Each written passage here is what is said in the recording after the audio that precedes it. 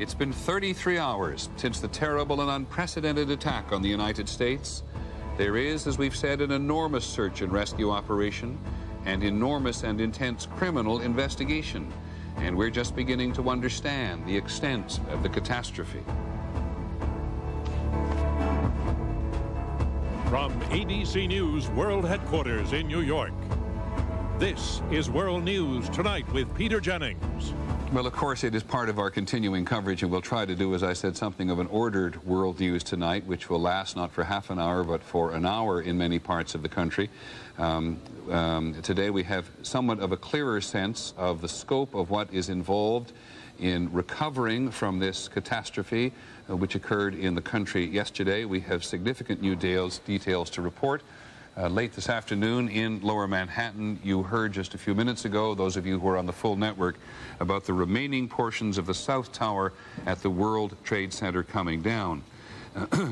This caused a serious measure of concern, one could add, panic in certain parts of southern New York, because people did not understand completely what was happening. But what you're looking at here is the evacuation of the rescue workers today, this afternoon, in that particular area. Now, the White House spokesman Ari Fleischer has said today that the White House and Air Force One were also targets. We'll investigate that. ABC News has learned that investigators believe they've identified all 12 of the people who hijacked the 4 planes. And several people in Florida and in the Boston area have been detained and certainly questioned in connection with the attacks. At the Pentagon today, this was a very moving scene this afternoon.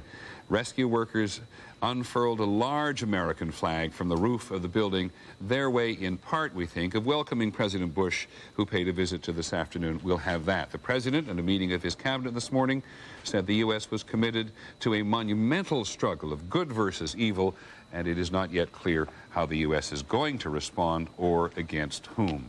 As you have seen repeatedly throughout the day, a cloud still hangs over Lower Manhattan tonight, and just south of our newsroom here. A few people have been pulled from the rubble that was the World Trade Center. The news from there, we have to tell you, you can look at it and understand, is very grim indeed.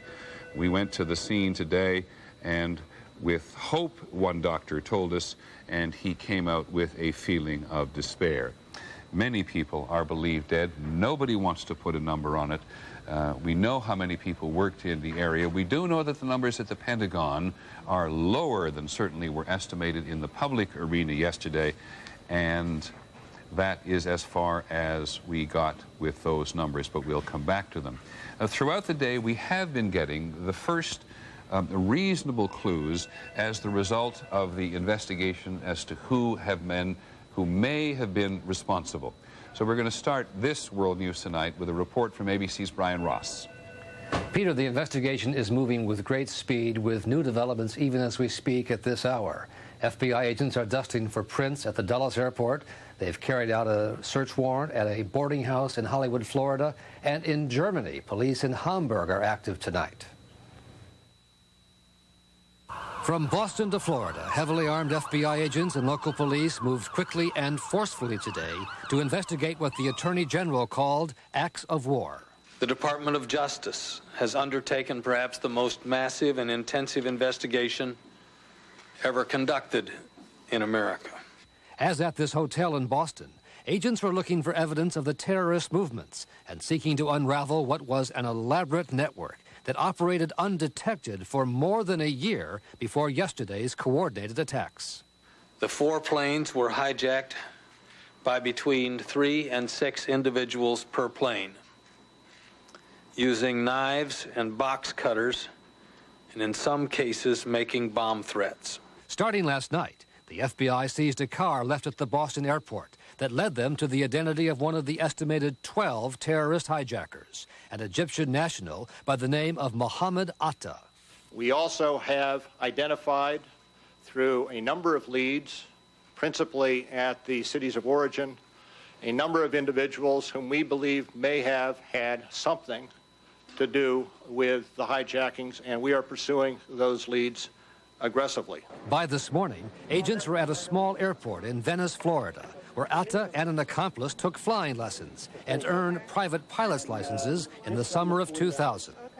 A fellow student said the two had lots of money and kept to themselves. They were talking about flying for a private company like Richmond and stuff like that.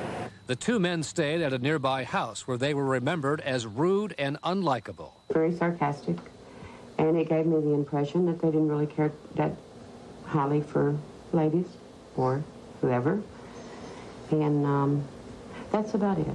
Also today, authorities were tracking another set of 6 hijackers who were believed to have entered the country from Canada at a small border crossing in Jackman, Maine. The men are then believed to have flown into Boston on commuter flights yesterday morning from Bangor and Portland, Maine, with the thought of clearing security at the smaller airports instead of Boston. Each one was carrying some type of small shoulder bag, not a real bulky one, but something small. Both kind of dark-complected, dark hair. Peter, there are dozens of leads FBI agents are working on. No one has been arrested, but several people have been detained for questioning. By one estimate, as many as 50 people may have been involved in helping provide the network for the terrorists to operate in this country over the last year. Peter? I watched Brian Ross, who's been working on the investigation. I don't think anybody's been working harder on this investigation than John Miller has, who has been with us day and night on this. So take this and enlarge it or add to it as you will in terms of what we really think is going on today. Well, the roundup, and I don't mean the roundup of people, the roundup of what's going on in the investigation, 3 are being held in Boston. We'll get back to them. 3 were arrested or detained. There are some semantics here. From a train in Providence, Rhode Island, being held on immigration charges. This is where Amtrak was actually stopped and people were taken off and people were Federal agents boarded the plane, identified these people and have detained them. FBI agents in Newark are looking for the trail of several men they believe who departed on that flight from Newark to San Francisco. So what you see is the FBI is assuming that there are 12 to 25 or 26 hijackers, depending on if each flight had, 3 or 6, are presumed dead in the crashes. But they are seeing traces that there were other people, associates, support people left behind. Now, what they're doing is something they've done before. Right around the Millennium celebration, when they felt that there was an imminent attack, they used the immigration laws to sweep out through Boston, again, ironically, and other cities, and pick up people who were on their watch lists, who they had information and tips about. Today in Boston, you see this dramatic scene unfolding. A heavily armed Boston SWAT team entering the Westin Hotel just off Boylston Street in Copley Plaza. This came about when FBI agents followed the paper trail from that car at the airport, the car they believe the hijackers used, to a hotel. They were not expecting to find anyone in the hotel room. To their surprise, as they approached to conduct a search, 3 people came out of the room, 2 women and a man. They put them in custody to identify them, to question them, and ultimately they are also being detained on an immigration charge. Searched the room. What they found inside, no explosives, pamphlets, papers, though, and they said hair dye, which they are suggesting may have been used by some of their suspects to change their appearance so that they wouldn't appear to be as they were described by hotel workers. One of the things that seems to me to be a change from yesterday to today, we have this huge failure in intelligence yesterday knowing this was happening, but if everything we're getting today is reasonably solid, then the leaving of the trail by the perpetrators has enabled law enforcement to move pretty quickly. I would say so, and what you see here is the things they learned in Florida, that they obtained pilot's licenses, that they went for higher grades of pilot license, some of the time invested here, that they left this car behind in Boston after having an argument, that they registered under the same name as the paper trail. Of course, suicide bombers are not generally concerned with the trail that they leave. They don't have to worry about being caught by the law.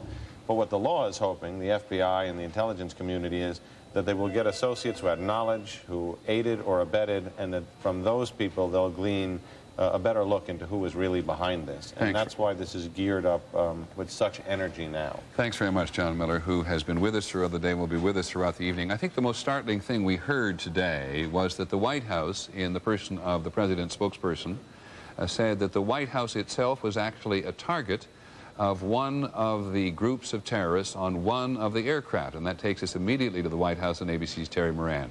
Terry, there's that, and then we'll come in a minute to the president's visit to the Pentagon this afternoon. Start with the message that the White House might have been a target. It was as clear as could be, Peter, because today Ari Fleischer at the briefing said that the White House in this investigation had developed what he called specific and credible information that the White House and Air Force One were intended targets. And then Ari Fleischer went on to say that this investigation had led them to believe that the plane that hit the Pentagon was actually originally intended to hit the White House. This opens a whole raft of questions, but let me take you back to those harrowing moments. About 34 hours ago, the White House was being evacuated. First, White House staffers told to leave the building in an orderly fashion, and then an agent coming in, we are told, and saying, no, just run, just get out. And you can see that people did exit the building very, very quickly. At this time, as the White House was being evacuated, the President of the United States was in Sarasota, Florida, and he took off from Sarasota, originally intending to come back to the Washington area, to Andrews Air Force Base. The plane was diverted to Barksdale Air Force Base outside of Shreveport in Louisiana. And the White House says Air Force One itself was a target. ABC's Ann Compton was on that flight. She said it flew at an unusually high altitude, 40,000 feet. When it landed in Shreveport, reporters on board were told not to let people know where they were. The president made a statement there and then took off for Nebraska. And while they were in the air, they were accompanied by fighter jets off of each wing. This dramatic evidence of the level of threat that the Secret Service and the military authorities believed that the president was under. Now, Terry, as we talked a little earlier today, you pointed out that there isn't much other business being done at the White House today, and there hasn't been much else done in the Congress as well. But the president did want to go over to the Pentagon to express his sentiments to the people there, and he did so just a short while ago. Yes, he did. In fact, he is still there, we are told. The president remains inside the building now. A little while ago, he went to the Pentagon and toured the damage and the destruction with Secretary Rumsfeld. He told the rescue workers who were assembled there that he was overwhelmed by the destruction that he saw. He told them that he was grateful to everybody who was working there heroically, as he said, to search and rescue if there was any rescue to be done. He also thanked Americans for giving blood in the numbers that they have.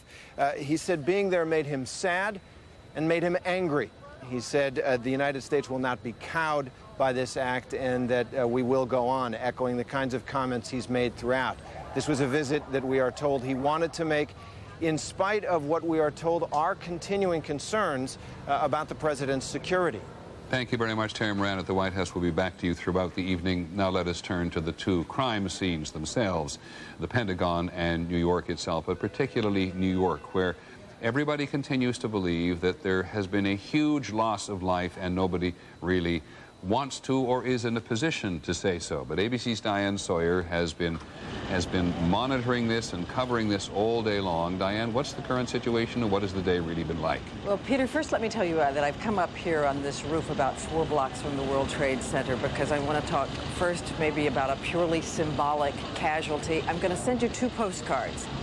Here is a postcard of the skyline of New York as everybody has known it up till 2 days ago. And here is a postcard of the skyline as it is now.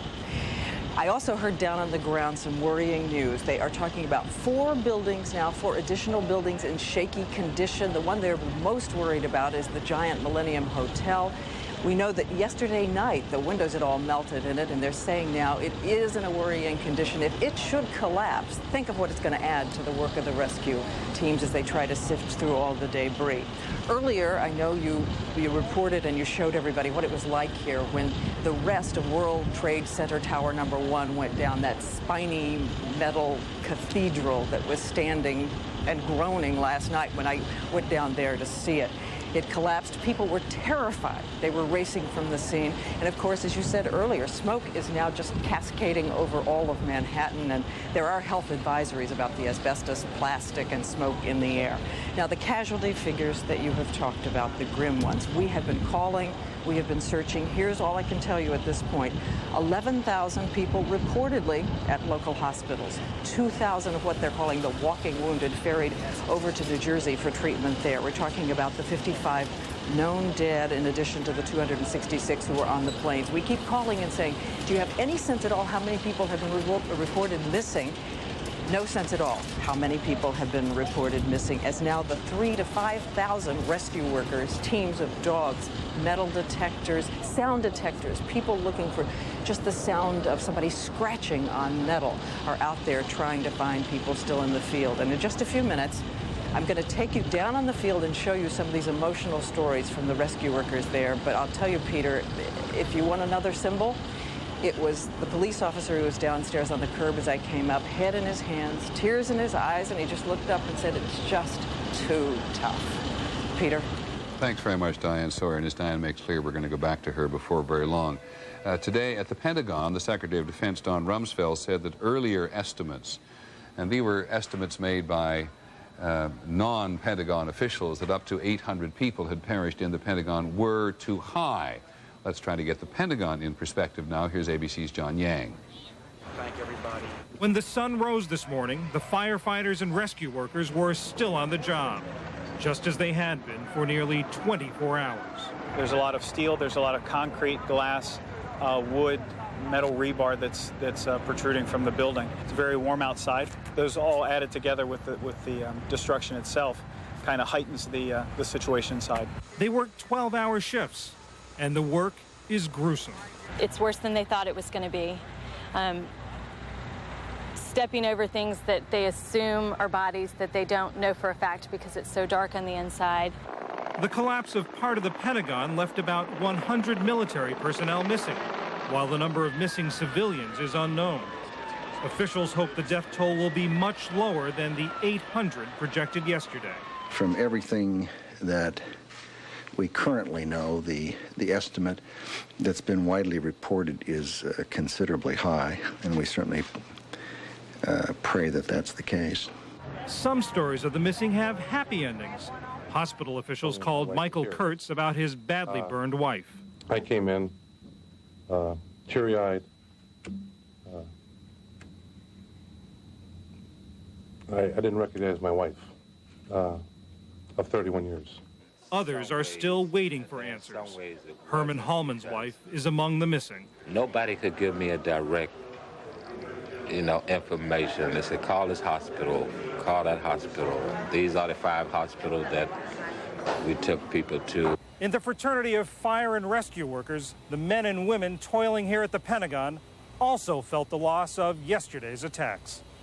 They had often worked at disasters around the world with the New York City firefighters and rescuers killed when the World Trade Center towers collapsed.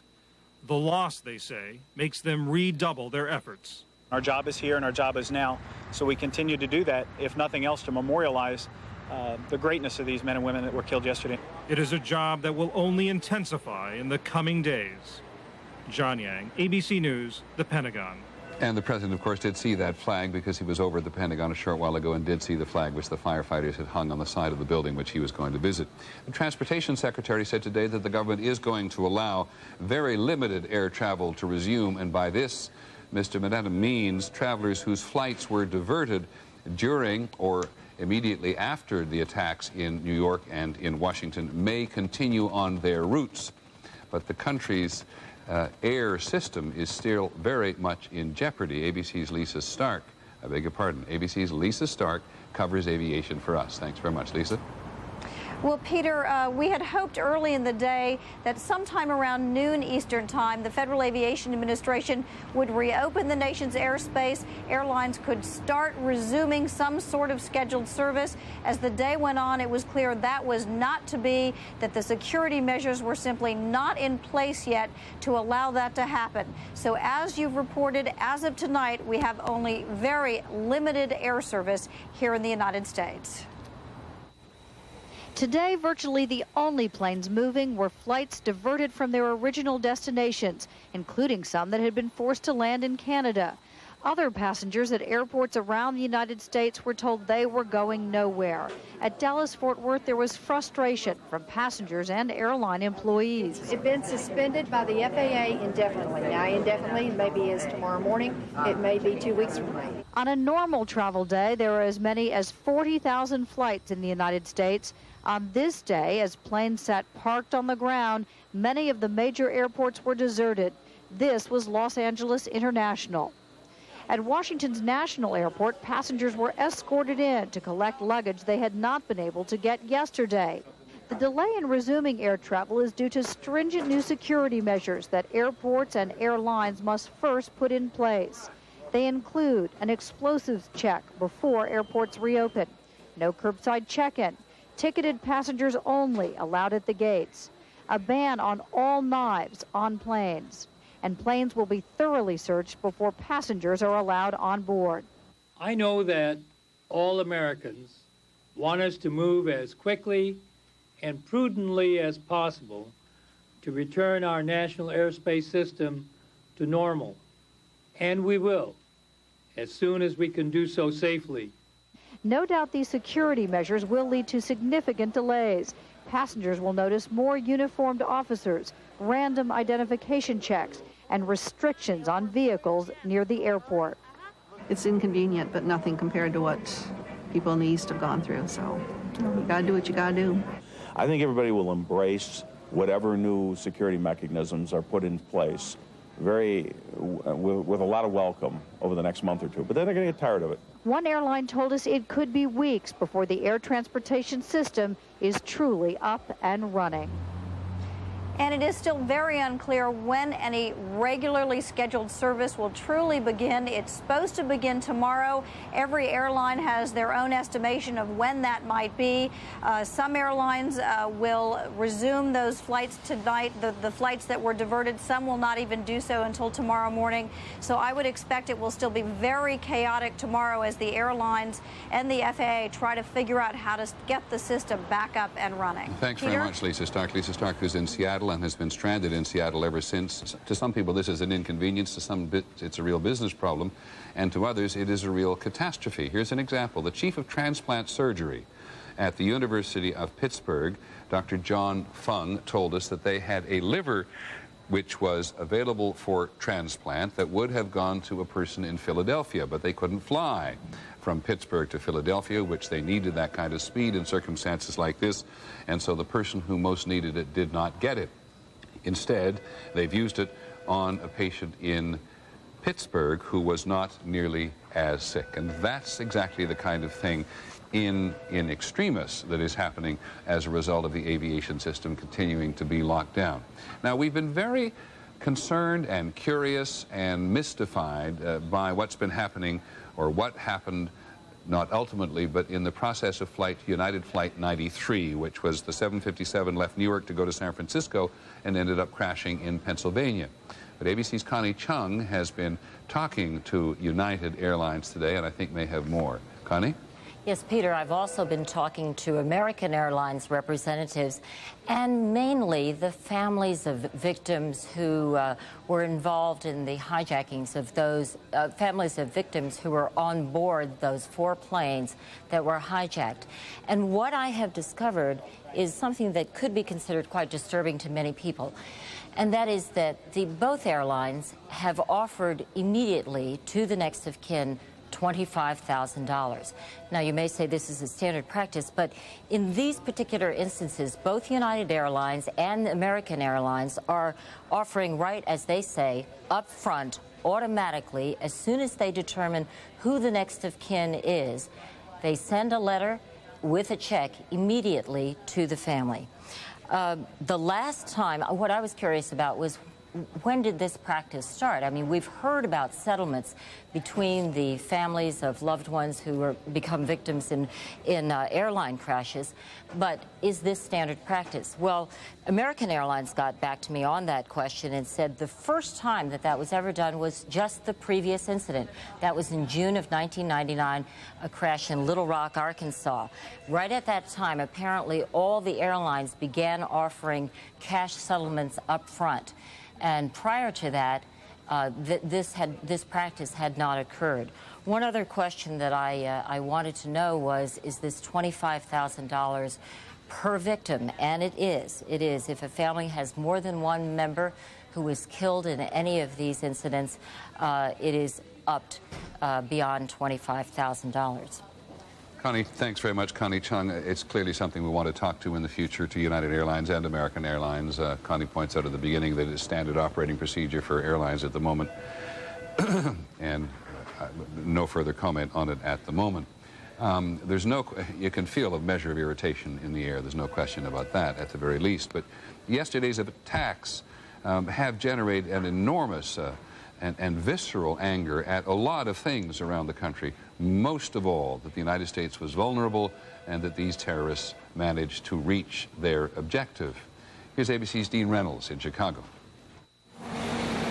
Judging from conversations across the country today, many people are angry and unwilling to wait long for an American retaliation.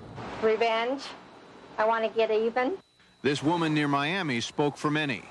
Send out the F-15s, the F-16s, and go after them. From St. Louis, I think we should bomb them back. I really do. Where the Gateway Arch reopened, came a call for action. The people should be angry that these terrorists are protected by other countries around the world.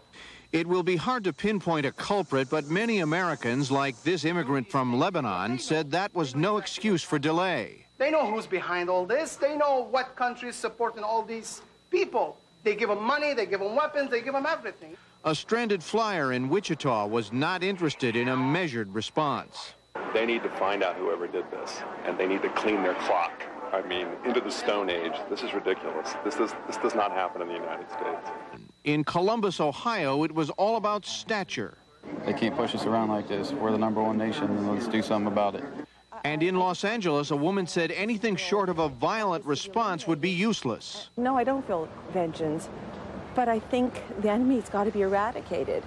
And you cannot talk with the enemy. You can't rationalize when all they want to do is kill.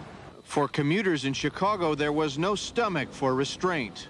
I feel that if we need to have a full-scale war, then we should go ahead and do it. We should at least let them know that the United States isn't going to tolerate this. I think these people, whoever did it, and I have no idea who did it, are a bunch of cowards. And I would love to face them face to face and tell them that they're a bunch of cowards.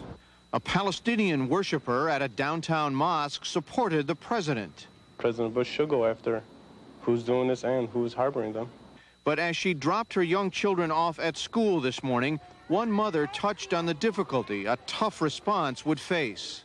Can we take out 1 or 2 people and be done with it? I'm not sure. I don't think so. I think it's a cultural thing, and you can't eradicate an entire culture. Elected officials across the country continue to call for calm, and some, including Illinois Governor George Ryan, are warning people not to take matters into their own hands. Ryan issued that warning in light of reports that several mosques in this area have received threatening phone calls. Dean Reynolds, ABC News, Chicago. Thank you, Dean. As the mayor of New York said, there's no accounting for prejudice and bigotry at a time like this, and people's passions have boiled over, and so has their prejudice and bigotry on occasion. And that mayor, the mayor of Chicago, local and state officials all across the country have quite sensibly reminded people that terrorism is not automatically associated with Islam. At any rate, the president went over to the Pentagon a short while ago. You heard Terry Moran talk about that, and here's a brief excerpt of what he had to say when he was overseeing people there. Coming here makes me sad on the one hand. It also makes me angry. And our country will, however, not be cowed by terrorists. Mr. Bush said earlier today, when he was having a cabinet meeting earlier, I just want to check precisely on my notes, he urged the country to be patient and to be resolved, and made it clear, as did the Secretary of State, that there was going to be any retaliation until they found out who it was that they intended to retaliate against. And it will be made particularly more complicated if, as many senior officials have said, it is discovered that a government is involved or complicit in this in any way. But the United States undoubtedly has the capacity to respond. And now we're going to go to the Pentagon, and our Pentagon correspondent, who's worked very long hours, John McWethy. John. Peter, it should come as no surprise that planners in this building and elsewhere within the military complex are hard at work drawing up an entire menu for a military response. The U.S. already has the firepower in the region to strike many targets simultaneously. Planes on land and aboard 2 aircraft carriers, long-range Tomahawk cruise missiles on other ships and submarines. And there are also ground troops that could be used in a more extreme response. It is not the firepower that is in question. It is the choice of targets. Who or what would the U.S. hit? How massive would the strikes be, and would an American response inflict real pain, crippling future attempts at terrorism, or would it just make the U.S. feel better? Secretary of State Colin Powell says the response must be broad-based. It's not just a matter of going after the perpetrators, but it's going after and dealing with the sources of support that they have. Say that doesn't mean to me that one just selects a facility or so here and there and puts a few cruise missiles on it in the middle of the night. That's we're way past that. We suffered an attack like Pearl Harbor yesterday. Someone is at war with us. But too harsh a response, one that takes the lives of many innocent civilians, could easily backfire, with the U.S. losing the moral high ground. We have to be careful to shape our response so that perception remains and so that we don't overnight be seen in some quarters as an aggressor. Defense Secretary Rumsfeld today seemed to suggest whatever the U.S. does will not happen soon. Anyone who thinks it's easy is wrong. I think that it will require a sustained and broadly based effort. And the administration today began working on that broad-based response. Part of what they're doing is requesting an unusual level of support from NATO, Peter. They are asking not that the NATO allies would actually participate in any military action, but they want broad and very vocal public support from the European allies.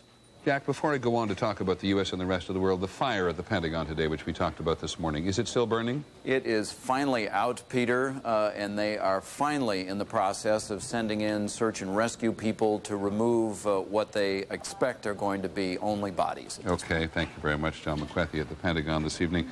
At his news conference earlier today, the Secretary of State, Mr. Powell, said that the U.S. expected the fullest cooperation from Pakistan in gathering information about these attacks on the United States. Pakistan, of course, is right next door to Afghanistan, and we know that Afghanistan has been a refuge for Osama bin Laden, and we also know that Pakistan itself harbors or has many supporters of Osama bin Laden, and there is a strain of militant extremism there, and that's a redundancy, I realize, a strain of extremism there which worries the United States about stability in the region in general. ABC's Bob Woodruff is in the Pakistani capital, Islamabad, tonight. Bob, do we know precisely what the United States has been telling the military leadership in Pakistan today? We don't know precisely, Peter, but we do know that for the last 2 days there have been high-level diplomatic talks going on both in Washington and here in Islamabad regarding Pakistan's potential cooperation with the United States. You can assume that at a minimum it would be to share intelligence on Osama bin Laden's organization and possibly also to talk about military cooperation. As the focus on bin Laden hardens, there is a lot of anticipation that there may be a U.S. retaliation in this region, not so much here in Pakistan, of course, but in Afghanistan. In fact, in Kabul, the capital of Afghanistan, The aid workers at the United Nations have completely cleared out. The rest of them will actually leave later on today. It's about 4 o'clock in the morning here on Thursday. They have paid off their local staff, and they've taken with them many of the documents and computer disks. Meantime, there is a lot of diplomatic ducks being put in a row here. The brand new U.S. ambassador to Pakistan will be meeting with the president of ambassador to Pakistan will be meeting with the president of Pakistan, General Pervez Musharraf, later on today, on Thursday. That's tomorrow, your time, to talk more about this cooperation. But again, the Taliban has condemned this so far, and they said there will be no talk about any kind of extradition or move against bin Laden until the U.S. comes forward with some evidence that he may actually be involved in this. Well, I think everybody agrees everywhere about that, Bob. The question is for Pakistan at the moment. It's a pretty unstable nation, and there is deep support in the country for acts of terrorism against the West in some elements of the Pakistani society. Is there any reason to think that Pakistan can be brought firmly onto the side of the United States in this?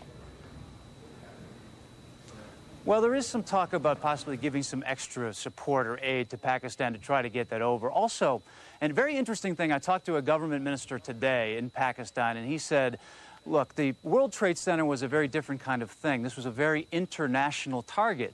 And they say that there were about 1,200 to 1,500 Pakistani nationals inside the building when it was attacked, inside those buildings.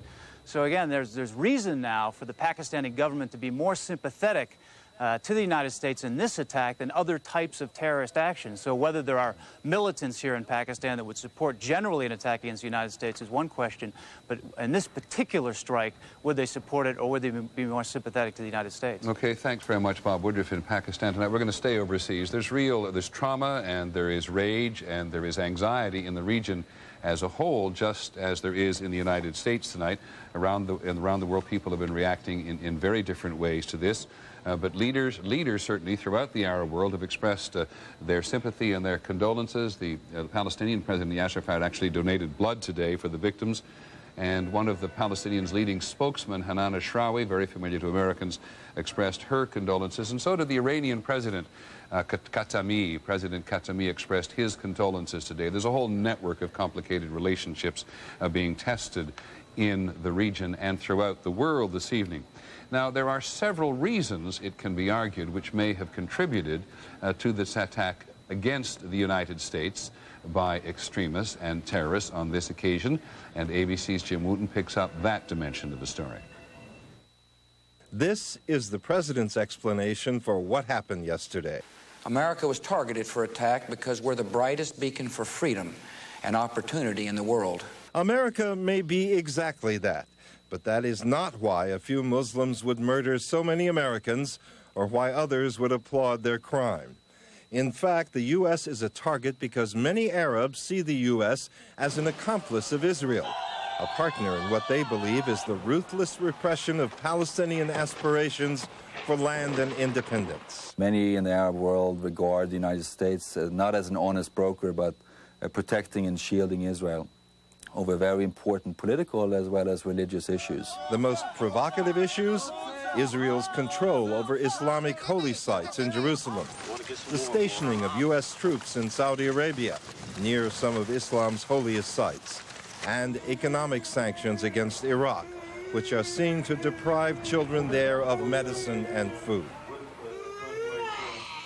But perhaps nothing has been more infuriating to many Arabs as Israel's recent attacks on Palestinian militants, using American-built helicopters as gunships, prompting this kind of Arab response today. Of course, I'm sorry for the civilians, for everything, but that's the price for everything they did, the states. I mean, the states had to pay the price for the suffering of the whole world. That rationale may seem irrational, but it is an explanation for yesterday's madness shared by many Arabs in the Middle East and elsewhere. It explains nothing and everything. Jim Wooten, ABC News, London. Well, this is not an easy time to be an Arab American or to be an American who happens to be a Muslim. In Dallas overnight, shots were fired at a Texas Islamic center, and Muslims who attend the center fear that it was indeed a backlash after the attacks yesterday. Windows were shot out of the center, which includes a mosque and an Islamic school. And it's just inevitable. One supposes that at a time like this, many Arab Americans and many Muslims feel themselves very much on the defensive and in many cases threatened. ABC's John Donvan reports from Detroit, which has one of the largest Arab and one of the largest Muslim communities in the country. An attack, a fireball, a death toll in the thousands, and it is predictable, it is normal, it is human that as Americans we want to get even. But get even with whom? When the news pretty consistently suggests the ethnicity of the terrorists. At least 5 suspects identified as Arab men. And when the pictures come in showing Arabs in the Middle East celebrating our sorrow, some Americans jump to conclusions and begin to make threats against fellow Americans. Detroit, the offices of the Arab American News, that's Arab American. The phone has been ringing there. I hope every Arab born son of a bitch dies. Washington State, a town called Shoreline, where apparently a number of people actually scoured the yellow pages for companies with the word Arabic in the name and found this, Arabic language and translation.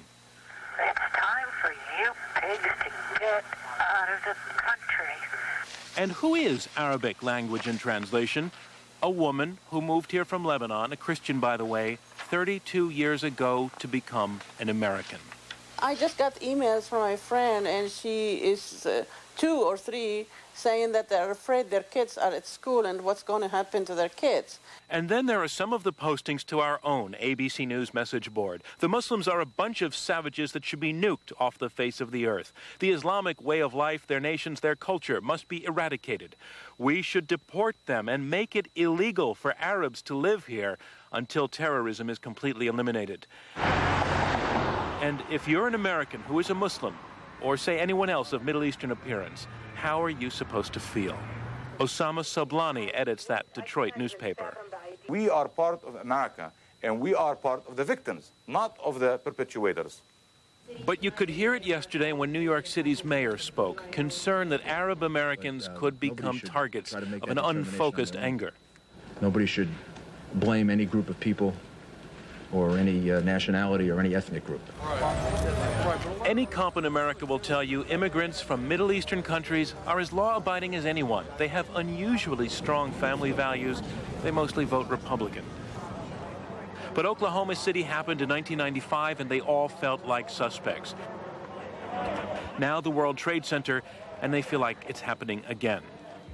The principle at work is called guilt by association. Not everybody sitting there on their couch in the living room is very smart to distinguish between Osama bin Laden and Osama Sablani. And that is scaring the hell out of us in here. In fact, Muslims have been giving blood along with everyone else these last 2 days. Abroad, moderate Arab leaders have been expressing sympathy. Now you have to pick yourself up, as difficult as that is, dust yourself off and take the fight back to them again. And presumably, Americans who are Muslims will be burying family members who, side by side with fellow Americans, went to work yesterday and died, like everyone else, as victims of terrorism. John Donvan, ABC News, Washington. And now, for reasons we do not fully understand, the Attorney General, John Ashcroft, has decided to make a second appearance today at the Justice Department to talk to the news media and to the country, one presumes. He did appear earlier today and gave us an update on the investigation. Maybe that is just what he wants to do again. ABC's Pierre Thomas has managed to get back to Washington today from New York. Not a great many people did that with great ease, Pierre, but do you have any sense of what Mr. Ashcroft has on his mind at the moment?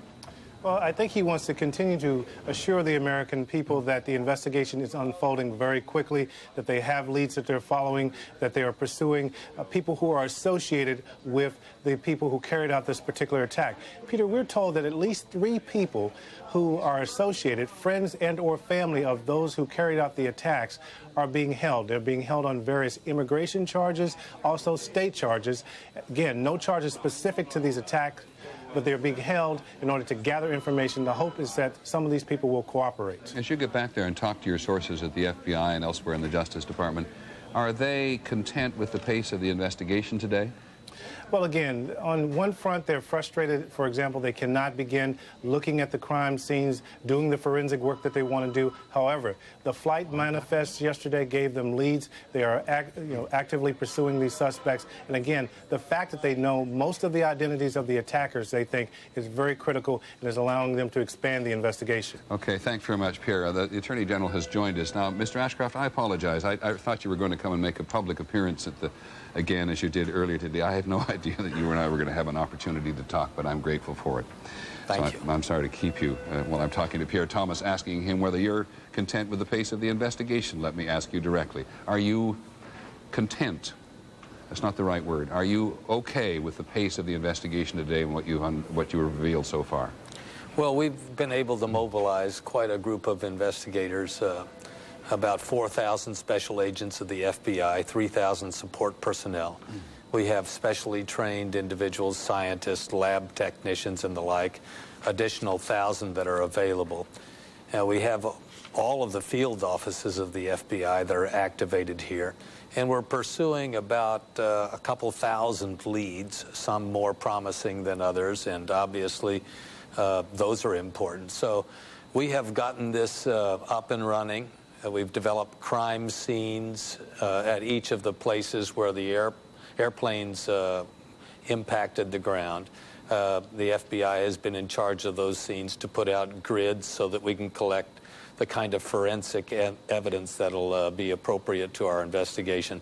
So we've made a really good start, and we're going to keep working on this, and we're going to do everything possible. No more significant or substantial investigation has ever been launched in this country. Now, have you arrested people? Have you detained people? Have you simply questioned people? There's some confusion about that.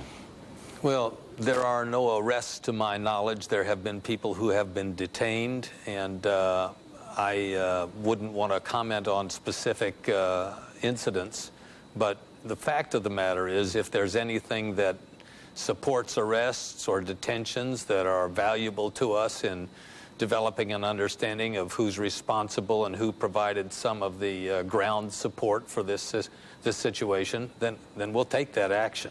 Let me just focus on one of the pieces of information which you did share with the public earlier today. You said you discovered that some people, some of the individuals on board the aircraft, had been trained as pilots in the United States, which implies that they had some measure of control when those planes finally did what they did. Can you be more specific with what you actually mean in terms of that part of the investigation? Well, obviously, for an individual to target an airplane and to target it successfully on a building, or to land it as it was landed virtually in the side of the Pentagon, these are individuals who have skills. These are individuals who are not someone who decided they'd like to take over an airplane. And I believe that skill is from pilot training, and there's some significant evidence to that effect. Do you believe, sir, or do you have evidence to support Mr. Fleischer's statement of the White House today that the White House was specifically a target? Our government has information, credible information, that the White House and Air Force One were targeted. And do clarify this for us. Was the White House a target for the aircraft which ultimately crashed into the Pentagon? I'm not able to comment further on the nature of any evidence related to that. I would just say that we have evidence that the White House and Air Force One were targeted. But Mr. Fleischer did say that the aircraft which crashed into the Pentagon today was actually had as its original target the White House, or was it also a target? I think that's what's unclear to people. Well, I'm prepared to say that we have credible evidence in this government that indicates that the White House and Air Force One were targets, and to go further would not be appropriate. Okay, and finally, sir, do you have evidence which you have compiled in the wake of these attacks which links Osama bin Laden to these operations in any way, shape, or form? We're not in a position to make an attribution of specific responsibility at this time. We're still pursuing a number of leads, over 2,000 of them, and when we have an appropriate assemblage of evidence and and we feel like an announcement should be made, would make it then. Do you believe, sir, one more question, I apologize, do you believe that the discussion that's been held in the public arena today about your investigation in any way distracts from your investigation or has been anything other than realistic? Well, I'm not party to the discussion myself. I've been working hard on the investigation, but I think it's entirely appropriate for the public to discuss the investigation, to understand the event, and we'll certainly do what we can to cooperate with the public. The public providing leads to us and cooperating with us are an essential component of our investigation's success. In this I meant to include, of course, the public and the press, and do you approve of the discussion that's been held in the media today? Well, one of the things that we want to fight to preserve in America is the freedom of the press. Those who would seek to destroy America and our freedoms make an assault on our liberty to discuss things openly, both in the press as individuals. And with that in mind, I don't criticize the press for making its discussions. When it wants me to answer a question which I should not answer, I'm simply going to say I don't believe I should answer that question. As I have carefully noted. Thank you very much. The Attorney General of the United States, John Ashcroft, this evening, giving us his views of the state of the investigation and how much he wants to say about it at this particular moment. So let's move on to the impact that this has had on the economy, both in the short term, certainly in the medium term, and perhaps in the long term.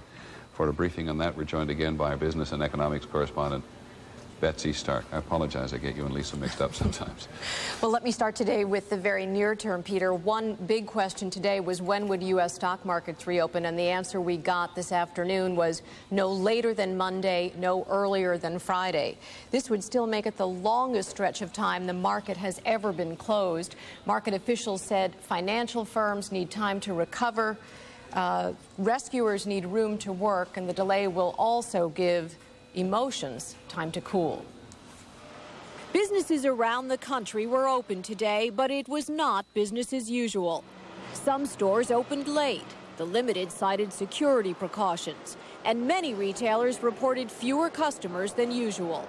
It's not a regular Wednesday for us, and it's kind of a gloomy type of atmosphere right now.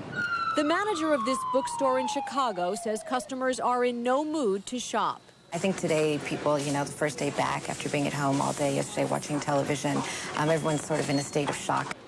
In Los Angeles, Universal Studios reported fewer visitors to its theme park. Midway Airlines, already in deep financial trouble, said the slowdown in air traffic would put the company and its 1,700 workers out of business. Some economists believe Tuesday's attack will push a fragile economy into a full-blown recession. We have been performing a high wire act, and I think it has become even more perilous. Others believe the chilling effects of Tuesday's attack will be temporary, that as the rescue mission becomes a rebuilding effort, spending will pick up, and so will consumer sentiment. This event actually has some stimulative effects to it because this is a country that rebuilds. For businesses at Ground Zero, the focus is on the human toll. Among the tenants in the World Trade Center, Bank of America has accounted for most of its 400 workers, insurer Marsh & McLennan for several hundred of its 1,700 workers, and in a video message to employees this morning, the CEO of Morgan Stanley, the largest tenant in the Twin Towers, said most of its 3,500 workers got out safely. The reason they did is they started evacuating World Trade Center 2 immediately upon hearing about the terrorist attack on World Trade Center 1. The firm now wants customers to know that despite the devastation, their assets and records are safe. What the clients need is all of you calling the clients, talking to them, giving them reassurance. Morgan Stanley and other Wall Street firms developed sophisticated backup systems after the World Trade Center bombing of 1993. Most of these firms run what are called hot backup sites. That is a place that's running real-time somewhere else in the world, often across the river in New Jersey, where the systems are running in parallel with those main systems. Well, interesting to note that overseas markets in Europe and Latin America, which sold off sharply yesterday, traded higher today. And after losses yesterday, the dollar rebounded. The economy is showing some resilience. Investors are showing some faith after an understandably emotional reaction yesterday, Peter. I was slightly distracted, which I hope you'll understand. Did you mention travel and tourism as a percentage of the economy there today? Not as a percentage of the economy, but tourism was absolutely down today, whether you measure it by theme parks or by traveling about. There's some figures which suggest that travel and tourism account for about 3.5% of the economy. That's a $35 trillion business. So that that contributes more bad news to the general state of the economy overall, particularly if the air travel ban continues. That's right. When the airlines aren't flying, that's a big blow, both in terms of business travelers and tourists. Okay, many thanks, Betsy Stark. And now we want to go back to Diane Sawyer, who is in lower Manhattan, or as low in Manhattan as you're allowed to get at this moment, and at least to the crime scene itself. And Diane, when we last left you... Lost my IFB. I lost my sound to you, yeah. Okay, if you can hear me, Peter, I'm going to go ahead and just tell you what is happening down here. Part of it may be the fact that we have all this activity down here. I want to show you the smoke behind me. We've got a billowing cloud coming toward us. I mentioned earlier that they were worried about some 4 buildings being wobbly. Well, it seems that one of them, which is One Liberty Plaza, which is the Merrill Lynch building, it is a 54-story building, is in the process of collapsing. It, of course, has been long since evacuated, but they were saying earlier that it was listing degree by degree by degree, and it seems quite clear now that that building is going down. And as we said, there may be several others that right now are having trouble and that they're watching every single minute. Needless to say, again, that this makes a huge, huge and even more complicating difficulty for the rescue teams out there. We were just saying around here, why does it take a devastating act of evil to remind you how powerful goodness really is? And if you want to see courage, you're going to see it now on the faces of those rescue workers going in the grime and the sweat. They are insisting that they be allowed to go back in, even though this can happen any minute, and there is danger absolutely everywhere. Someone said courage is just fear that has said its prayers. Like the courage of firefighters and search and rescue teams digging, shoveling, sifting through 200,000 tons of pulverized steel, trying to find bodies. I walked through the rubble looking for my buddies that I know were missing. I walked through the entire rubble and didn't find anybody. It was basically one big rubble, metal and concrete. You'd hear someone fall out. We're with the men of Engine 24 who have worked almost sleeplessly since yesterday. They are looking for their brothers, their friends from Company Ladder 5. Their pictures still smile down from the wall. Words can't describe how I feel about those guys. Really,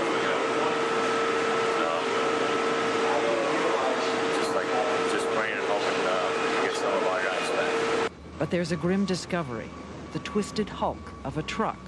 It is from Ladder 5. It's such a disaster that you don't think about yourself anymore, you know? Just don't even, just keep moving, you know? It's like God gives you the strength to get through it. Every success keeps them going.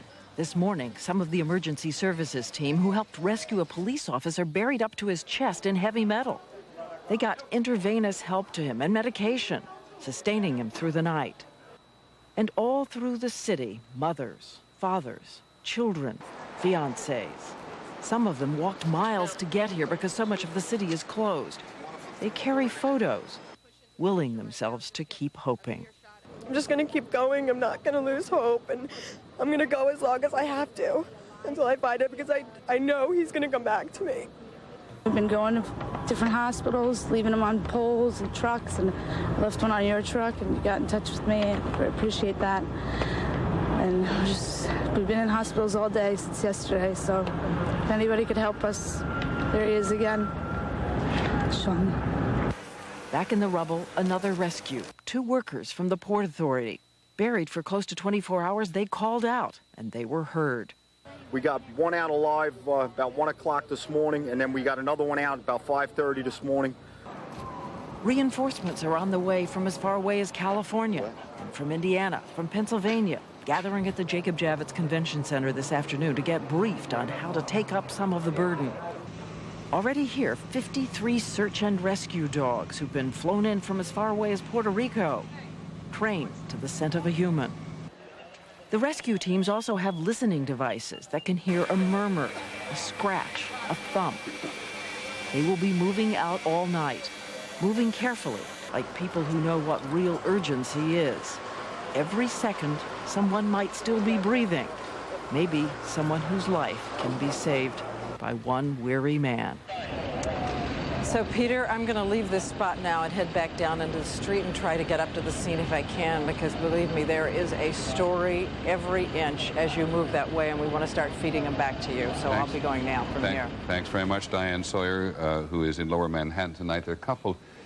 We all misspeak, I'm sure, on a variety of occasions. Diane wanted to point out that she did misspeak earlier. Local hospitals in New York are not filled with 11,000 people, rather 1,100 people. In case you noticed that, she wanted us to be sure that we corrected that. And there is some question now about the status of One Liberty Plaza, this building to which she refers in the darkness, which is very hard because it has been near collapse, as we pointed out through much of the afternoon.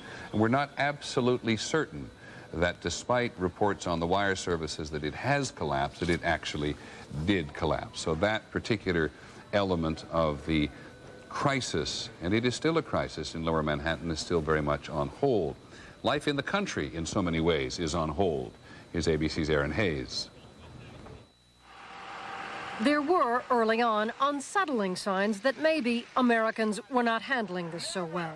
Never again will I buy anything from you. Greed and panic set in. Gas prices in many cities rocketed to nearly $5 a gallon. We're being held sieged by the terrorists in New York who are flying airplanes into the World Trade Center, and we're being held hostage by oil terrorists in our own country.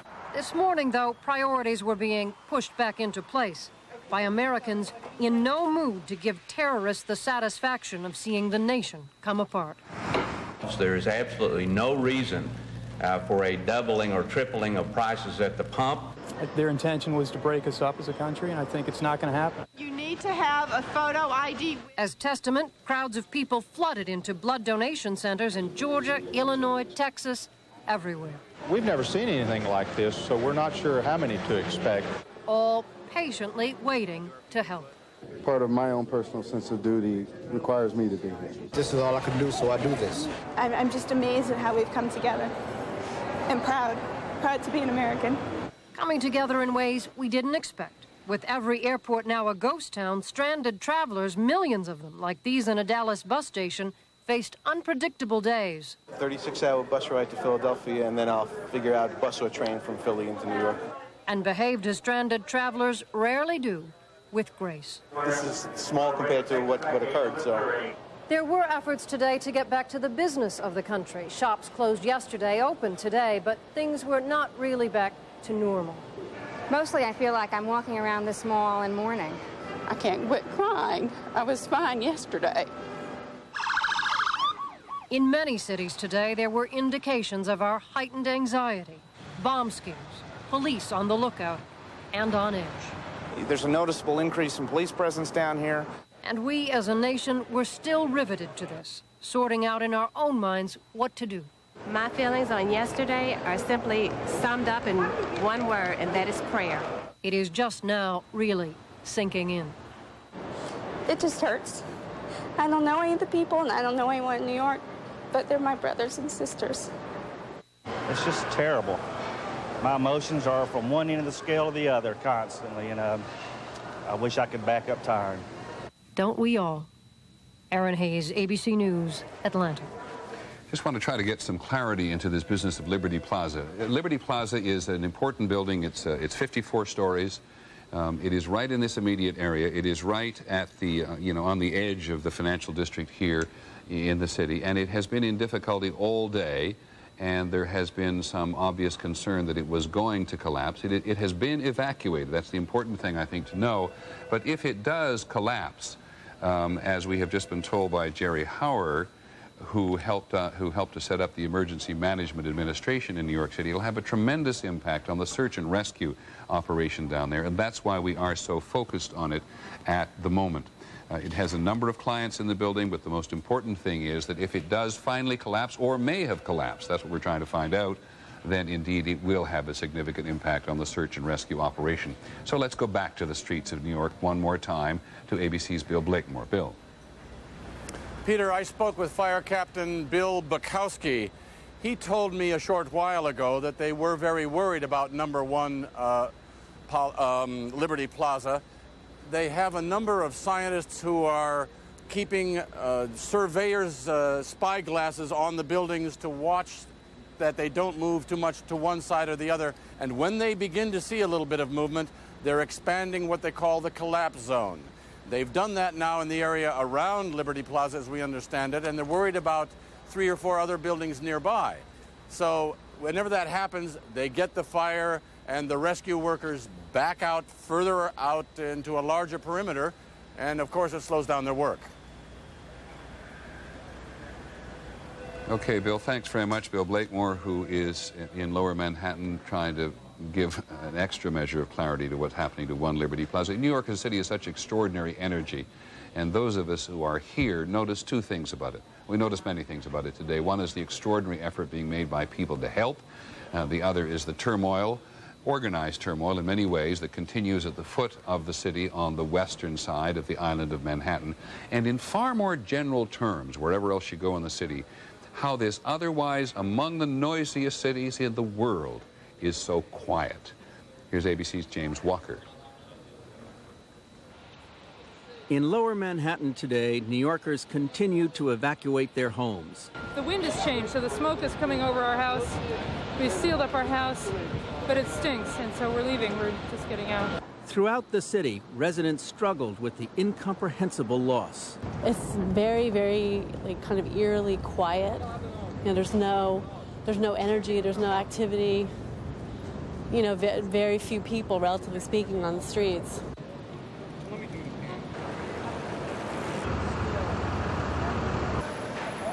Times Square, which on any other day hosts 1.5 million visitors, today was virtually empty. I need to get a bus upstate New York. Okay, it's closed.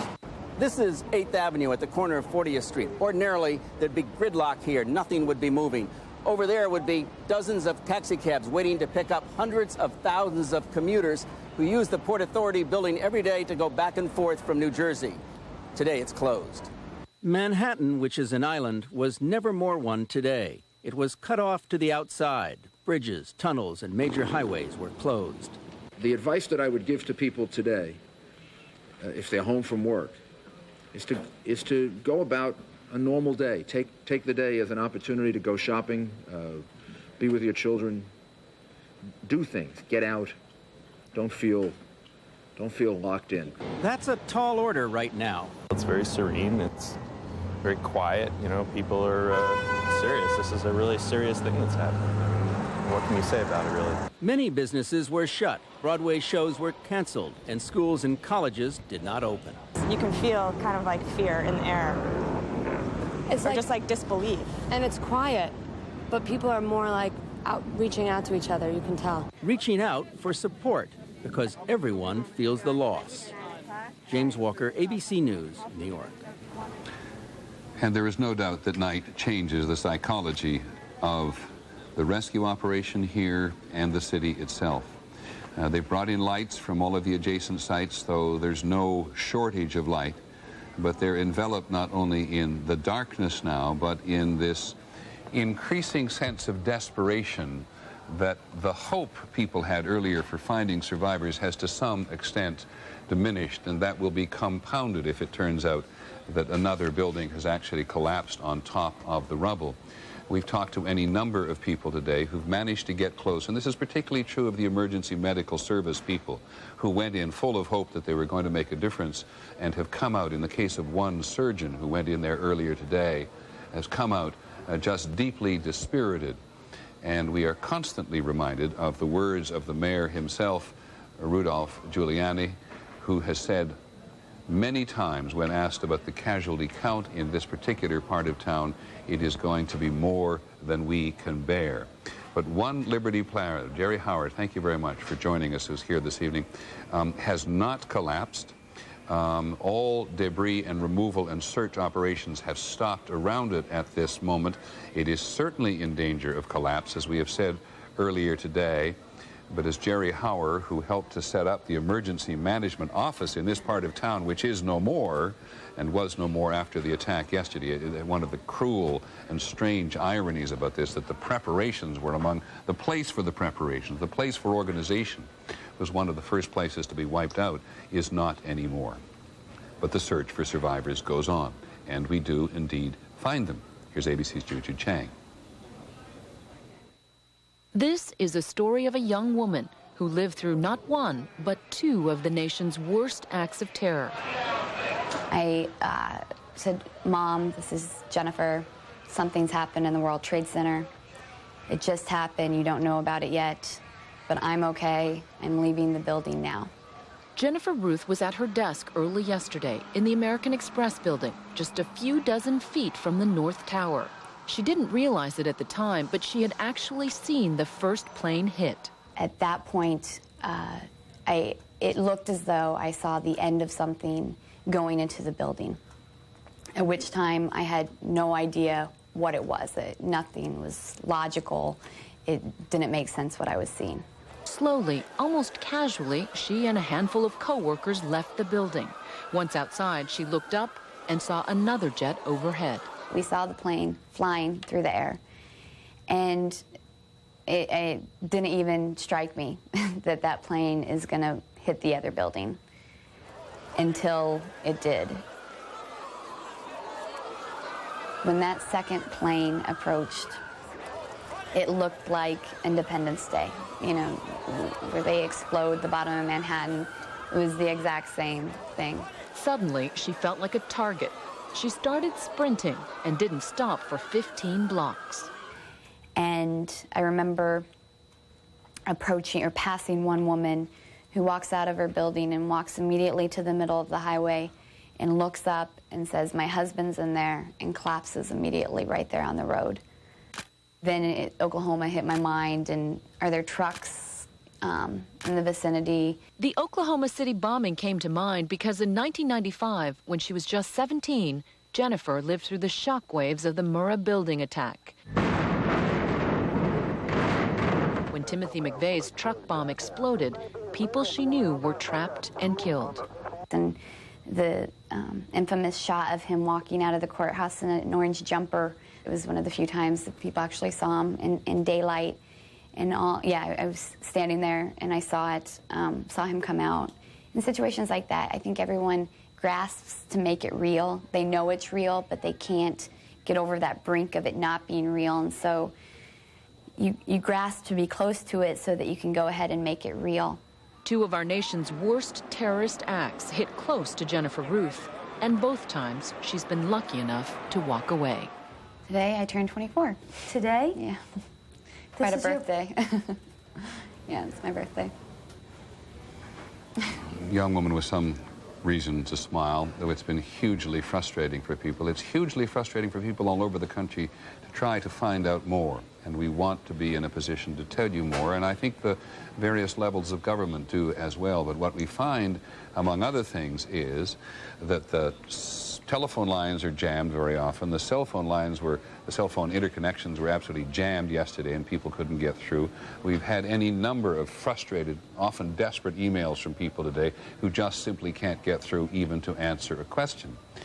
On the other hand, the cell phone technology has provided a window for several 911 calls from the crisis here and from the ill-fated airplanes. And that in itself is a dimension of technology we hadn't encountered before. Here's ABC's David Wright. 38-year-old Tom Burnett was headed home to the Bay Area from a business trip to New York on United Flight 93. Using his cell phone, he called his wife in California and told her that 3 men had taken control of the plane. His adrenaline was going. He was not whispering. He was talking quickly, and he was ready to do something. It was the first of 3 phone calls Dina Burnett would receive from the plane. Her husband, an executive at a Bay Area pharmaceutical company, described how the terrorists had stabbed to death one person on board and were threatening to detonate a bomb. She told him about the attack on the World Trade Center. He was fighting to come home. He had every intention of being here that night. United Flight 93 was headed from Newark to San Francisco, but the hijackers diverted it in the direction of Washington, D.C. The plane never reached its target. It crashed in western Pennsylvania, and Dina Burnett is convinced her husband is one reason why. I pleaded with him to please sit down and not draw attention to himself. And he said, no, if they're going to run this into the ground, we're going to have to do something. Last night at St. Isidore's Catholic Church in Danville, California, family and friends gathered in his memory. I draw comfort from the fact that I know he didn't go down by giving up. He certainly went down fighting. But the couple's 3 children, ages 5 and 3, are having a tough time understanding why their daddy isn't home yet. They asked if he was in heaven, and I said yes. And that they asked if he could talk to them on his cell phone. At least 45 people died aboard Flight 93, including Tom Burnett. But had that plane ever reached its intended target, the death toll could have been much higher. David Wright, ABC News, Los Angeles. Let's go to Washington very briefly at the moment, because we knew there was going to be a prayer vigil on Capitol Hill tonight, and indeed it has begun. Members of the House and the Senate, that's the Speaker of the House there on the left, and from the beginning of today, the chaplain in both the House and the Senate have made very powerful spiritual commitment to the members of the Congress and to the country as whole. So let's just listen for a moment. And cuts the spear in 2. He burns the chariot with fire. Be still and know that I am God. I will be exalted among the nations. I will be exalted on the earth. The God of Jacob is our refuge. The Lord is with us. The word of the Lord. Amen. The Senate chaplain speaking for the second time today to members of the House and the Senate. And seeing those familiar faces there is, of course, one more reminder that in so many cases today there are victims of this incident, of this attack on the United States, who we know, who all of us know, or at least a great many of us know. Here's ABC's Jackie Judd. We stand together tonight, not as Democrats or Republicans, but as citizens of the world, as Americans, as brothers and sisters with pain and with hurt. We are a circle of trust that cannot be broken. We are one people. We are one family. We are one nation. Tonight we pray for those who are not here to pray for themselves. Let us all bow our heads in prayer. Oh God, we come to thee tonight with heavy hearts. We need you now. We call on you because we know that you are a powerful and mighty God. We need you in this hour. We need your healing power. We ask tonight for you to look down on us.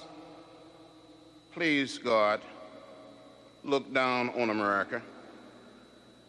Look down on New York. Look down on Washington.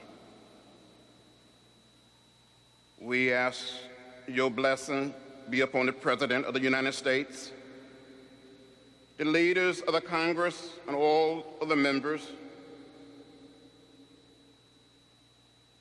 God, if you will, bless all of our people. We ask, oh God, in a very special way for you to be with the families and the loved ones of the victims at the World Trade Center and the Pentagon, and with the families of those who perished in Pennsylvania. We pray tonight for the firefighters, the police officers, the doctors, the nurses, and all of the emergency medical personnel. We pray, O Lord, for our entire nation in this time of tremendous grief and despair. We call on you tonight, dear Lord, because there's no one else for us to call on. We turn to you tonight, for there's no one else for us to turn to in our hour of need. We ask that you continue to watch over America and shed thy grace on thee. We need thy help, O God, now, right now, more than ever before. Hear our prayer. We stand in need of your presence, O God. We are your people. We are your children. We are hurting. Our people are hurting. Our nation is hurting. Help us, O God. See us through this storm and hold us in the palm of your powerful hands. Tonight, dear God, let there be peace in our world, peace in America, and peace in our hearts and soul. Oh God, we just want to do your will. Give us the strength. Give us the courage to be faithful to your calling. This is our quest. This is our plea. This is our hope. Oh God, this is our prayer. Amen.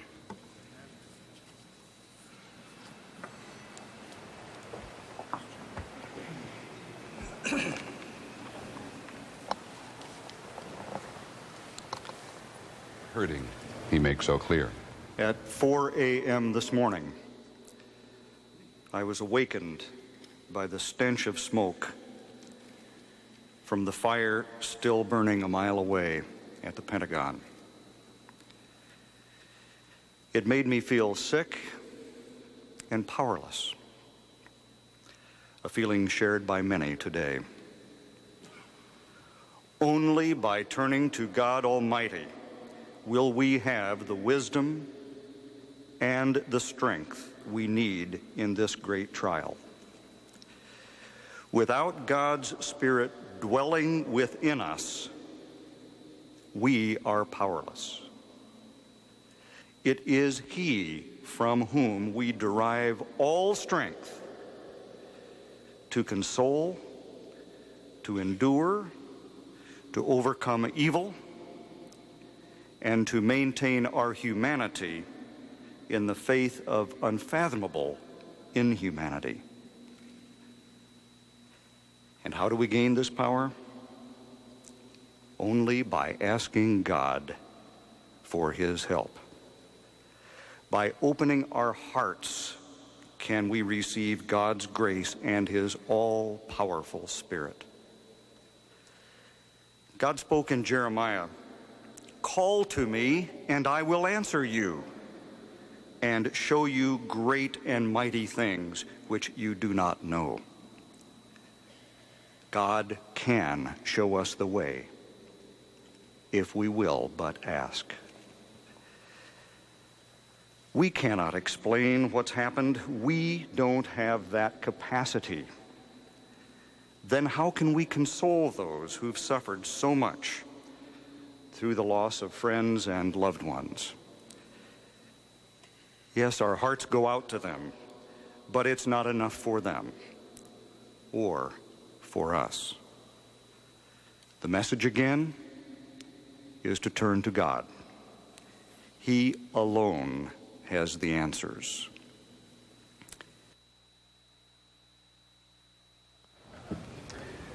That is Senator John Kyle of Arizona there at the prayer vigil in New York, and we've clearly lost the feed to the Capitol building, a prayer vigil which the House and the Senate agreed they would hold tonight, held in the rotunda, as you could probably see.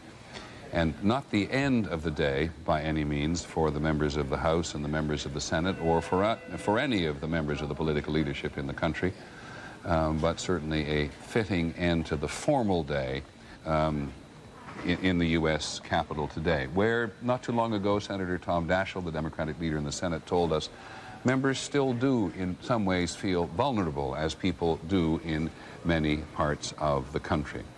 And our coverage of this is going to continue on ABC News throughout the night. But to end this rather unusually lengthy edition of World News Tonight, let us first and finally on this segment of the broadcast, provide you with some of the sights and the sounds of the day here and everywhere.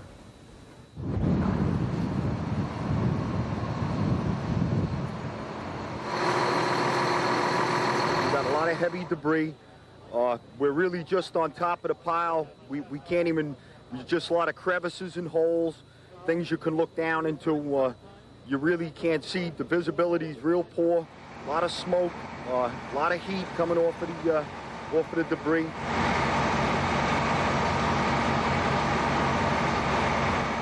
Here's my son with my little granddaughter. My son is Lloyd Rosenberg. He worked for Cantor Fitzgerald in Tower 1 on the 102nd floor, and I'm begging the people that would know anything, please get in touch with me. We just have in our head that he's unconscious. His ID is down in smoke right now, I guess, right? And that he's somewhere in a hospital unconscious or on Liberty Island. I mean, I refuse at this point to give up.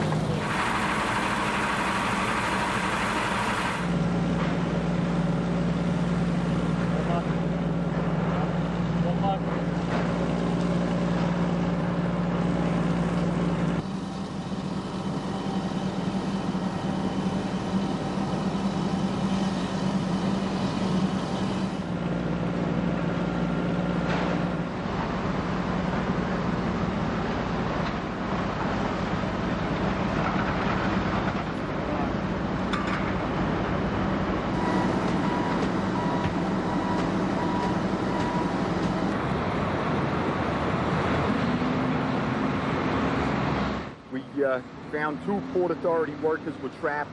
We got one out alive about 1 o'clock this morning, and then we got another one out about 5:30 this morning.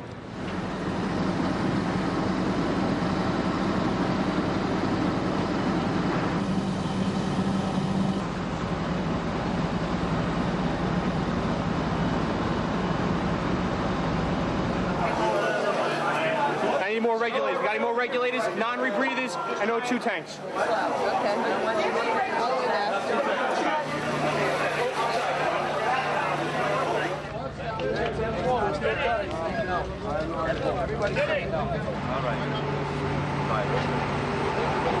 The damage is incalculable, but you know, one human life is worth more than all that damage put together. We've been in hospitals all day since yesterday, so if anybody could help us, there he is again. Sean.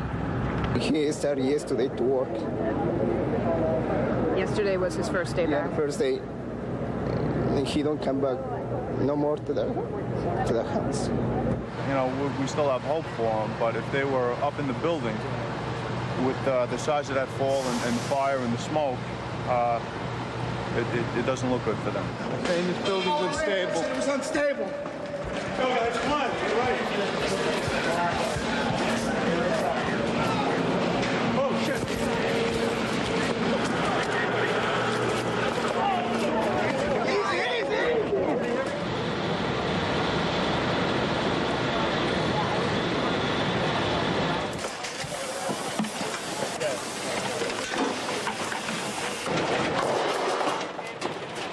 Need the dogs here.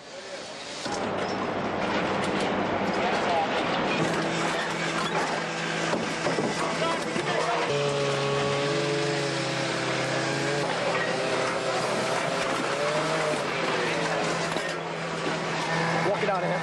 Guys, coming over.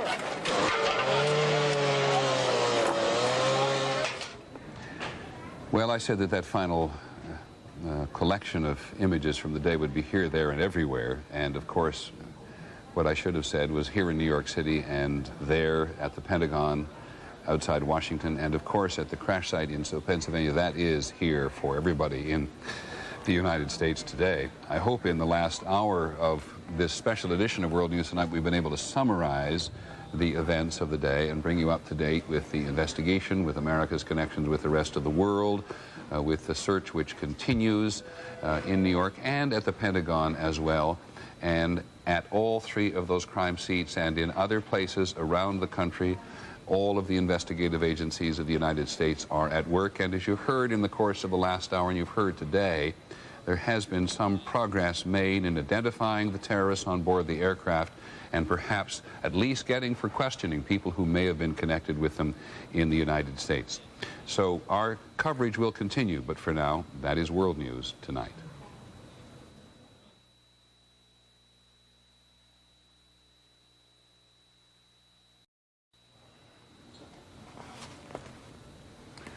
Hello again, everybody. I'm Peter Jennings at ABC News headquarters in New York, and that is what it looks like by night. And our special report, which began just before 9 o'clock yesterday morning, continues, and our coverage of this crisis for the United States, and a crisis which has engulfed so many other people in so many other parts of the world in one way or the other, will continue. We said just a short while ago that the psychology of darkness clearly changes things on the ground in some respects, but it also makes it dramatically clear and actually more visible than it is sometimes in the daytime, the intensity of the search and rescue operation in Lower Manhattan as they move rubble so that the search for survivors can continue.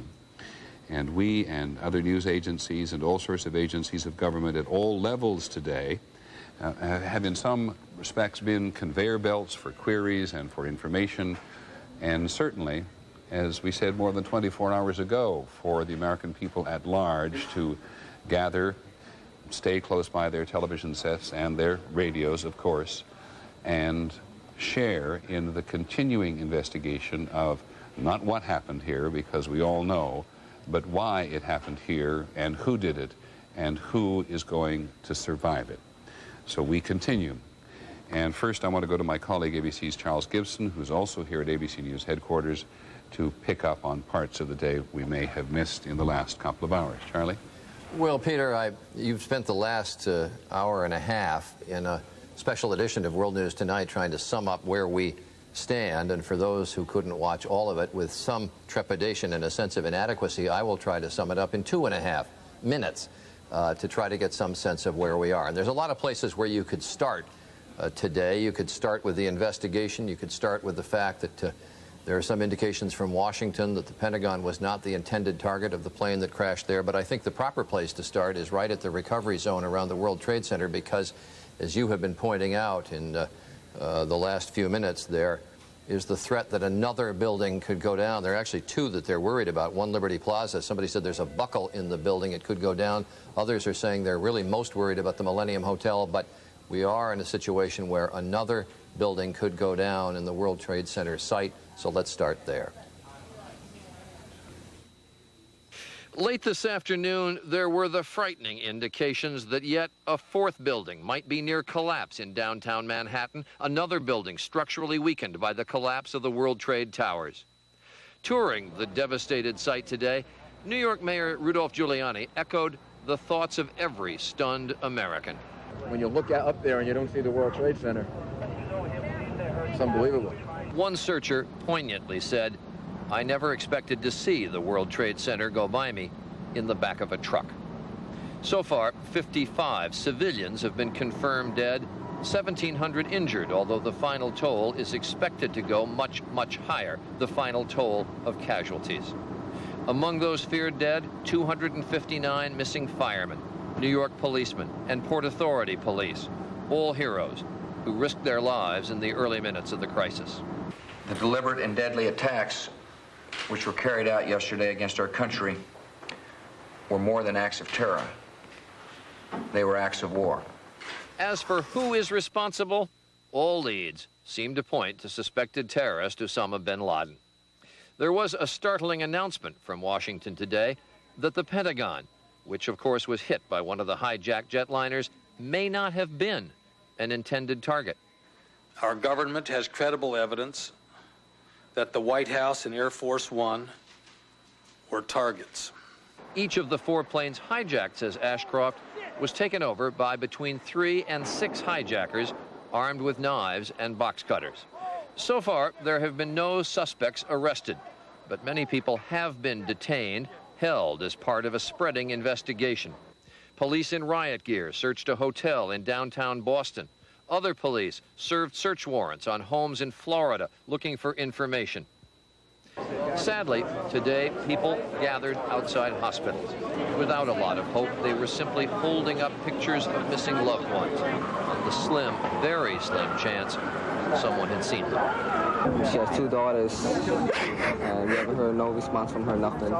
Amazingly, earlier today, several people were pulled out of the rubble of the World Trade Center alive. An inspiring sight also came today. People on the periphery of the World Trade Center site were applauding, cheering the rescuers. Just some of the snapshots that have made up this second day now after the tragedy. Peter? Thank you, Charlie. I know you just can't summarize too often, and every time you do, for which we're grateful, we get another glimpse of both tragedy and of encouragement. And we've seen so many symbols today, so many examples today here in New York City and across the country, including that wonderful moment at the Pentagon when firefighters there unveiled an enormous American flag so that President Bush could see it. You've seen that kind of encouragement and patriotism all across the country today. We've had tremendous help in the last couple of days from Jerry Howard, who was with us again this evening. Jerry was the man who helped to set up the Office of Emergency Management for New York City without ever imagining in your wildest dreams that this is what it was going to have to deal with. And Jerry, can we just take some photographs of the scene? Because I think that one of the things that we have not done very well in the last few hours is to give people in other parts of the country a real geographical sense of what is happening down there. And Jerry, I know as you watch this, you keep saying, well, there is the Office of Emergency Management, which I set up and is part of rubble. So as we look down at this staging zone north of the World Trade Towers, where, for example, was the Office of Emergency Management, and where is One Liberty Plaza, which we're so concerned about collapsing at the moment? Well, there, Peter, at both ends of the operation, the Office of Emergency Management, or 7 World Trade Center, was on the north side. The World Trade Center, the 2 towers sat in the middle, and the Millennium Hotel is to the east of the World Trade Center, and the tower that they're concerned about now, One Liberty Plaza, is just south. Here's, as you can see on that map, the 7 World Trade is the northern part looking up. As you look across to Jersey, One Liberty Plaza is to the south there. The concern now is for One Liberty Plaza. You've got to set the stage by recognizing there's a very aggressive effort going on to try and find people at the site. They had the good fortune this morning of finding some people alive. These people are looking very aggressively for any signs of life, using cameras, using search dogs, listening devices. So they are going to be as aggressive as possible. And you again have to recognize that it's an extremely dangerous operation. They're picking through a lot of steel, a lot of twisted rubble. And now, to compound it, you have the potential danger of an additional collapse. Can you tell exactly what what we're looking at right now? Do you know this particular structure? I won't blame you if you don't. I do not. That looks actually like the bridge across the way. Across West Street. I think that is the bridge across West Street.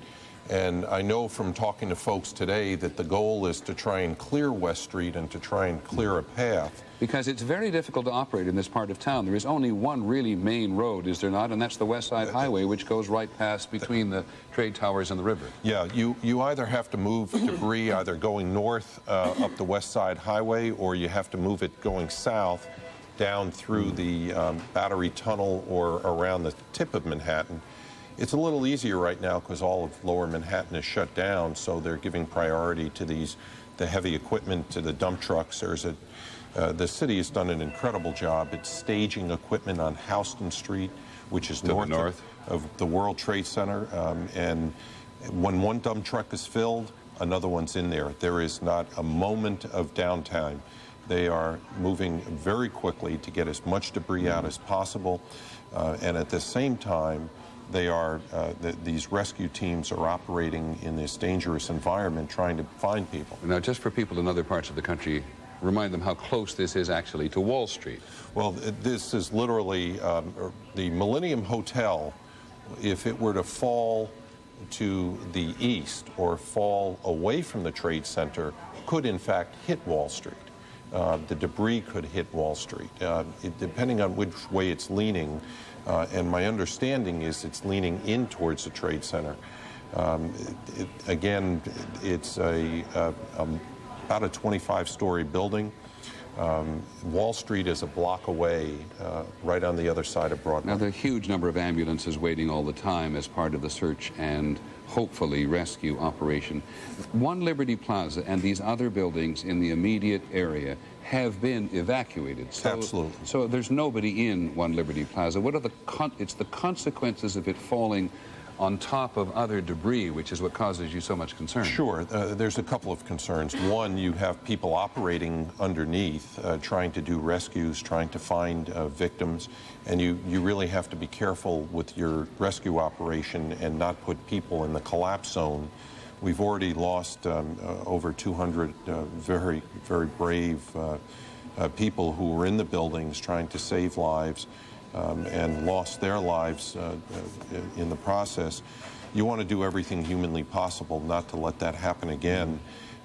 So you have to establish a collapse zone around these buildings that are in danger of collapsing. In other words, you can only search as long as the searchers are in a safe position and are able to search. Right. We're joined by ABC's John Miller again, who's been with us, and I heard the two of you talking a little earlier about the fact that the FBI is actually, what, John, operating out of a garage?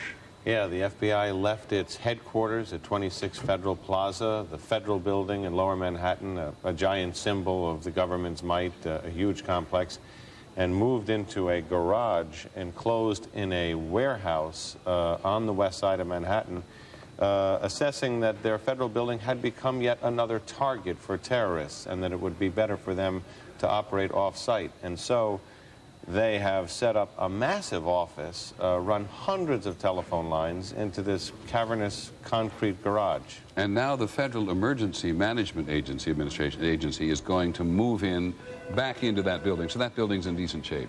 It is in decent shape. One of the reasons they moved out was because they had no gas, no water. They now have the fire department supplying water. They are trying to get the FEMA operation back into the building tonight. Last I talked with them, it looked like they would move some of the resources from New Jersey back into the building tonight. And they'll coordinate this operation from a federal level out of the federal building. Okay, thanks, Jerry. If you have time to stay with us, I'd be very grateful. Absolutely. as you watch them work on a site in which your office has been wiped out and for which you never actually could possibly plan. George Stephanopoulos is down in that part of town. George? Yes, Peter, I'm here at Duane and Church Street, which is a little farther up than we were before from the World Trade Center. But if you look over my left shoulder, you can see One Liberty Plaza with 2 floors lit up quite high up. I'm not sure if the lights are preventing you from seeing it, but it's right over my left shoulder there. We've been told by 2 firefighters who just left the scene that search and rescue operations have resumed around the World Trade Center area. I'm not certain that they're right up at the One Liberty Plaza, but they have said that they are working away right now. I can add, when I was there earlier this afternoon, Peter, it was very clear that that building had taken some severe hits, but it didn't seem as severely damaged, say, as some of the buildings on the south side of the plaza. Finally, Peter, we have some additional information from 2 FBI agents who have confirmed that there's a gas leak near City Hall, which is also in this lower tip of Manhattan, a little further east, and then they're evacuating that neighborhood and moving people up to the north. Okay, George Stephanopoulos, thank you very much. So people downtown just simply continue to be moved about. And you saw a vigil there with people holding candles. That's outside St. Vincent's Hospital, one of the hospitals that has been deeply involved in either treating people or waiting to treat people. There are 170 hospitals in New York City. And I think that Cynthia McFadden is down there at that candlelight vigil this evening. Cynthia? Peter, we are here. This is a vigil that has started across the street from St. Vincent's Hospital. You'll see some of the people have, I don't see them now. In fact, the air is clearer right now, but for the last half hour or so, there has been an acrid electrical fire smoke in the air here. People are grabbing surgical masks, like the one I'm holding in my hand, to help them breathe. Some people are making makeshift masks. It has been extremely difficult to breathe. The fire department and rescue workers tell us that this is an electrical fire. They believe, although we hear confirmation of a gas leak as well. We're about a mile north of the Twin Towers here, but the wind has shifted in the last couple of hours. And so they have moved the rescue operation, the triage operation here inside. You'll see that while there were people out on the sidewalk all day, the bulk of the medical personnel have now moved inside. That is because of this acrid smoke and because of concerns about these health issues. I can confirm a new number, Peter. St. Vincent's Hospital has processed 604 patients through their emergency rooms, 449 here behind me, and then at other St. Vincent's hospitals around the city, the rest of the bulk of the patients. We have seen a stream of dump trucks, cranes, lights, generators heading behind me downtown. You'll see a couple coming down now, I think, as well as military personnel. We saw military police vehicles, Humvees, going downtown just a while ago. Many thanks, Cynthia McFadden at St. Vincent's Hospital tonight, and she talks about the atmosphere down there at the moment. We're farther up the west side at ABC News headquarters, and you can smell what is happening downtown all the way up the west side. That may be the result of the wind shift. Now, let us turn now to the investigation of who may have done this and how much progress the various intelligence agencies in the nation may have made today. ABC's Pierre Thomas is with us in Washington. Pierre, bring us up to date, would you? Well, Peter, I just had a very interesting conversation with a very senior government official who tells me that they're learning more information about the people who may have flown those planes into the World Trade Center and also the Pentagon. At least 2 of these people had been certified at that school, at this flight school in Vero Beach, Florida. And we're told by this particular source that they had been getting training there for more than a year. So this operation may have been developing for quite some time. Also, I'm being told that they're trying to find out when these men might have been recruited. Again, the operative figure in this may be Osama bin Laden. Okay, thank you very much, Pierre. We'll come back to you in the course of the evening. Naturally, ABC's John Miller is with us. John, I know we've done it before, but give us an overall handle on the investigation as of, what, 8:20, 5:20 in the West. Federal authorities now believe that there were between 3 and 6 hijackers on each plane. Right. They now believe they know the names of all of them, or at least the names or identities they were using. They have traced some of them backwards to rented cars, to hotels, to other states, and ultimately to Canada, possibly as a port of entry. 3 people, 2 men, 2 women, and a man are being held in Boston, not charged in any way in connection with this case, but being held for investigation of their immigration status. They were located coming out of the hotel room rented by one of the alleged hijackers. 2 more are being held in New Jersey. They were picked up last night. Federal authorities are now indicating while their immigration status is continuing to be examined, they are not panning out, in all likelihood, as suspects in this case. 3 were picked up on a train that was stopped by federal authorities in Providence, Rhode Island, also being investigated for their immigration status, not charged in this case, but being questioned about their associations with people who may have been involved in this case. You made a very interesting point earlier today, I thought worth repeating, that in terms of men who intend to become members of a suicide mission, they're not or have not appeared today to be particularly concerned about what information or evidence or paper trail they left behind. No, they did leave a trail behind. I mean, if you look at the Logan Airport leads, they had an argument with another motorist, which attracted attention. That led police to the car, which led the FBI to the hotel, which led them to the 3 people they're looking at now. One of the interesting things they found in that hotel room was a lot of luggage, more than it seemed to be appropriate for the 3 people they found, and hair dye, which now they're wondering if the people who are leaving were going to use to change their appearance so that they wouldn't look to other witnesses later how they looked to the witnesses who could identify them. Was there talk about a training video in the trunk of the car? Any confirmation of that? Yes, in the automobile found at Logan Airport, a training video on how to fly a commercial aircraft. In luggage found at the airport, Arabic language training manuals for flying planes. This, the white... Thanks to our affiliate in Boston, WCVB, we actually have a picture of the car which they were taking away to search. White Mitsubishi Mirage that they were keyed into by a witness who said he had an argument with them in the airport, apparently over parking space. Thought nothing of it at the time, got to his destination, heard about the explosion, that one of the flights emanated from Boston, put some things together in his head, used his cell phone, and called the Massachusetts State Police and the FBI. And I'm sorry, but I've forgotten precisely how many leads the Attorney General said they were following tonight, but I think he said a couple of thousand leads they were following, and there is a site on the web, at least, which the FBI has set up so that they can basically troll for information from any corner of the globe. Which people may want to contribute to this. They've set up what they call a massive lead bucket. They're using hotline numbers. They're using a website. They have 4,000 FBI agents assigned to the case, unprecedented number, backed up by 3,000 support people, non-agents in the analyst end, the scientific end, the intelligence end. They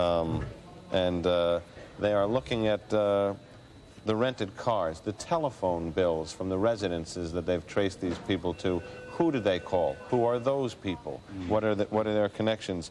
Videotapes from parking lots where they may have been. Videotapes that are around their homes and stores they might have been to from receipts that they're looking at as a result of search warrants. They're really trying to retrace their last steps.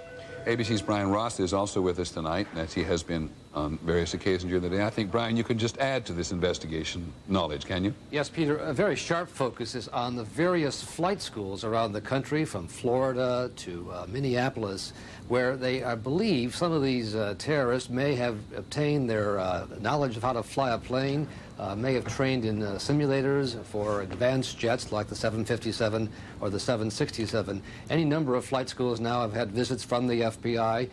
There are connections to Minneapolis that are being explored tonight by the FBI and throughout Florida, particularly around the Vero Beach area, as Pierre had reported earlier.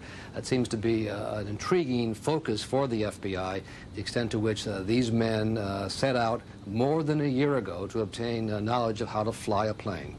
I talked earlier today to the CEO of Huffman Aviation, and he did point out that they learned how to fly small airplanes there and then moved on to schools, which I think people were probably fairly surprised to hear actually could give you training in 757s and 767s, the aircrafts involved in yesterday's crisis. If you have enough money, you can rent the simulators for up to $2,000 an hour and actually learn.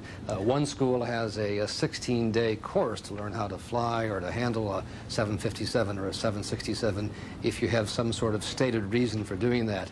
That has been, from the very beginning, a very sharp focus that the list of suspects would include people specifically trained in how to fly a jetliner. Okay. We went on to the Sorry, John, go ahead. FAA's Airman site, which tracks and lists pilots' license, and found that 2 of the people that they were looking at as possible hijackers who had residences in Vero Beach around that school, who had been students there, went on to other schools. They were licensed pilots, rated for turbojets, and rated for instrument flying. So they had come a fairly long way.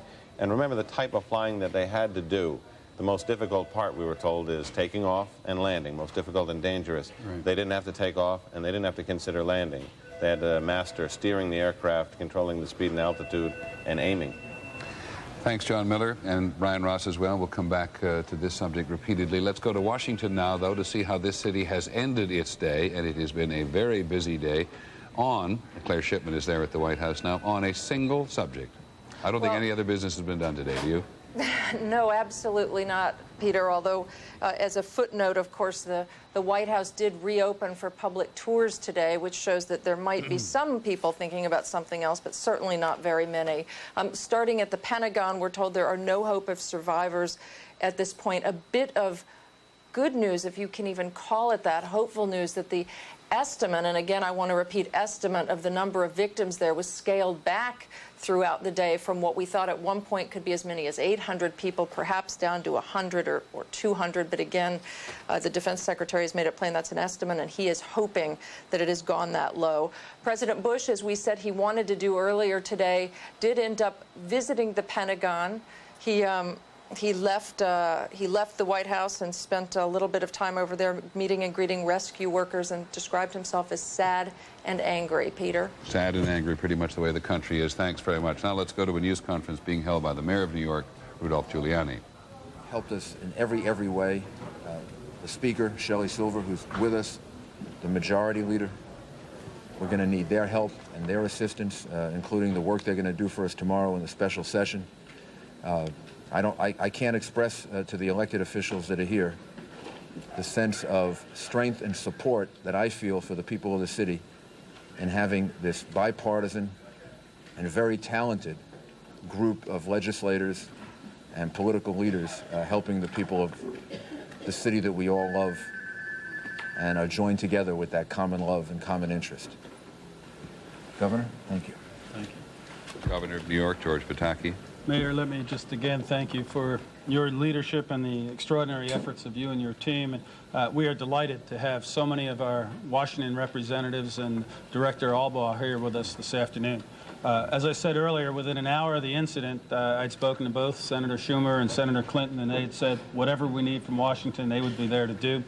We've spoken with the President and Vice President a number of times since then, and we are very grateful for the support of the federal government. And Director Albaugh, we're delighted that you are here personally this evening to tour the site, to see what we saw earlier this evening, and to help us get through this.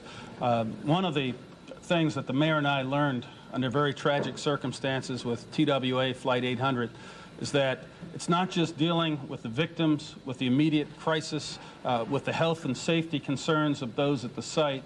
It's dealing with the families. It's dealing with the survivors, those who don't know if their loved one has been lost or not, those who don't know where to go for grief counseling or help. And earlier today, the state turned over the armory on 25th Street to the city, and the city has already moved in place its team so that family members can go there to the armory. The exact address is 68 Lexington Avenue and 25th Street and Lexington Avenue. It is open tonight. It will be open again tomorrow morning and continue to be open so that we will be able to have a central point where those families who have concerns can go, can be with other families, can be with professional grief counselors, and get the support that they need to get them through this tragedy. You know, there's no one in New York and there's no one in America whose heart hasn't been touched by this tragedy. But to those families, to those kids whose mother didn't come home, or those children whose fathers are unknown in their whereabouts, we have to be there for them. And Mayor, again, your team is doing a great job. More than 2,500 family members have gone through that center today.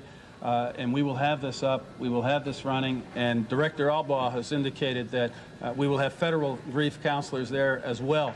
As the need arises, the city has it fully staffed and I'll just stay with the picture here for just a moment, but between the governor and the mayor there is, in fact, Joe Albaugh, the director of the Federal Emergency Management Agency, and he's come up here obviously to New York today. This is one of the very tight triangle of people who was responsible for getting George W. Bush elected, and he's now the head of FEMA, and he has been here in New York today getting a lot of thanks from the governor of New York, Senator Schumer of New York, and just in a short while from now we're going to have a chance to talk to Senator Clinton of New York, who is here as well, because there has been a very generous mood in the Senate today, an appropriately generous mood, one would, many people in the country would believe, about giving assistance to New York, giving the city whatever it needs to get itself back on its feet. And it will not be long, given the sort of spirit of the time, when people begin to talk about rebuilding the Trade Center as at least as an issue. But we want to return to this issue of whether, shouldn't say whether, but of what the spokesman for the president said today was that the White House was a target. ABC's Martha Raddatz has been investigating this. She's at the State Department tonight. Martha, just by way of background for folks, the president's press spokesman said today that the White House was a target of the aircraft which ended up crashing into the Pentagon. And nobody quite understands what it is they have that led him to this conclusion. Can you add to this? I can, Peter. Just a short time ago, I spoke to a senior official who has been in the highest level briefings. He told me what they saw was an airplane circling over the White House. The airplane that eventually hit the Pentagon, he said, was in a flight pattern over the White House that made them believe that the White House was indeed the target. I asked him what the fourth airplane was doing. There were rumors yesterday that the fourth airplane was also headed for Washington, D.C., and if he knew what the target of that airplane was, he said, I don't know, we don't know. There were a lot of targets. You're standing in one of them, he said. So the speculation that it was the United Airlines flight that crashed in Pennsylvania may have been originally intended, or was originally trying to go to Washington under the direction of terrorists. That is still pretty much an issue which we don't understand. That's true. We don't understand that. They do believe it was headed for Washington, D.C., but they're not certain about that. But again, they believe that that airplane that eventually hit the Pentagon was first targeting the White House. He said they don't know why it went back off course and headed for the Pentagon, but he said after it circled around the White House, it suddenly turned and then went into the Pentagon. Okay, thanks very much, Martha Raddatz at the State Department tonight. And of course, one of the ways we shall be able to figure that out is looking, as we did yesterday, at some of the flight patterns of at least one of the aircraft and what its behavior was after it left Boston. So we shall work on that this evening. But let's go downtown in Manhattan at the moment to ABC's Bill Blakemore. Peter, we've just been watching the police and volunteer doctors evacuate this very tall building next to us, 40 stories high. They say because the air down here has become so bad that they're having to make sure that elderly people, people with breathing problems, there was a number in this building, are taken up to public shelters. The doctors told me that they're trying to get the word out that anybody who lives in Lower Manhattan should not use their air conditioners because that sucks in air from outside and does not necessarily filter out the asbestos. People should close their windows if they live down here at the very least, and that everybody should take the public health warnings that have been given by doctors' groups today about this air very seriously. They say that meters have shown there's a serious asbestos content in this air from the fire and the dust in the wreckage behind us. Okay, Bill, thanks very much. ABC's Bill Blakemore in Lower Manhattan, and he wouldn't put that up, I think, to his mouth and his nose if it were not needed. And we've seen a lot of people, though it's very interesting to see the people at St. Vincent Hospital down there tonight, some of them without those masks. and they will be necessary for people. And we are many, many, many, many, many blocks away from Lower Manhattan, even though we're on the west side. And you can smell it a little bit in this building. You can smell the results of that crisis center in Lower New York, a very long distance up the west side, as we all are along the edges of the Hudson River. We've talked many times today about the search for the victims. You've seen pictures tonight of people coming with simple photographs of their relatives and just stood outside St. Vincent's Hospital in one case, holding up the pictures in the hope, and sometimes we believe it may be the faint hope, that somebody will have seen a member of their family. And we saw any number of incidents yesterday. We followed a young girl and her sister yesterday as they went in search of their father and ultimately found him. And so in that sort of visible desperation tonight, you get some sense of the anxiety that people feel. Now, some people who have lost their lives in this attack on the United States, either on the aircraft or in the Pentagon or in the trade towers here in New York City, are known to all Americans. Everything is a personal story, everything is a meaningful story. But some of the victims of this are known to a wider audience. Here's ABC's Jackie Judd. Minutes before the United plane went down in Pennsylvania, Fort Myers, Florida police officer Lauren Lyle's phone rang. It was his wife, Cece, an attendant on Flight 93. To hear my wife tell me she loved me through all the chaos that probably was going on that plane, to call me to tell me she loved me, well, is embedded in my heart. Cece Lyles also had two sons.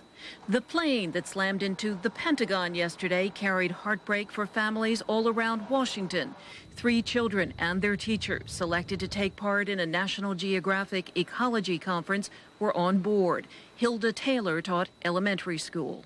She was the best 6th grade teacher ever. Also on board, a family of 4 beginning a journey to Australia, where Leslie Whittington, a Georgetown University professor, was going to teach. She sure as hell touched me. She was an energetic, powerful, dynamic, strong-willed, passionate, caring lady with a dynamite sense of humor and love of life. And God, she is a loss to humanity. A flight attendant on board, Michelle Heidenberger, died, her family said, a hero, putting her passengers and crew first. Michelle is or was a very sweet woman and has 2 children. At the Pentagon, an office now in ruins was where Rosemary Chapa worked as an intelligence analyst. Minutes before impact, she had called her daughter and left a message. She just said, "Hi, darling, give me a call." That was it. Rosemary Chapa has not been heard from since. The Archbishop of Washington said today his family has not heard from Michael Lynch, a New York City firefighter. And he apparently went in early, one of those companies that went in early, and I guess he must have been in the building when it collapsed. Archbishop McCarrick says he was supposed to preside at his cousin's wedding later this year.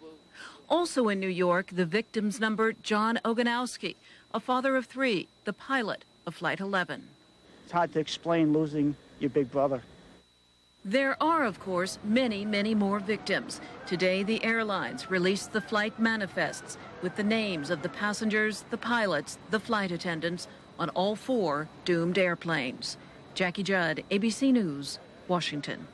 As ABC, beg your pardon, as people try to make these connections, as people continue to search for their families, we know and have said before how hard it is on the children. We've talked to several people today who emphasize how important it is to talk to children about this, but to keep children removed from the violence if you can, if they're particularly young. Here's a report on the state of the children from ABC's Michelle Norris. For America's youngest citizens, yesterday's events were particularly horrifying. For students, their sense of security shattered by terror striking so close to home. All these hijackings, missing planes, it's scary. It's scary. I don't know what can happen. I'm angry at the nation. I think somebody isn't doing their job. With Washington still reeling from yesterday's attack on the Pentagon, all area schools made a collective decision. Children should stay home from class and spend the day with loved ones instead. I feel a little better because I'm with my family and I feel that I'm protected. It was kind of hard to explain to her what an act of terrorism is. It's not that it was an accident. But it is especially hard to provide an explanation that makes sense to students who live in areas targeted by the terrorists, the buildings, places they had visited quite often. Among the victims, people they knew and loved. He was a good friend. I just put my head on the desk, and that's when I looked up and some people was crying. There will be heavy hearts and empty desks when students return to schools here in Washington tomorrow morning. 3 D.C. teachers and 3 top students were on the plane that crashed into the Pentagon. What about the things that people saw? You go to sleep at night feeling really guilty and feeling like you should be there doing something about it. You have to wonder what would make a person hate a nation so much that they'll go and kill all these people. Children should know that this country has been through many attacks over many hundreds of years, and that we have survived and we grow stronger, and that they are safer here than anywhere in the world. But as the wreckage still smolders and the casualties mount, conveying that sense of safety and security will be a tough assignment for schools and for parents. Michelle Norris, ABC News, Washington. There is the implication in one of the participants in that piece that a nation is made stronger by being tested. And of course, whether it is here in New York or in Pennsylvania tonight or at the Pentagon, this is all about individuals. Here's ABC's Chris Wallace. On this day after Navy Petty Officer Charles Lewis was being treated in a Virginia hospital for smoke inhalation and lacerations, but he knew it could have been much worse. At 9:30 yesterday morning, he was in the Navy Command Center in the Pentagon, watching pictures of the attack on the World Trade Center.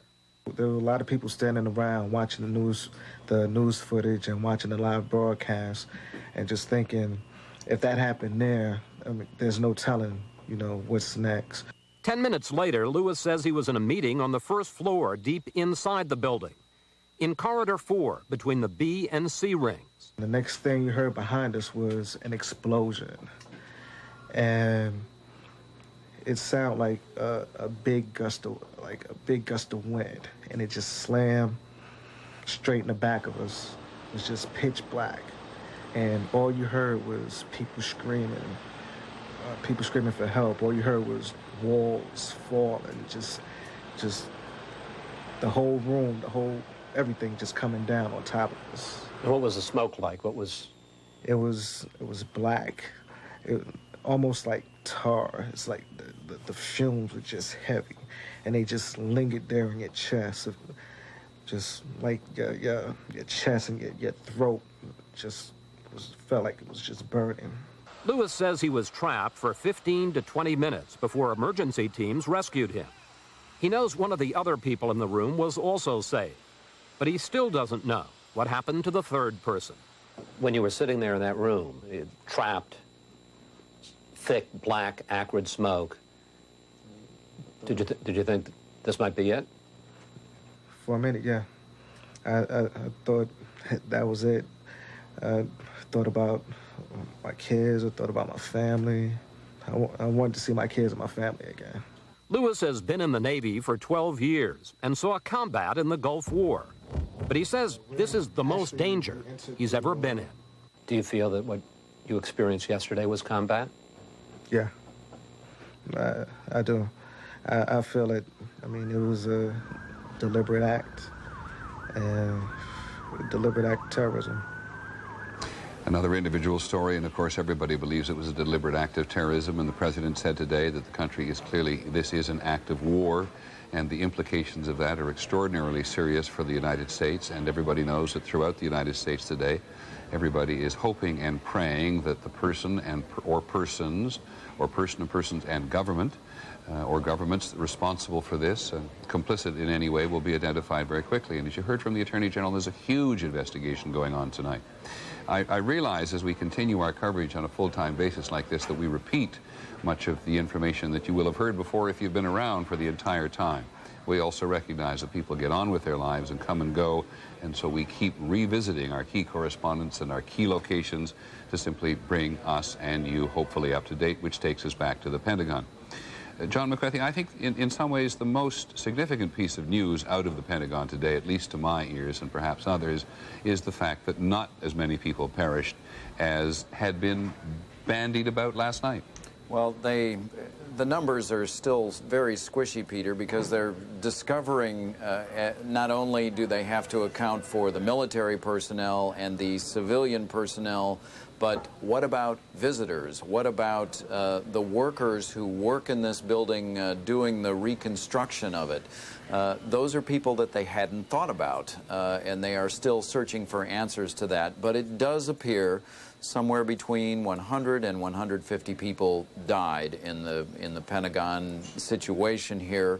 That is the number that the range of number that they are now focusing on. Now, We've done it before, I know, but review for us, if you would, the President's visit to the Pentagon today in two respects.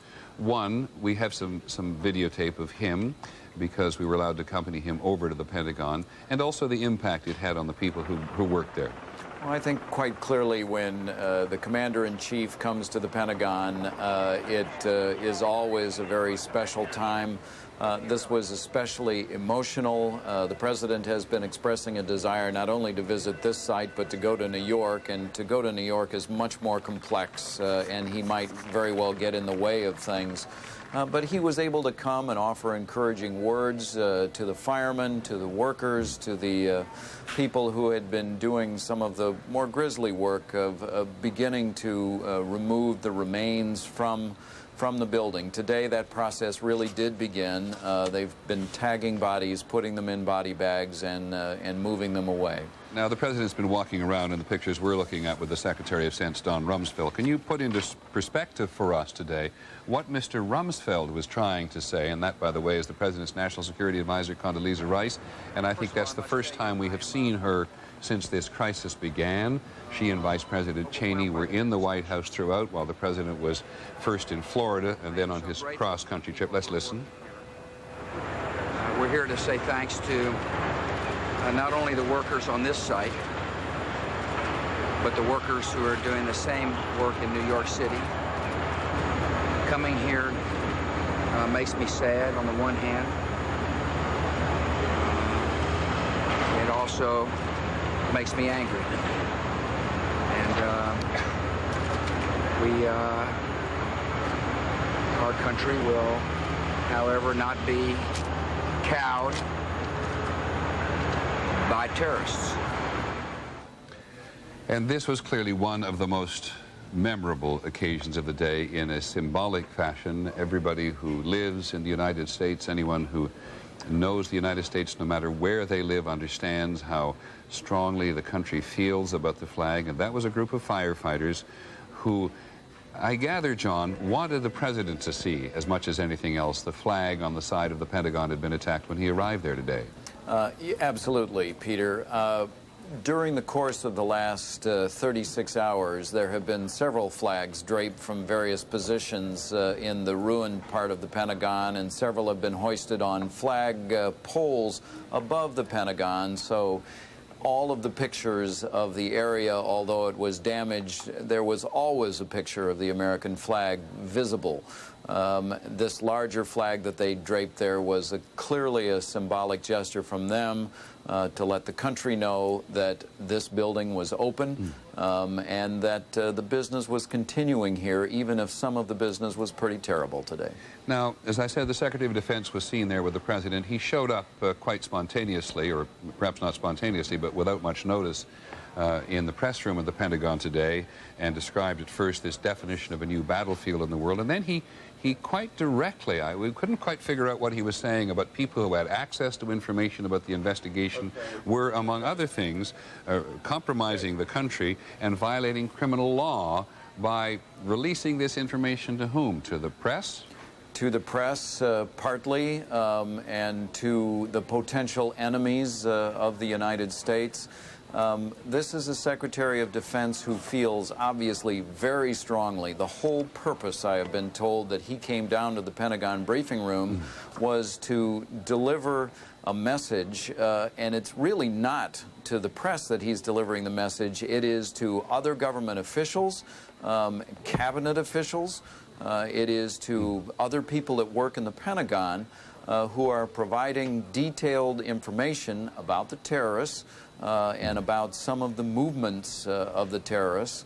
And he refused to comment, for example, on the thing that the White House press secretary revealed today, that in fact the terrorists may have been wanting to target Air Force One and the White House. When he was asked that question, he said, "I'm not going to talk about intelligence matters." So he clearly, in some respects, I believe, was trying to chastise many government officials. I wonder if this goes back in part to a couple of politicians on Capitol Hill yesterday, with whom we had a conversation, to put it politely, who appeared to have knowledge from intelligence briefings, and were talking about it, at least in a limited way, in the public arena.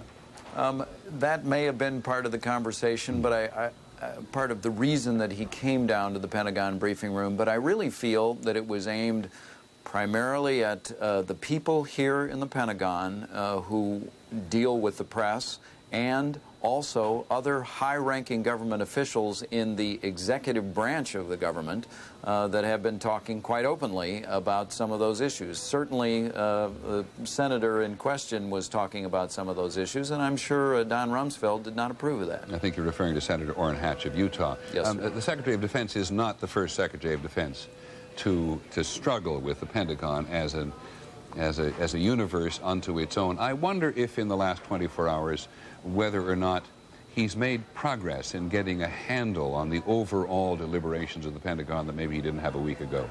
Well, when you're in crisis, you see the good, the bad, but you also see the way that the military works, Peter. When the headquarters of the United States military is attacked, it's really an amazing thing to see the way a trained military group of people operate. When the hallways are full of smoke, they go to rendezvous points.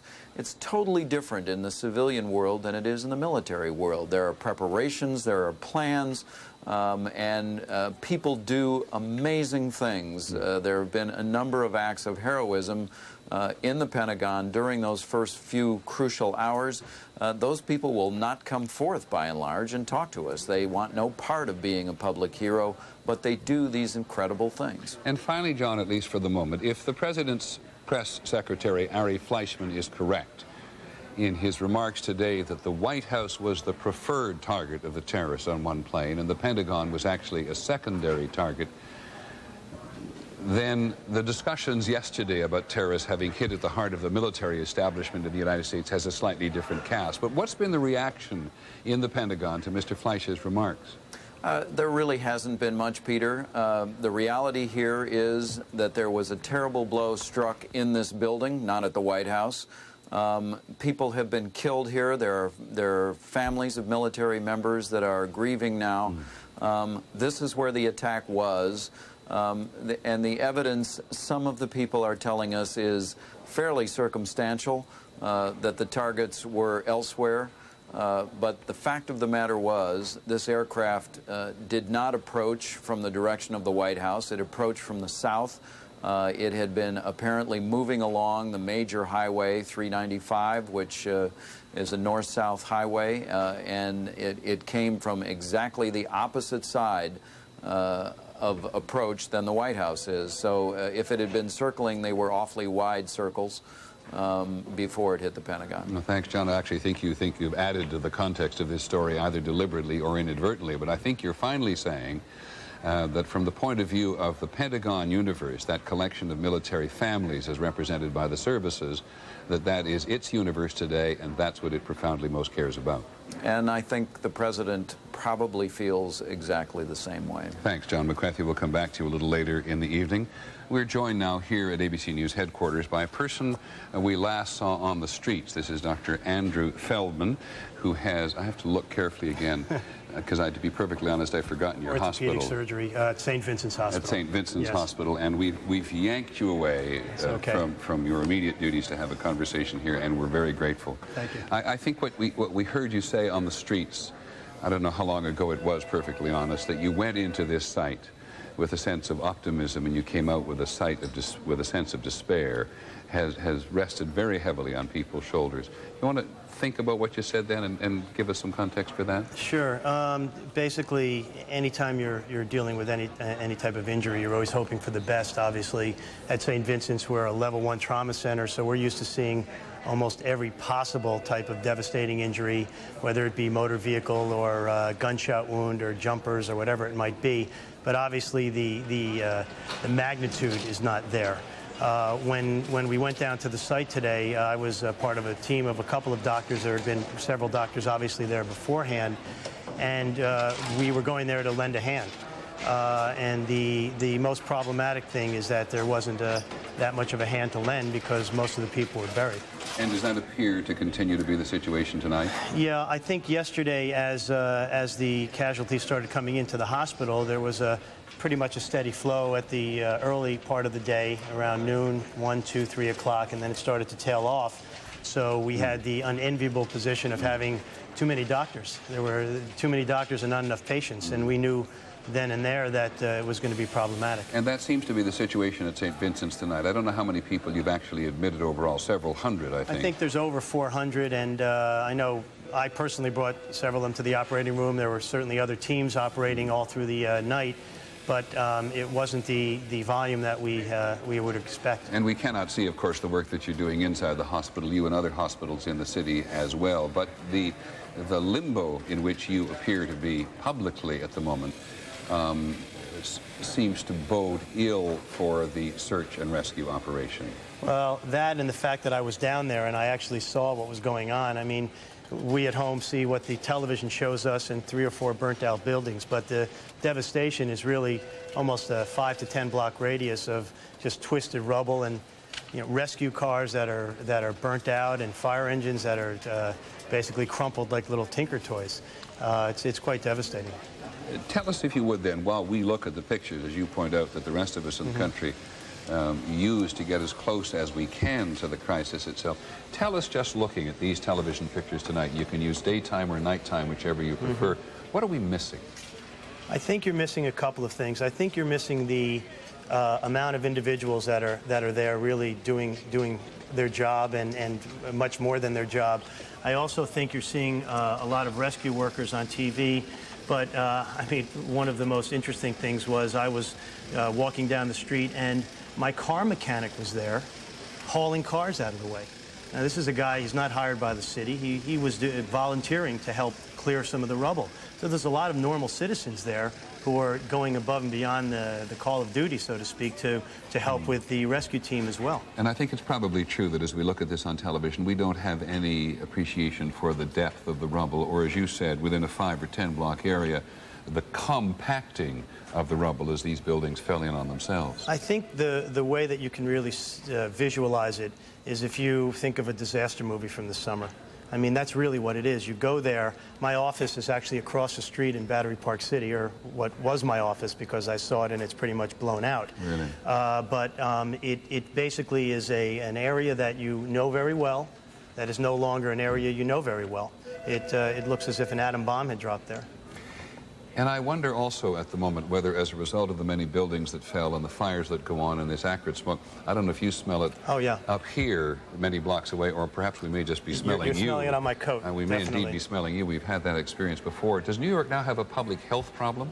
Well, I don't know specifically because that's not my field of endeavor, but at the same time, I know a lot of these buildings had asbestos in them, so I'm sure that's probably floating around somewhere. The sheer volume of smoke is obviously not good for people. I was wearing a mask down there, and it was definitely, even through the mask, irritating, and I still feel it a little bit now. So I can't tell you it's a public health crisis, but I can tell you it's certainly not good to have that kind of stuff in the air. And what is the current, dare I say it, state of play in terms of the rescue and treatment operation as far as you're concerned? Well, obviously, anybody who's injured is going to be triaged to the appropriate place. Anybody who has devastating injuries will go to a level 1 trauma center. My problem is that there's not a whole heck of a lot of them. And I basically went to the site to help, and there wasn't that much to do because they can't get to the people yet. Even though they have trucks and bulldozers, etc., there's still a lot of smoke. Some of the areas are still on fire. There's a lot of fumes. There's soot that's 6-8 feet deep, 6-8 inches deep that you have to wade through to get to places.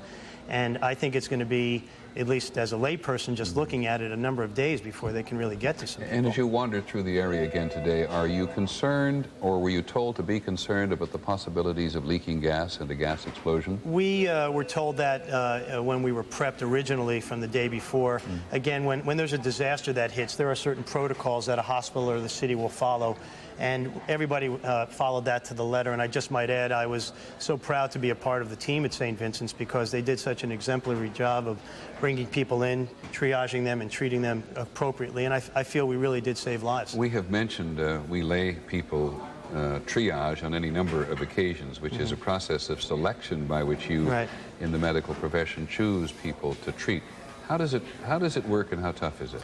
Well, I mean, if you've watched a war movie or you've ever seen MASH on TV, it's not unlike that. Basically, there are trained people who can understand the amount or the severity of an injury. They will try to keep the serious injuries in hospitals that are not only close, but that also can deal with those type of problems. And some of the other less serious injuries that might clog the system will go other places. But your anticipation that you were going to need a major center for triage, and in fact you set up one in the old piers on New York City, now called Chelsea Piers on the edge of the Hudson River, has in fact either declined or been eliminated. Well, it's just not necessary, and unless there's some a change of events here, which I'm fearful that there won't be, I don't think that type of thing will be necessary. Okay, Dr. Feldman, thank you very much. I know that we yanked you a long distance away from your immediate work tonight, but how many hospitals in the city are now engaged in this in the same way that St. Vincent's is? St. Vincent gets a lot of attention because it's fairly close. Yeah, we're close, and again, we're a trauma center. I know Bellevue's involved. It's on the eastern side of Manhattan. Exactly. Beekman, because they're very close. Also on the... And then they triage people as far as New Jersey, uptown, depending on the severity of the injury. We did hear yesterday, and I think reported yesterday, that there were a number of people who were suffering from burns. Yes, big time. And that trauma centers are not always the best qualified to deal with burns, so they've moved to many other places around the country and even out of the country. Yeah, but basically you do with the burn is you need to get somebody stabilized, and usually when somebody has a severe burn, they're losing a lot of fluid. So you need to get fluid in them so that they're not gonna die on the spot. Once you get them stabilized, then you want to get them to the tertiary centers like Cornell and some of the other places in the city that can really deal more efficiently with those problems. How many of the people you dealt with who had survived this did you have a chance to talk to? I talked to quite a number because firstly we were seeing them in the emergency room, and again I'm an orthopedic surgeon. I'm a sawbones, so I was seeing most of those type of injuries, but nonetheless you lend a hand if there's something more problematic. And I think that there were all sorts of people who some of whom understood what was going on. I dealt with a gentleman who basically had no conception. He was the supervisor of the building. Really? And he said to me, the last thing I remember was floor 40. So he obviously fell somehow from the 40th floor on down. And I don't know how or where or how he survived. He had multiple injuries and is actually doing well. But he didn't remember anything. And I basically had to tell him because he couldn't quite understand the severity of the situation, that he was saying that he was the supervisor of the World Trade Center, and I had to say there was no more World Trade Center. In the briefings you've had from emergency officials, and in this, I'm going to go and talk to Bill Blakemore downstairs. We've compared it often to an earthquake because we've seen situations where buildings have collapsed before and people have survived. In your briefings, were you told that you must continue to stand by because people survive often for lengthy periods of time? Yes, we're basically on a state of I don't know exactly what the term would be, but we're ready and able should there be a problem. And again, we not only have the doctors who are on staff and the nurses who are on staff at St. Vincent's, but there have also been a lot of other doctors who have pitched in. I saw people there from Delaware and Philadelphia who came in just because they heard there was a call. And, you know, again, unfortunately, we couldn't use their services, but the outpouring has been amazing. Dr. Feldman, thank you very much. Dr. Feldman, an orthopedic surgeon from St. Vincent's Hospital. Very grateful to hear you earlier, and again today you help us understand. But as you look at that last picture on the screen, bearing very much in mind, as Dr. Feldman says, that we don't get a full appreciation of what is happening by looking at it on television. We are simply reminded what a painstaking effort this is. You get that huge collection of large pieces of equipment, moving large pieces of rubble. That's a bridge, Dr. Feldman. Yes, and I was standing 20 feet away from that. And we thought that was a building for a long time because we've lost all perspective of this particular part of town. But anytime they move a large piece of equipment, they put at risk someone who may indeed be under the rubble at that particular location. Absolutely. And then they move a small piece and they may find a sign or a signal that someone is under. We have seen this before in earthquake conditions, which is why in New York City tonight there continues to be hope as well as despair. And ABC's Bill Blakemore, who is downtown tonight, is one of those people who knows this from previous earthquakes better than most. Bill? Indeed, Peter, and there are firefighters and rescuers in from this entire region of the Northeast. This is Lieutenant David Caldor, who's come in from North Belmore, Long Island. Tell us, Lieutenant Caldor, what have you been doing since you got in here this afternoon? Mostly we've been moving debris out of the way so that more debris can be taken down and the rescuers can go in and search for victims. How difficult is it in there? What are you finding? A lot of debris, cement, girders, just moving everything out of the way so more can be taken down. And the difficulty, of course, is that you're hoping you're going to find people alive. Yes, well, yes. Among the people you're looking for, who do you know are in there? Firefighters, paramedics, police officers. You're also using sniffer dog teams. Are they in there as well? I saw some dogs, yes. What are the possibilities as you keep working away here that you could move any faster than you're moving, or do you have to go slowly? You have to go slowly. You have to worry about secondary collapses. You have to worry about fires, potential fires, and you have to worry about looking for the people. You don't want to crush them more than they've already been crushed. And just give us one other sense of what the variety of problems you're facing with public health, with the ability to breathe well and to... Well, as you can see, there's a lot of dust around. The wind is starting to kick up off the water. It's moving the dust around. It makes it a little difficult to breathe. Everybody's wearing masks. You know, it slows things down a little bit. Indeed, the doctors we've just talked to here told us that the monitors show that the air on top of the rubble is much more dangerous, so you all are taking extra risks compared to those of us who are only a few blocks away. Yes, but everybody's wearing a mask, so it cuts down the risk a little bit. What have you heard about how many fire rescuers there may be in there? We've heard anything from 200 to 400. Firefighters, about 200 police officers. Today, tell us what you found. Anybody alive? I'm not aware of if anybody was found. A lot of work. How long is it going to take this apart? Anybody's guess. I really don't know. A long time. Peter, we've seen this before in earthquakes. This is just another horrendous example of that terrible tension between wanting to take it apart right now and knowing that they have to go slowly. You put your finger on it, Bill, and so did Lieutenant David Caldor, who says you have got to move slowly. And it just creates this deep anxiety and sense of impatience, which so many people justifiably feel. And the other thing, of course, that he said, which rings, which causes anxiety, despair, I apologize not being able to find the word for it, that while he believes there are from 200 to 400 firefighters who've lost their lives, and we believe the number may hover around the 300 mark at the moment. We do not know for certain. He is not aware of anyone who has been found alive today. And Dr. David Feldman, Dr. Feldman, who was here just a short while ago, is one of those who gave us this clue early yesterday. Dr. Andrew Feldman, my apologies, the orthopedic surgeon from St. Vincent's, one of those who gave us this clue many hours ago, that they were so ready to do something, and then they found there were too many doctors and simply not enough patients. But there are certainly more victims, as many victims as the mayor, Barbara Walters, said, to make everybody hurt all the time. That's true, Peter. Talking about the smoke, as I came here from the other part of the building through the hallway, you can smell smoke even in this building as far away as we are, and people who are coming saying that the smoke is drifting all the way up to here. It was that strong. I raised this with Dr. Feldman because indeed we thought we've smelled it here as well, and I think it may be that we may be smelling the clothing of people that come to the building. I don't know. Well, perhaps whatever it is, it's the residue. You know, I can't think of what must be more difficult for the relatives of victims and to have reporters call up and try to talk to them about how they feel. And I was doing that a good deal of today. And the reason that so many of these people did talk to me is in tribute to the people that they lost. They're not doing it out of any kind of desire to tell their own personal story, but to do it as a tribute, and so I'd like to present it in that way. Why don't I give you the pictures of the victims, Peter, if you can show them to the cameras, and then I'll read from my own notes. Thank you. This is a very beautiful woman, Sonia Morales Papalo. She was a ballet dancer. And it's hard to imagine how anyone touched by this tragedy would feel, but imagine how her husband, Dominic Papalo, must feel. He and his wife, Sonia, were scheduled to fly together to Los Angeles, and at the last minute, he decided that she should go alone so she could spend more quality time along with their son, and then he would come later. So he stayed home, and his wife of 38 years got an American Airlines flight number 11, bound from Boston to Los Angeles, and crashed into the North Tower of the World Trade Center. He says that they had taken that flight 100 times, and he said today, no more plane, no more building, no more Sonia, an end to a 40-year love affair.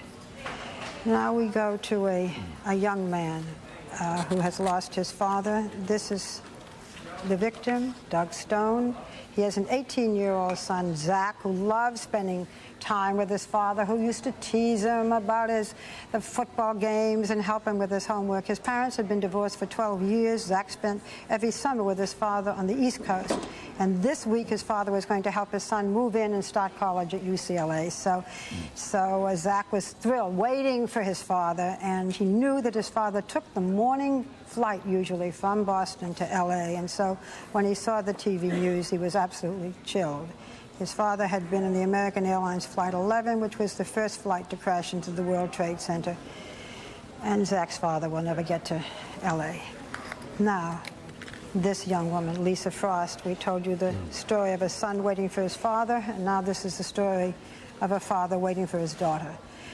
This is 22-year-old Lisa Frost. She graduated #1 in her class at Boston University. You can imagine how thrilled and excited her parents were. They live in California, and they were planning to meet her. She was coming from Boston, and she was going to start her very first job. And they were riveted by the images of the attacks in the World Trade Center. But then they thought, all right, it wasn't her plane, because that first flight was not the plane that she was on. She was on the United flight, and she crashed into the tower as well. This is a man well known to many New Yorkers in government. This is Neil Levin. And Neil Levin is the executive, we hope still is, the executive director of the Port Authority. And he is the highest ranking official in this city that we know to be missing. He was having a business breakfast on the 106th floor of the Trade Center when his secretary said that something had happened, and he said, I've got, holy cow, is what he's quoted as saying. I'm certain it was not quite that, but something that was a little stronger. So he went down to the 63rd floor to help people. When last heard from, he was helping people go down the stairs, and has not been heard from since. His wife, Christy Ferrer, I've worked with a lot on The View, particularly want us to show his picture, as do so many of the people you've seen tonight, because she prays that he is missing, that someone will recognize his picture and be able to say who he is, because she thinks he may just be dazed. And of course, the two children, Caitlin and Allie, are praying that he is only missing. They refuse to believe it's anything worse. This is a story, Peter, that's rife with irony, because it's the very man who was, until 2 weeks ago, the head of the FBI's anti-terrorist task force in New York. This is John O'Neill. John O'Neill, it's quite an extraordinary story, a friend of many people here. And he led the investigations into the terrorist bombings on the U.S. embassies in Africa and the attack on the USS Cole. And he had just taken the job of head of security at the World Trade Center. As you know, he was setting up a command post when it collapsed. And he had warned officials about terrorism earlier. He'd said a lot of these groups now have the capability and the support infrastructure in the United States to attack us here if they choose to. He has 2 young children. He has spent his life in a race with terrorism and investigating Osama bin Laden, and instead he fell victim to them. He has not been seen since, and we all pray that he is missing. And Peter, finally, earlier today when I was on talking with you, I talked to you about a man named Christopher Newton, who died on American flight 77 from Washington to Los Angeles, and he was going to Los Angeles, as you remember, to pick up his dog, to pick up a yellow lab. There we are. And he was killed. And many people have called offering to adopt the pet. This is a young man who had 1 million travel miles and could have and was going to bring his up his dog and come back to the East Coast. But we believe the family plans to keep it. But, you know, everyone's heart goes out from the victims to a yellow lab, Peter. Yeah. Well, I thank you again for giving some personality, I mean that in the most generic sense, to people. And look, Barbara, here at our monitor, because this is, in downtown New York, just a car on the side of the street where people have come and have left just scores of pictures of people who they believe, who are missing. And here, you know, a guy's got a wedding band. He's wearing khaki pants with a wedding band. He's got scars in his knees. And please call 516. And always there's a mobile telephone number, 917. This is an example of how desperate people are for information. Simply coming or standing in public adjacent to the search area tonight, asking, where is Carol Rabelais, who worked for Aon Services, one of the companies which had offices in the World Trade Center in building number 2, missing. And as so many people are still missing, and the authorities in New York are still so careful and cautious and nervous about issuing figures on how many people may have actually perished, this is the kind of thing which just drives it home one more time. And if I may pay you a compliment in one other respect, I notice in your recitations here of the conversations you had with lost people, you didn't ask any of them how they felt, because we actually have guidelines at ABC News about asking people how they feel about the loss of a loved one. It's probably the dumbest question in the world that a journalist can ever ask, and it used to be asked. People would go to the scene of a crash and they'd ask people how they felt. And it's a stupid question, and we got together here some years ago and said that it's not a question that our reporters are going to ask. But I thank you for coming. I thank you, and I hope that whatever we have said is not just a tribute to the people whom we talked about, but to the victims and to the families who love them so and are so proud of them, and that's why they wanted their stories told. Thanks very much, Barbara. I hope you come again. Barbara Walters, who has been, as we said, ably, like several other of our correspondents, working hard to give meaning in terms of giving character and life and stories and history to the people who are either missing or who have perished. Now, I want to go to the White House, where this is, and the White House has said it repeatedly, as important as it is to mount this investigation against or of who may be responsible for this in the final analysis, their principal concern is for the victims and the families and those who may still be lost. And Pierre Thomas, who's at our Washington bureau at the moment, has, I think, a couple of words on the latest stages of the investigation. Pierre. Yes, Peter, we're getting more information about stepped-up security at the airports.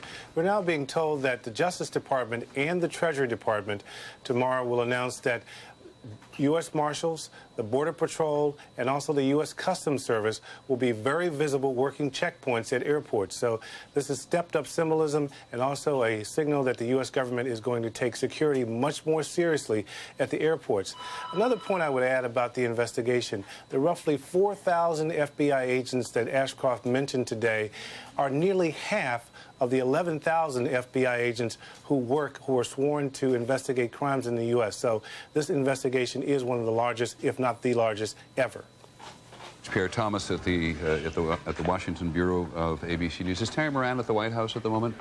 Terry, we're just about to talk to the director of the Federal Emergency Management Agency, Joe Albaugh, close friend of the president, among other things. But tell us what's happening at the White House at the moment. Well, Peter, the White House is still at work. Obviously, the president, after his visit to the Pentagon, came back. He had dinner with his wife, the First Lady, in the residence, and he remains there. He is still at work at this hour. But since this is an international incident and other countries are now beginning their day or in the middle of their day, the White House is still at work, and there's something very significant to watch as it develops over the next couple of days. We've heard the president and other administration officials say today that the president wants to rally a coalition of nations against terrorism.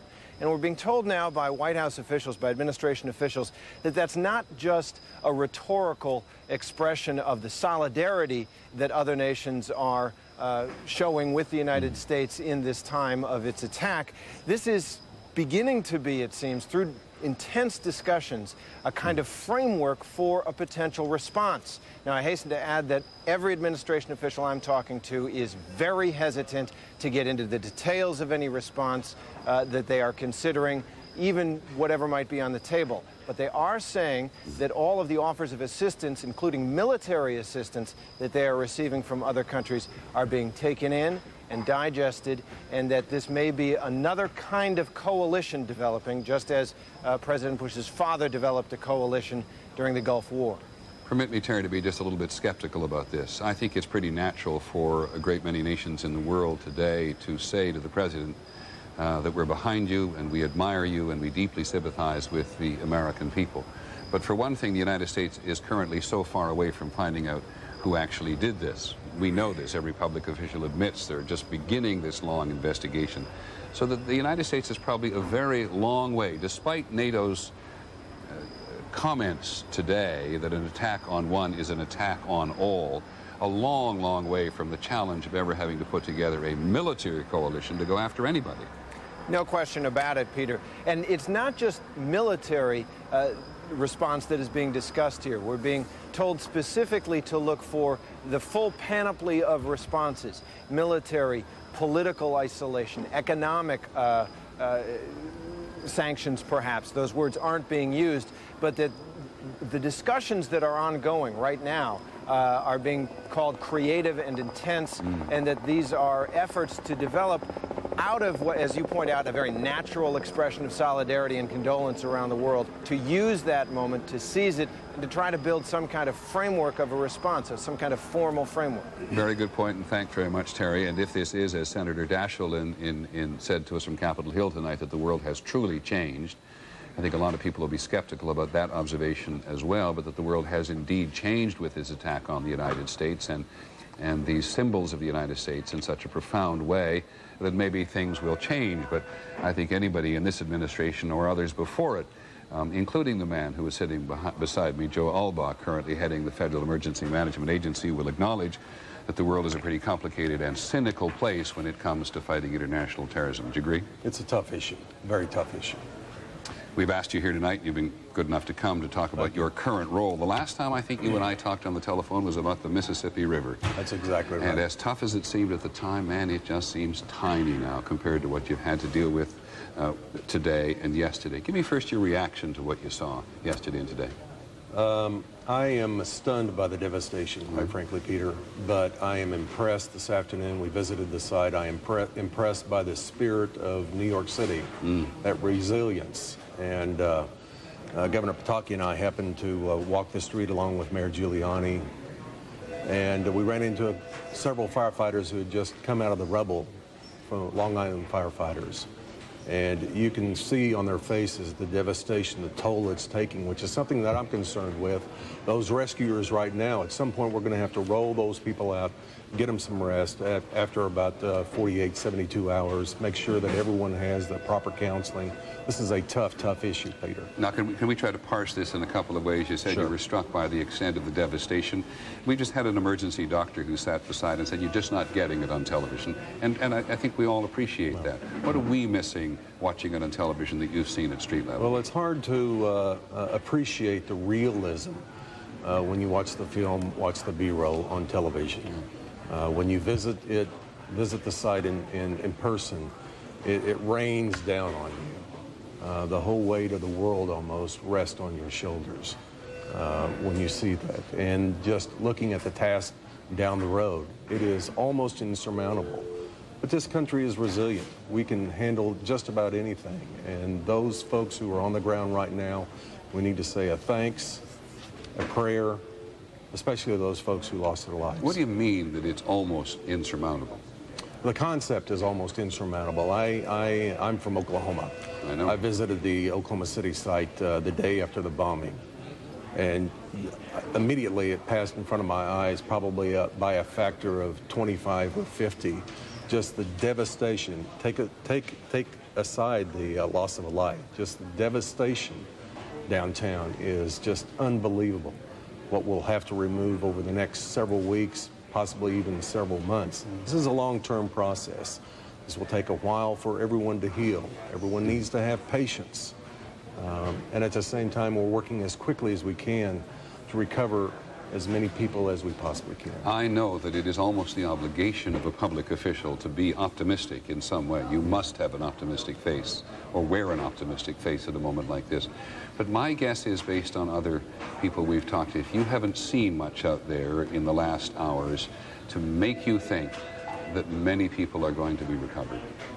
That's a tough issue. You never want to give up hope. And we're not going to give up hope. There are pockets where the buildings pancake down, where folks could be still alive. Time is precious. Time is running out. We have to move quickly. We moved in 12 USAR teams, urban search and rescue teams. Right. These are professionals, highly trained, technical experts with dogs to assist New York City's finest, police and fire department.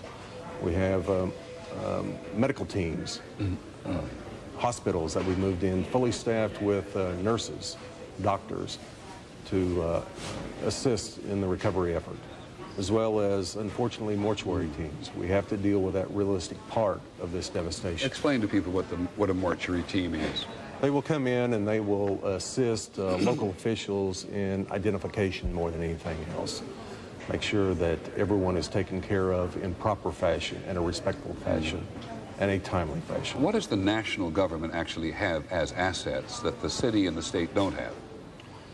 We're not here to supplant any efforts that are going on. We're here to facilitate anything that they need. I know specifically this afternoon and today, my first conversation this morning with Governor Pataki was about power, making sure that we had necessary generators, for example. And do you? We do, of course we do.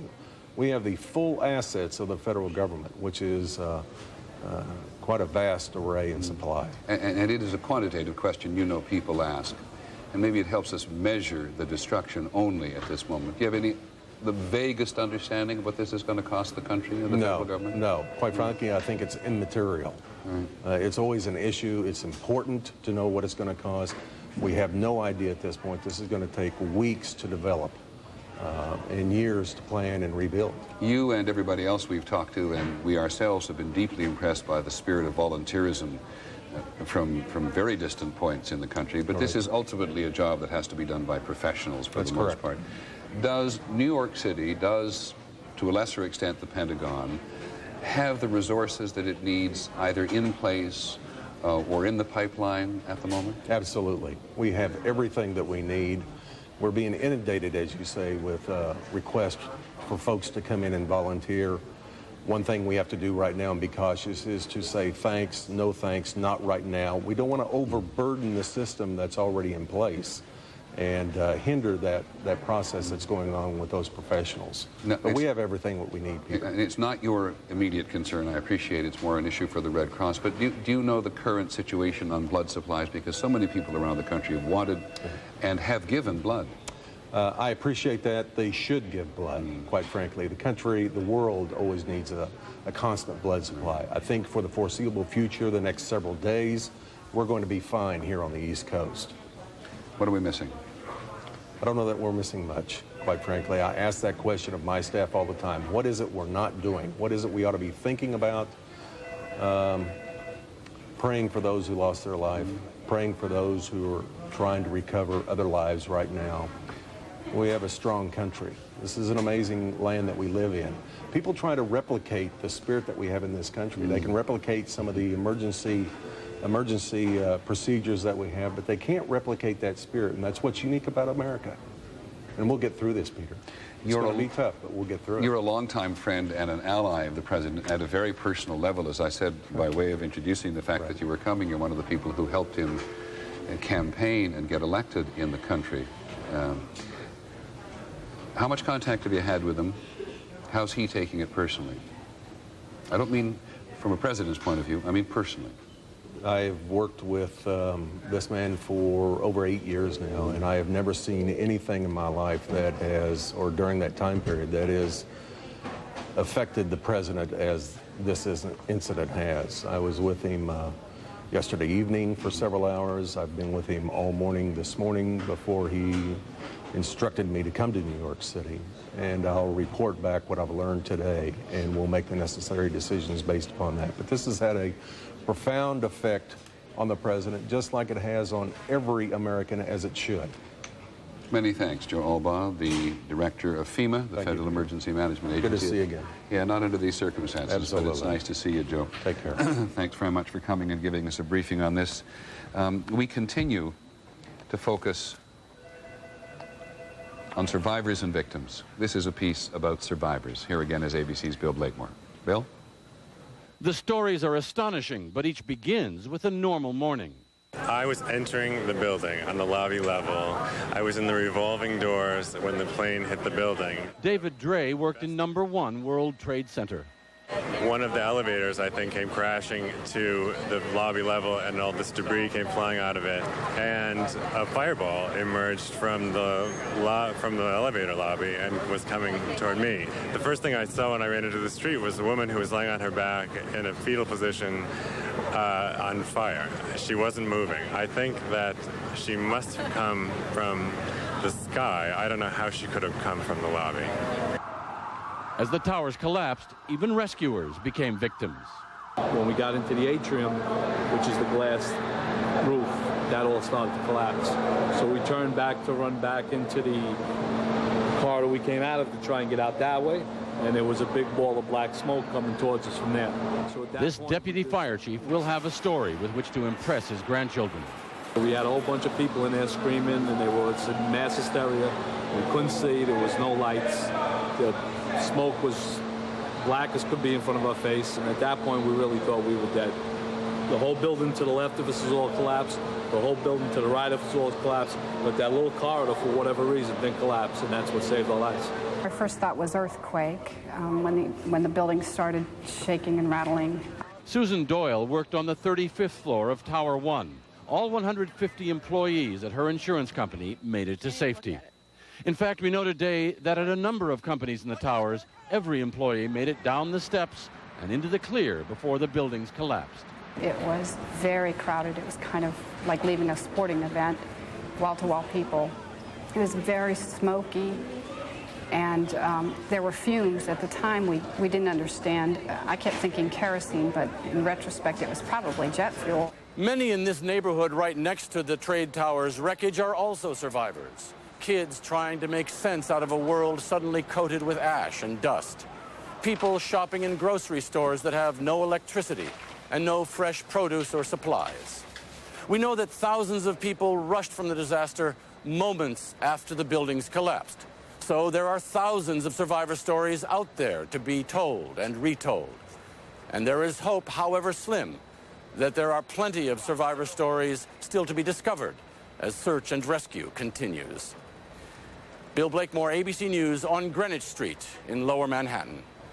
Thanks, Bill. Our reporters have been everywhere in town as best they can be. And I must confess, this is a next little item is sort of credit where credit is due. We've just been looking at a vehicle in downtown Manhattan with a lot of pictures pasted on it of people who are missing. And their relatives have come to try to find out if anybody knows their whereabouts whatsoever. And I've just had an email which tells me, and I'm really pleased to tell particularly people in New York, this is the result of Stacy Sager from WABC and her remote crew. So many people have come up to her, or come up to our various crews and asked if they can somehow publicize the information about someone who is missing. And so they have put it on one of the WABC, Channel 7 in New York, on one of the vehicles, and on every time they do a local insert on this broadcast or in their own coverage, they go to a separate person and they publicize it. And here's an example of a colleague of ours who has got someone missing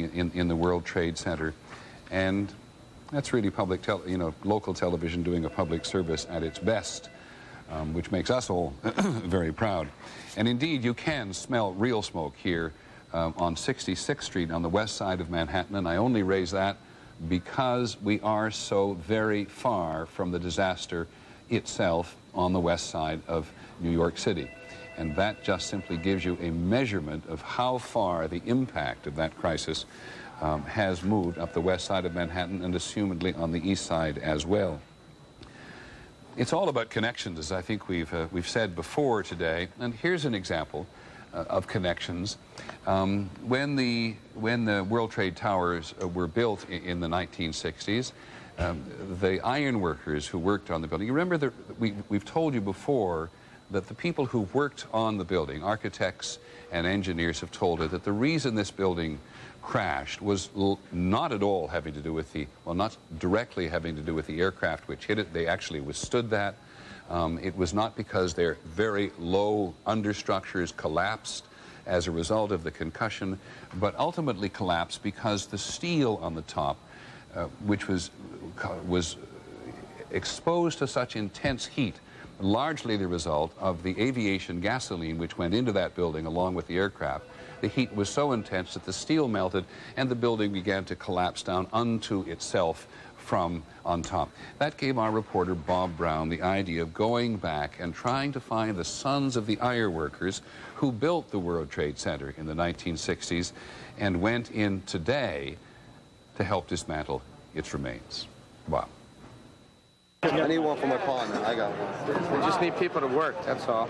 Ordinary people came from all walks of life to a staging area for volunteers, hoping they would somehow be useful. This man is a cave explorer. Anybody who's not a psycho and has a legitimate skill is probably going to be useful eventually. This man simply brought a shovel. Listen to me. Send somebody out to lead us in. We're all coming in. But no volunteers were more persistent than these men, whose union had helped build the World Trade Center. We built the place. They are all members of the Iron Workers Union, and they carried spud wrenches, acetylene torches. Yeah, you got 40s up there. Let's go. They had come from work sites throughout the city, and all of them knew to an inch how tall buildings are put together and how to take them apart. Well, I'm scared I'll tell you right now. But the fact of the matter is that thousands of our people probably are in there. And how many people could still be alive? I mean, this is what we do. The World Trade Center was a legendary job among these men, even those who were born after its completion at the beginning of the 1970s. Stand back. Stay as close as you can where you're not in the way. But for hours, they stood cut off from the rubble, feeling both fierce and helpless because they were not allowed into the rescue area. In the midst of a frustrating afternoon, evidence of why they had not been sent in. Number 7 World Trade Center collapsed. You guys have been doing this to me all day. Let's just wait a couple minutes. It's not going to make... 7 was empty. Okay, somebody might have been pulled out. Somebody else might have died, but at least we would have had a shot at pulling somebody out who just died. We don't make those decisions. Right. Sooner or later, you're going to come across some gruesome stuff. So. By the time darkness fell, swarms of other volunteers had gathered with those who had been there since late morning. Finally, the iron workers appeared to be on the move. They were trucked to another staging area beneath the Brooklyn Bridge, and they began talking about the fine details of knowing when and how to cut a beam of twisted steel that could snap back like a spring. If you cut a piece of steel here, okay, you might think that you're safe, but it's under such a strain from everything being twisted and pulled that it might, send you for a ride. They were held in limbo again, willing to be there as long as it took. 5, then 6, then 7 hours they waited. We're going to hang out as long as it takes. We built the Trade Center. We built, and we feel like it's a direct hit to us, At 11:01, the journey in began, and the landscape changed. Through streets filled with dust and ash, past trucks waiting to haul away debris, exhausted police and firemen with dazed looks, into a nightmare set in another world that was named for the center of a nuclear blast, Ground Zero. The buildings are gone, and that's what gets to you. When you make that one turn and you're actually starting to head uptown, the Trade Center's just not there anymore. It's just a facade is standing up, and everything was covered in white, and the soot was just blowing. You couldn't keep your eyes open. Brushed by a wind that scattered dust and papers through the streets, they went to work. The high towers they had built were now represented by a jagged, angular facade with nothing beyond. One of the iron workers, Bobby Benish, was in a group that reached a goal they had all sought. As they moved and dug, they found a woman who was alive. It was a good feeling that we had, and everybody shared that. Did you even know her name? No. Don't matter. Didn't matter. Everyone here was in danger. But there is an electric fire in human nature, John Keats said, that continually results in the birth of heroism. Last night and today, and through the long days that will follow, a lot of ordinary people will make those words come true many times. Do you guys feel like heroes for what you did? No, if we weren't down there, we wouldn't have been where we were supposed to be. That's where we were supposed to be. That's why we got to go back. That's our reporter Bob Brown with a group of clearly very committed men who have such history with the World Trade Center. And now that we've recognized this is a bridge across one of the streets in Lower Manhattan, we get a little more intimate glimpse of a group of workers inside this. We have, again, clearly no precise knowledge as to what they're doing. It does look clearly they're going to have to dismantle this bridge, which is across the street in Lower Manhattan. Is there anybody underneath it? They do not know. But this has been very much the focus, in part because this is what cameras can see from the locations which the city has permitted them to have. We've talked any number of times about the current state of air travel, but we haven't talked about it for a long time, and Lisa Stark, who monitors that for us, is still in Seattle tonight, not going anywhere. But Lisa, there are people in the country who are able finally to go somewhere. We hope so, Peter, although we understand that it's still a very, very slow process tonight.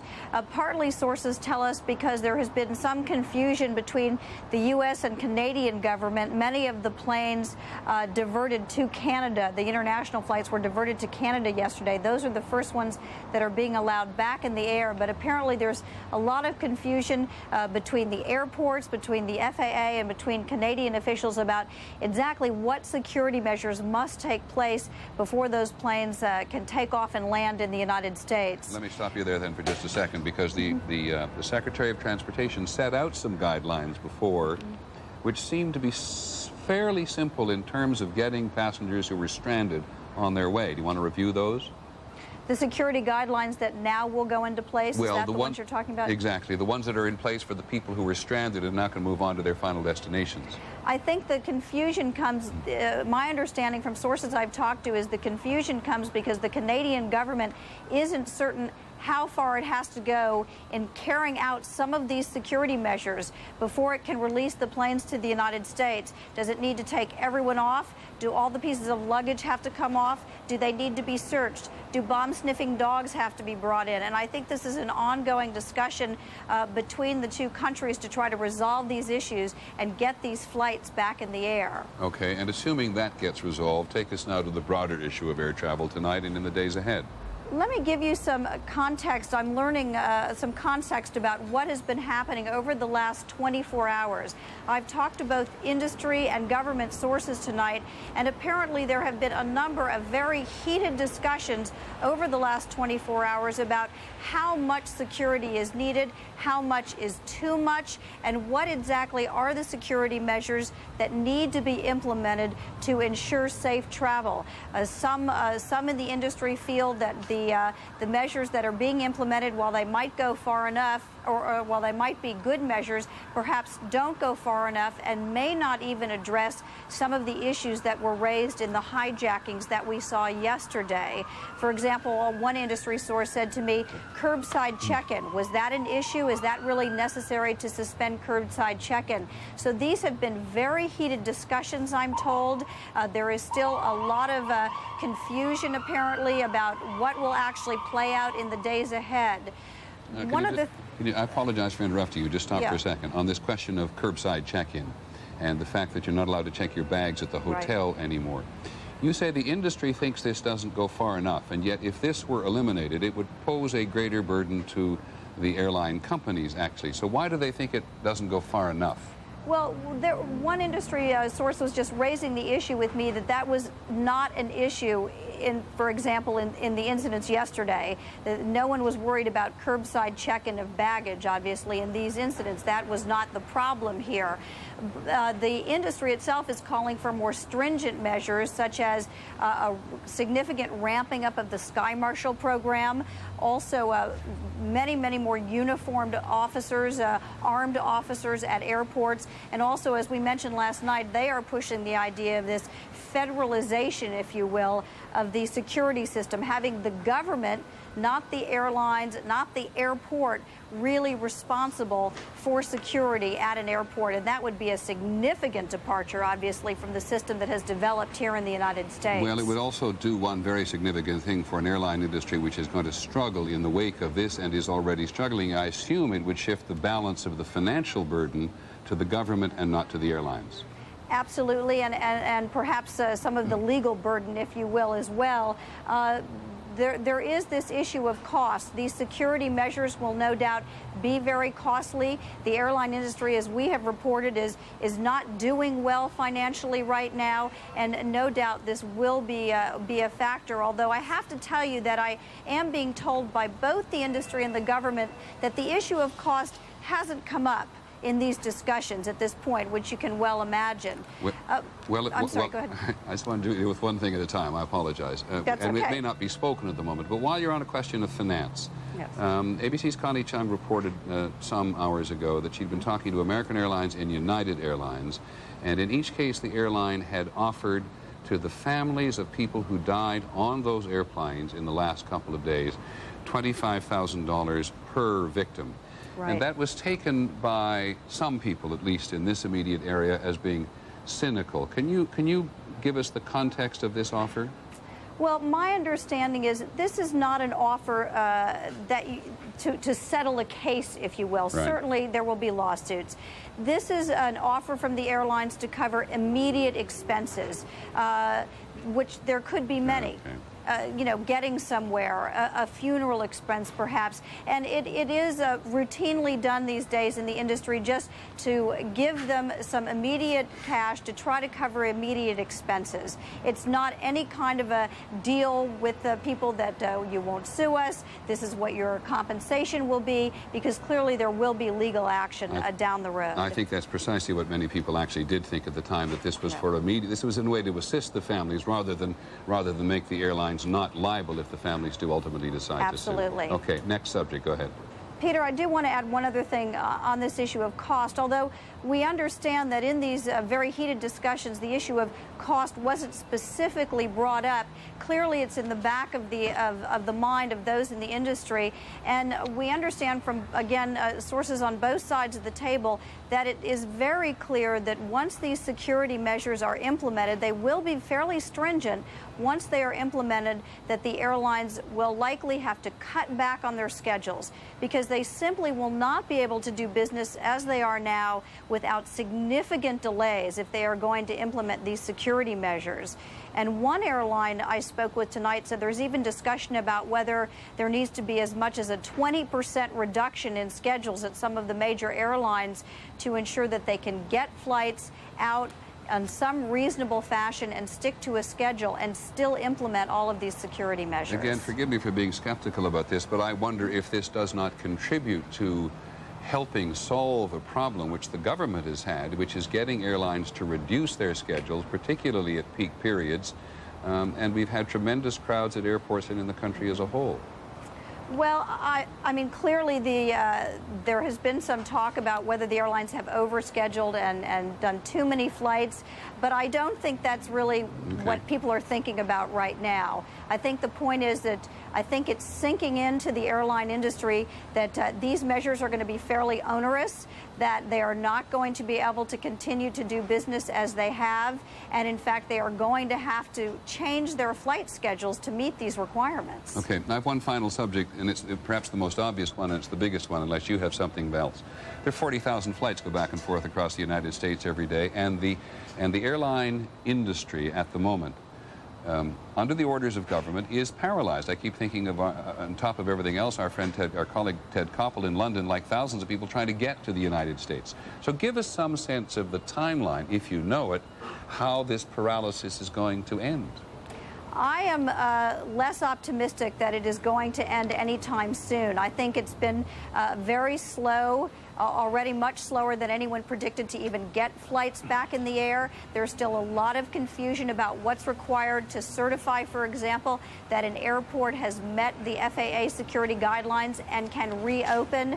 I think it's going to take weeks, is what one industry person was telling me. And in fact, one airline official was also saying that they're not certain that there really will be any commercial flights tomorrow. Everything is still very, very confused at this time. Okay, how about the day after tomorrow?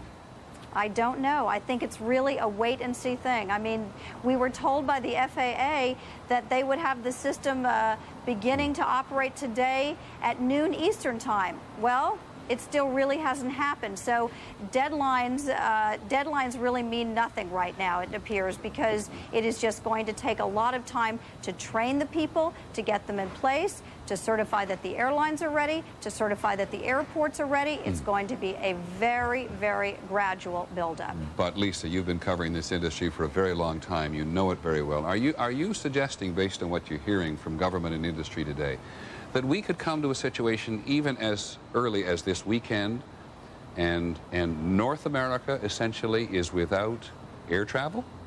I don't think there will be no flights by this weekend, but people are talking about when they really start gearing up, the first day they'll do perhaps 20% of their schedule. The next day they'll move up a little further than that. So it's going to be a very slow process. I think there will be flights back in the air by this weekend. I know those of us trying to get home and trying to get other places certainly hope so, but it is just going to be a very slow process. Thanks, Lisa Stark, very much in Seattle, who describes a situation, another situation, or another dimension of this situation overall, on the verge of chaos. And here's just one footnote to that. Almost every industry analyst we talked to today, and Lisa has talked to more than most of us, actually believes that the attacks on the United States will surely depress the airline industry when it is actually opened up fully. And some of them cite the following statistic. In the month after the attack on Pan Am 103 over Scotland, that's in 1988, transatlantic travel fell by about 1/3. Now, if the same thing happens under these circumstances, it could make things financially much, much worse for an industry that is already having a very slow, or a slower, and in some cases very slow, difficult year. We reported earlier today, I'm sure you've heard, that Midway Express, or Midway Airlines, I'm not sure whether it's Express or Airlines, a small airline that services part of the Midwest, as a result of the attacks on the United States in the last couple of days, has been forced to suspend its operations altogether because it can't stand the financial pressure. And so I think 1,700 employees were being laid off from Midway in the last 24 hours. Let's go to Washington and ABC's Claire Shipman. Claire? Well, Peter, a couple of notes from Washington. You know, even in the middle of all of the mourning and tragedy and shock that everybody here in Washington is experiencing, there are also some hints of what else but politics, maybe the politics we're going to start to hear in the coming weeks. It is Washington, after all. Some people on Capitol Hill and in the security community are wondering about why the White House was so quick and so open with the information today that the White House itself and Air Force One may have been a target. Not that they're suggesting that information is wrong, but there is thinking among some that the White House was eager to put that information out in order to make it plain why President Bush had to spend his day yesterday flying around the country instead of coming straight back to Washington, that there may have been some politics involved in that decision and deciding to release that information so quickly. On another front, there's already some finger-pointing going on. Yes? Just before you go to another front, if Sorry, you don't mind. Sure. I mean, we're all pretty skeptical and cynical about Washington. I don't expect you to reveal your sources, but you're saying that people in the political establishment saying that what we're getting is a story from the White House today to explain why the president was traveling from Florida to Louisiana to Nebraska yesterday under what we thought at the time was the pressure of his security detail.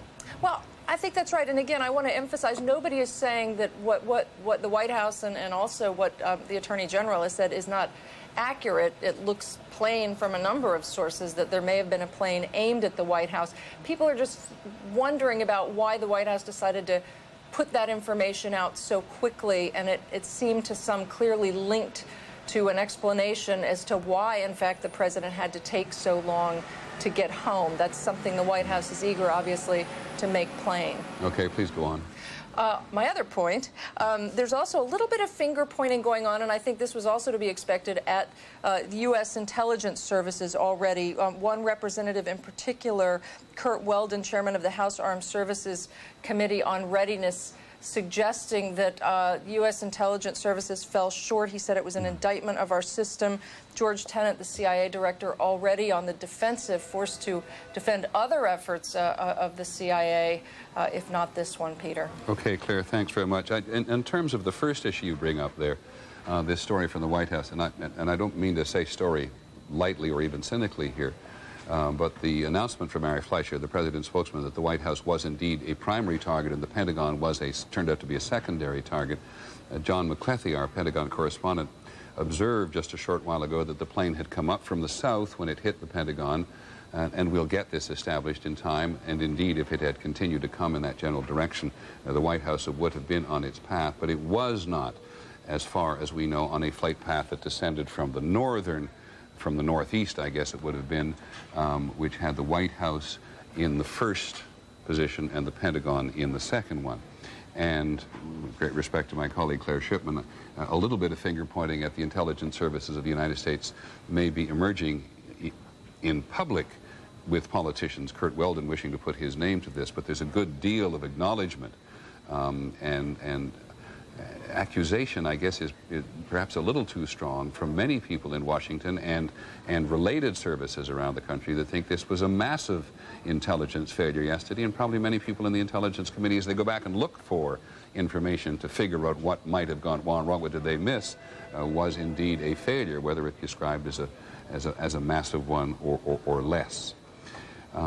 We have, I think, of all the rescue services, in New York particularly, been particularly engaged by the fire department. And the reason for that is fairly simple. That department appears to have suffered some grievous losses. We know that police who moved into the buildings to help people when everybody was fleeing the other direction indeed lost their lives as well. But George Stephanopoulos was mentioning earlier today that on the walls of the firehouses around New York City are already beginning to appear the names and, in some cases, the pictures of men who sacrificed their lives. At least 200 of them, we believe, and maybe more than that, which makes it sensible that John McKenzie today spent so much time with firefighters. Many New York City firefighters tonight are exhausted, many struggling to control their emotions. Among those still missing, at least 200 of their fellow firefighters, thought to be buried under the rubble. It's a war zone. We're doing everything we can. We lost a tremendous amount of people. We're doing everything we can to get everybody out. I walked through the rubble looking for my buddies that I know were missing. I walked through the entire rubble and didn't find anybody. Fire Commissioner Thomas Von Essen. We'll keep looking. We have hundreds of people over there now trying to find as many possible locations that they might be in some way in a void or whatever, and you know, still be able to breathe. But even the commissioner concedes real hope is hard to come by. We believe that many of them are gone.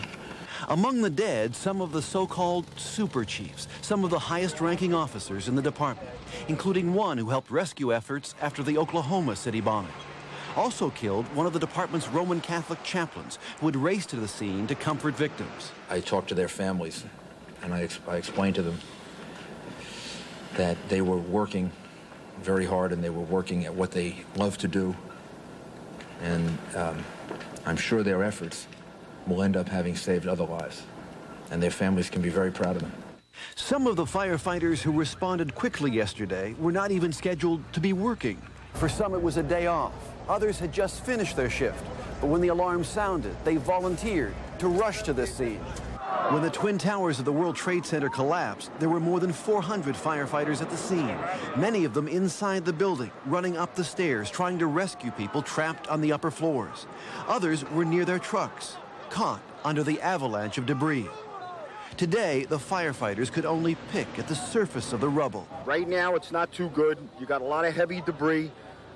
We're really just on top of the pile. We can't even, there's just a lot of crevices and holes, things you can look down into. You really can't see. The visibility is real poor.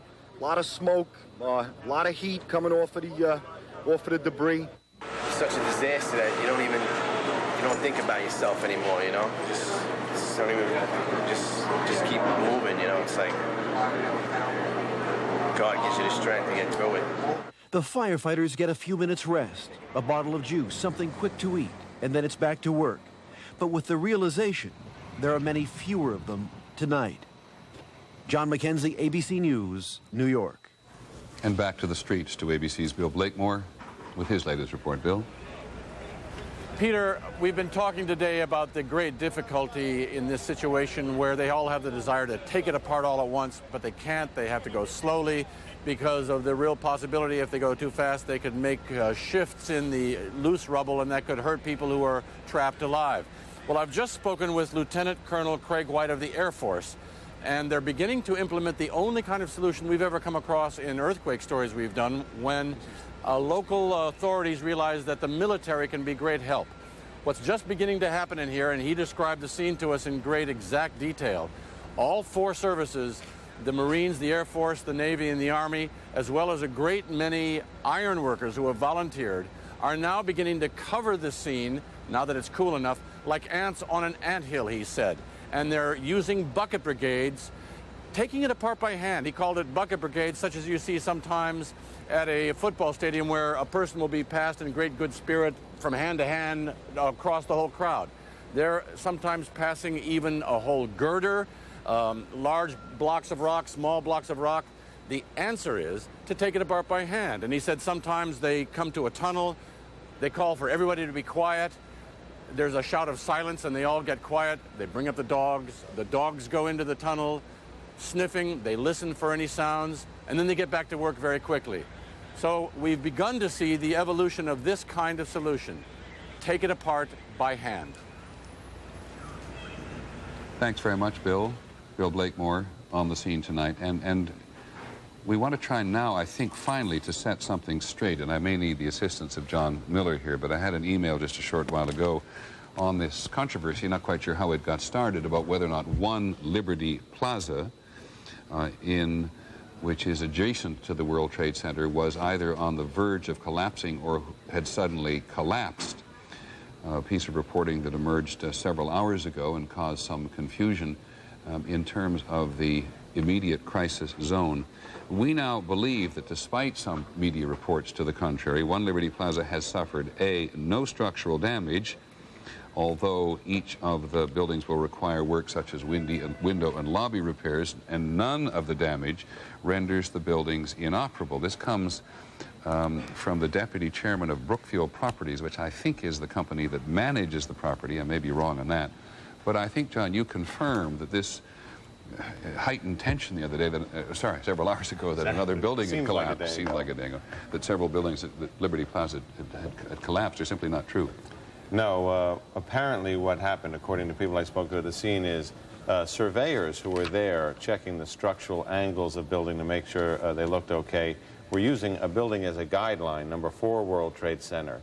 Apparently number 4 World Trade Center had shifted on an angle, so it was the wrong thing to use as a guide. They misdiagnosed the fact that One Liberty Plaza was leaning in a direction which in fact it wasn't. The damage they saw on the outside that gave them concern was superficial damage to the outer shell. Building inspectors and engineers have thoroughly gone through that building now and say it is structurally sound. The temporary morgue that they moved out, they've now moved back in. Well, and what a relief whether or not people identify with this particular building, and certainly either the owners or the property management people, I'm not sure who it is, they are certainly relieved to have it publicized that their building has not collapsed, when a lot of people seem to be saying it had collapsed, and we questioned the information at the time. Nonetheless, for the rest of the country, it is surely a relief that one more building has not collapsed, even though we know from everybody who's been on the ground there that there is a great deal of concern for adjacent properties to the trade centers as a result of the collapse of the 2 principal trade towers. We've tried, as we continue to give you a variety of different perspectives on what happened yesterday. And because there's so much photography in the world, because people are always carrying cameras these days, whether they're working for news organizations or freelance operators, we've had a number of views of the actual attack on the trade towers yesterday. Want to show you a perspective you perhaps hadn't thought about before. Here is a satellite picture of the lower side of Manhattan in the year 2000 from a satellite 420 miles up. And this is the Kono satellite, which is often used for commercial purposes and therefore is available. Now, John, help me. Let's sit on this picture for a second so that we identify the trade towers. I don't know why the Kono satellite was over this particular part of Manhattan a year or so ago, but now here is the satellite picture of yesterday at about the same time, and that extraordinary scene of the trade tower is picked up by the satellite as well. So there's the Hudson River on the right, and there is the trade tower either at the time of the explosion or given that plume of smoke which went on for some time shortly thereafter that. Let me just go back to the original satellite picture to try to get some perspective again. All right, it's got to come back to us for just a second so we can reload these photographs. It's just another perspective. And so now, if you look, there it is in 2000. See the circle there around. Just to the left of that, you see those two diamonds. That's right. It's just to the left of that. And you see, so there's where the Trade Center was a year ago. Now here's the change to yesterday. It's not exactly in the same position, but you can see that for reasons we don't fully understand, the Ikonos satellite, 423 miles above the Earth, was looking at the southern edge of Manhattan yesterday as it was a year ago. Also a picture from yesterday of the attack on the Pentagon. And here we may get, this is the Pentagon from the Space Imagining Company. We don't know precisely when this was, but we've all tried very hard to understand. And here's what it looked like from a satellite yesterday. And you see the brown part at the top up there.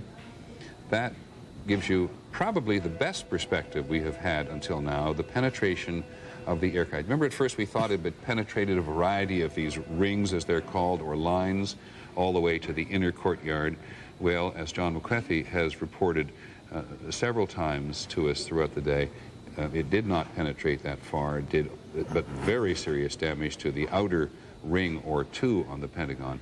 But that is the advantage we get at having a look at things from 400 miles up in the air. Now, we have another guest with us at the moment, and we have again the benefit of talking to somebody who's been on the ground, in this case as a volunteer. He's a cardiologist and emergency room doctor. His name is Alan Fedida, and he's with us here at ABC News headquarters.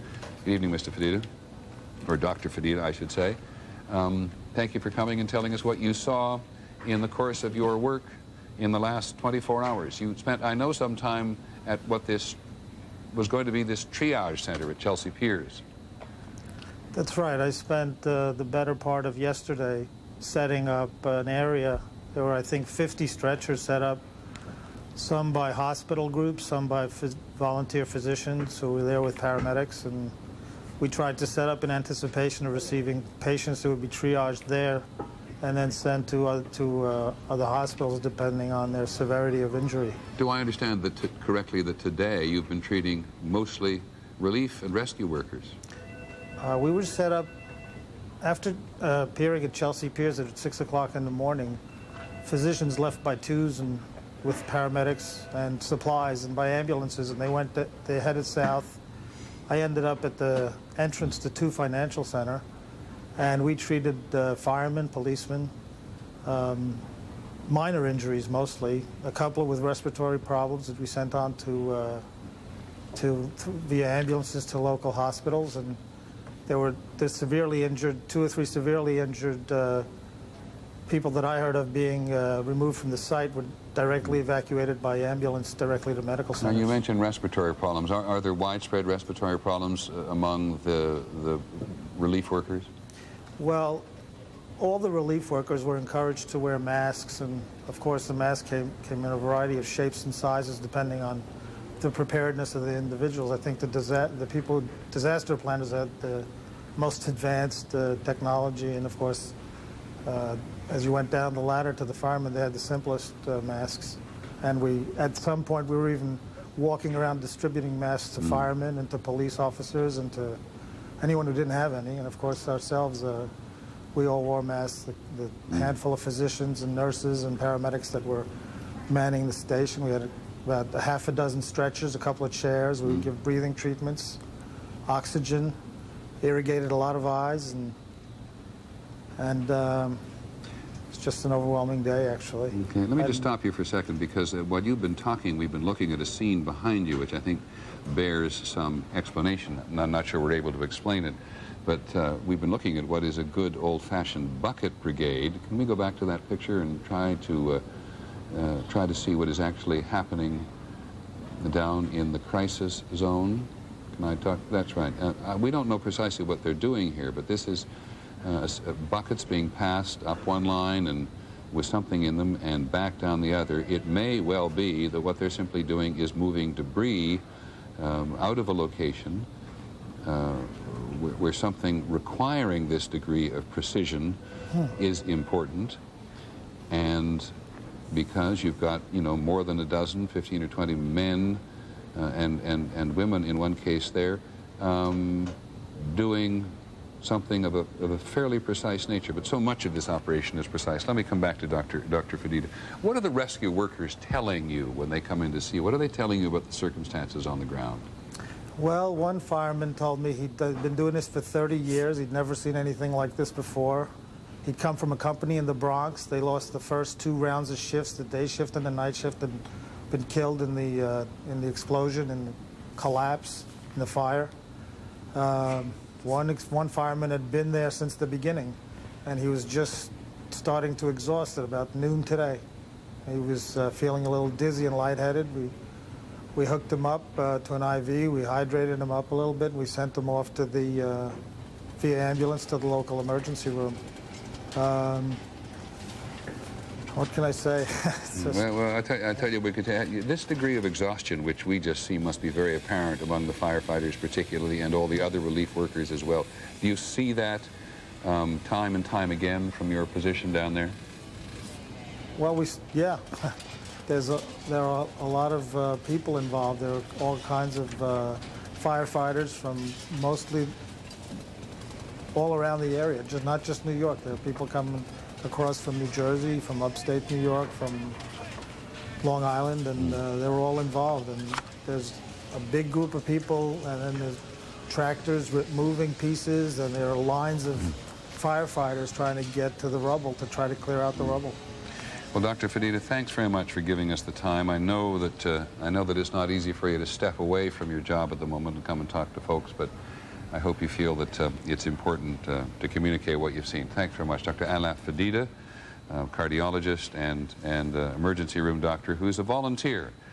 And there have been so many volunteers show up here that Joe Albaugh, the director of FEMA, the Federal Emergency Management Agency, has said in some respects they'd like volunteers to lay off for just a moment until they call, because he points out that they'll be needed farther down the road. But one of the reasons volunteers are needed, because people get so exhausted that they're trying to rotate firefighters in and out on a fairly regular basis. Let's go to the White House and Terry Moran. Terry. Well, Peter, all day we've heard escalation of the rhetoric around this issue of the terrorist attacks. President Bush this morning using the word war for the first time, saying this was not a terrorist attack, this was an act of war, and that word, of course, carries with it profound legal and political implications. Members of Congress have, a few of them, been calling actually for an outright declaration of war. How that would be framed in this situation is anybody's guess, but what we can tell you is that discussions have now been undertaken between the White House and members of Congress on how to frame some kind of resolution authorizing the president to use force. This would be akin to the kind of thing President Bush's father got in the Gulf War situation, and that is a very important development at this late hour that we'll be going into tomorrow. Okay, Terry, well, we're going to ask a man who should know. We're joined by Senator Joe Biden, the chairman of the Senate Foreign Relations Committee, and ask him, first of all, Senator Biden, at the time of the Gulf War, when President Bush, former President Bush, got an authorization from Congress where there was an enemy you could identify, and there was a coalition which was prepared to go to war. So if you have who are we going to declare war against today? Well, as John McCain said earlier, I don't know who we declare war against. That's why I think to meet the constitutional criteria under the War Powers Clause of the Constitution, you need only authorize the use of force. I think the declaration of war is a bit over the top, not in terms of the damage done to us, but in terms of how who we are declaring war against. It's usually a nation state you declare war against. But is there a movement in Congress, in the Senate, or in the House tonight to have a declaration of war? Is it a significant movement? No, I really don't think so. I'm part of that so-called leadership that is actually our staffs are meeting right now to provide the president with the full authority he needs to respond once we identify who is responsible for this act and those who are complicitous. As you know, Peter, because I know you know the UN pretty well, under the UN Charter, under one of the articles, we're allowed to act in self-defense against a nation state if, in fact, they're, in this case, harboring and/or were part or complicitous in this act. But one of the most significant things, if I can say, that's happened, and Secretary Powell deserves a great deal of credit, for the first time in history, the NATO organization voted today to treat this attack on the United States as an Article 5 attack, which that means is Article 5 says an attack on one is an attack on all. And if we determine that they, in fact, those who perpetrated the attack were from abroad, then, in fact, we will have the full support of all of our NATO allies in hunting them down and responding to whatever military action is needed. And that is a gigantic development. Well, again, I apologize for being skeptical on an occasion like this, because I know the country and somebody get you a drink of water, too. I think we all need it, too. Somebody please give Senator Biden a drink of water. Maybe I could get a drink of water. Yeah, and we all need it today. But let me just add a note of professional skepticism here, too, in terms of it coming to allies and getting an invocation under Article 5 of the NATO resolution that an attack at one is an attack. I'll remind you of Bosnia and how difficult it was to get the NATO alliance to go and do something. But, Peter, that was a very different thing. We never got an Article 5 there because it was not viewed as an attack on any of the nation states. The argument there was Bosnia and the Balkans are not part of NATO. Therefore, Article 5 does not pertain. This is a very different deal. Well, I take your point in a technical sense, Senator, but I wonder whether or not what we're seeing today, for obvious reasons, from the country's allies and certainly from the country itself, is part of this gut reaction to do something, and at least for the moment, let's all hang in here together. You know what I think we're seeing, and I hope I'm right about this. Obviously, only time will tell. People in the Senate today and around the country were talking about the end of life as the way we know it. I refuse to view it that way. I believe this may be the beginning of the end of the ability of terrorist organizations to have widespread networks and the support of client states. And the reason I say that is this. I believe every world leader from Jiang Zemin to Putin could picture that jet slamming into them, slamming into their country. They're all of a sudden beginning to realize that their support of these organizations may come back to bite them in a big way. You take a look at Russia now beginning to look at Iran in a way that's very different, where they're concerned about fundamental Muslim states in the stands. You look at China's concern about what happens with Pakistan. And I just think we may be, if we do this properly, if we lead properly, we may be able to turn this into a very, very positive way in which to ultimately deal with terrorism. Because as you've pointed out, the ability to deal with terrorism on our own long term is very difficult to do without the cooperation of other nations. And I appreciate, Senator, this is a very long discussion, even a debate that will be held in the country and with other countries. But you use the example of Russia. Russia has... do you envision the United States following a path similar to that of the Russians, who have endured in the capital, Moscow, horrendous violence as a result of the war in Chechnya? And look what the Russians have done to Chechnya. Can you imagine the United States getting itself into that kind of a situation? No, but I can imagine I think there would be a very different circumstance if, in fact, for example, it's very much in Russia's interest. Let's just assume for the sake of discussion, and I'm not saying this is the case, Assume for the sake of discussion that this is a bin Laden operation. Assume for the sake of discussion that the Taliban gave aid and comfort and is presently dealing with hiding him and others. It's very much in Russia's interest. It's very much in the moderate states in the Middle East's interest. It's very much in NATO's interest that, in fact, that circumstance be altered. It's a very different circumstance when the entire world is decided to make Afghanistan a pariah state and to respond, even with military force. But again, let me interrupt you again. as you point out, this is all premature. I want to interrupt you again because, again, That's all right. you want to just make this a part of discussion, and I think it's almost academic at the moment. Indeed, Afghanistan is already a pariah state. And the Taliban, it is a pariah state, but no one's willing to act against what would the you do? state. What would you do against Afghanistan? There's a lot of things you could do. First of all, the Pakistani government's going to have to make a decision about whether it continues to cozy up with the Taliban. That's an issue for Pakistan. Pardon me? That's an issue between the United States and Pakistan, it seems. Oh, it darn right is. But if, in fact, I am correct about the response that the world is potentially willing to take, including NATO, Pakistan has nowhere to look if China, Russia, and the United States, along with the European nations, make it clear that this is a condition upon which they have to essentially choose sides. The ability of the Taliban to be able to maintain itself in the present posture it is dependent in part upon the ability to deal with Pakistan. But as you point out, this is a bit of a moot point. Right. What is not moot at the moment is that I believe there is absolute resolve on the part of you. For example, I was asked in an earlier program, would the American people support the use of ground forces if we determined exactly what the target was? Classic question. My answer is absolutely yes. Absolutely yes. This is an unprecedented attack upon the American people. They weren't willing to go. The entire British Army was floating in the English Channel, and we did not react. But once Pearl Harbor was hit, we reacted.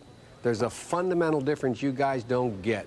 This is, in fact, an attack upon the United States. American citizens are dead. This is not Bosnia. This is not anything else. Okay, Senator, I take your point. Let me move on to something else because it's a much more immediate, but certainly an immediate issue. There's been discussions in Congress today as to how much money might be appropriated or set aside to fight or to intensify this campaign against terrorism. I think the figures are about somewhere in the neighborhood of $10 billion a year going to this fight already. How much money has been discussed today setting aside to escalate the war?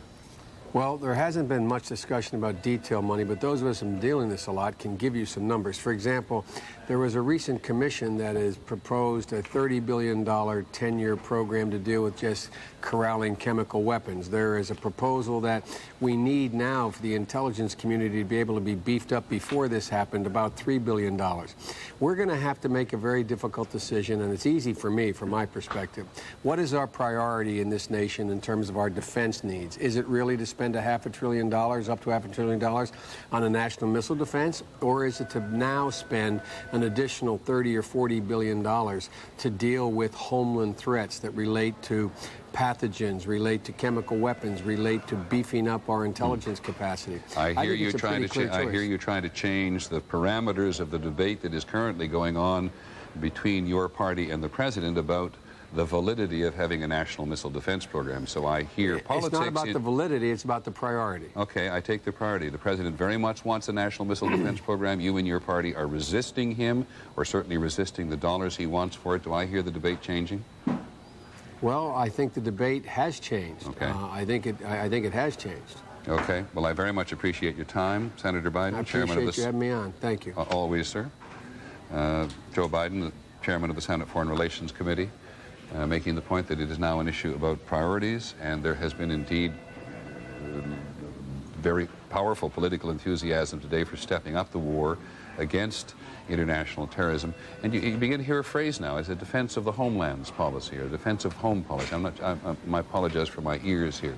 But this issue about how the country spends its defense dollars is going to change, and has, as Senator Biden points out, has been maybe changed quite dramatically by this attack on the United States in a conventional way within the last couple of days. to the White House. Terry Moran. Terry. Well, Peter, the response of the country, of the government, moves from those matters of security and high matters of state to the very personal and very intimate. The country is now sort of past. The president's first priority was to get at the victims, get at the security situation. And administration officials are now saying that the president is looking toward the next step, trying to gather the country in a kind of day of prayer and reflection. They're looking to that to happen towards the end of the week. And as if to dramatize the need for that, or the ground is well laid for that, all of a sudden now, hundreds of people have appeared silently in front of the White House, holding candles and flags within sight of the president's windows. And within sight of you, Terry, could we turn the camera around? Is that possible? We're going to try to turn the camera here. I'm not quite sure what kind of shot we're going to get. People marching down Pennsylvania Avenue silently, holding candles. Yes, indeed, we get it. It's similar to what's happening in New York City tonight. Cynthia McFadden reported she's been moving throughout New York City tonight, and from downtown to uptown, she's encountering many small candlelight vigils occurring, and we just get a lot of other people have crowded to the fence to see it going by, I think. We just get a glimpse, I think, of people going by there tonight. Go ahead, Terry. And there are hundreds of them, Peter. They've just, they must have mobilized somewhere, and they're walking here, and as I say, it is beneath the president's windows. We are told that the president is thinking about the need that the country has for prayer and reflection, looking to declare some kind of national day of prayer and reflection towards the end of this week, perhaps. And you can see that Americans here are ahead of him on that. It speaks to something else, does it not, Terry, that the street, Pennsylvania Avenue, in front of the north side of the White House is in fact open at the moment, because under some circumstances we might have been expected it to be closed down. Yes, Peter, and it seemed that White House officials, security officials, were very intent on getting this complex and Pennsylvania Avenue open again to pedestrian traffic. It's been closed, of course, to motor vehicle traffic for several years now, almost as if they wanted a kind of signal that for this purpose the government was back in business. The White House opened public tours again. 300 to 400 people came through. And as they left, each of them were given an American flag. It's just that kind of moment here. People see the White House as the focus, appropriately, this kind of emotion. Thanks very much, Terry Moran, at the White House. And I think in many respects that's what Senator Biden and other politicians today have been expressing to all of us in their intense argument for the country to do more now that the country has been attacked in this most direct way, unlike anything the United States has ever experienced on its own soil before. And so we can have a lot of academic discussions about where's the money going to come from and what does it mean to have a coalition fighting international or terrorism. We shouldn't call it always just fighting terrorism in general, but it is in some respects academic at the moment, because that is the mood that we pick up in the political establishment on the streets of the United States, and certainly reflected in the messages to the United States from certainly other leaders around the world. All have everybody sharing that same gut reaction today. Brian Ross, as you know, we're following the investigation as best we can into who did this and what the connections are between the people the terrorists, the hijackers who died in those aircraft, along with the passengers they had taken hostage, and whatever concentric rings there may be outside that supported them here and overseas. Here's ABC's Brian Ross. The FBI investigation came to this quiet street of expensive homes in Vero Beach, Florida, early this morning.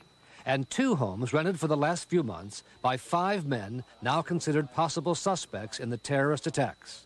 Left behind were documents and photos, including one of a man by the name of Adnan Bukhari, who was taken into custody by the FBI today. The landlord said the group had asked for a 2-week extension of the lease, which was supposed to expire at the end of August.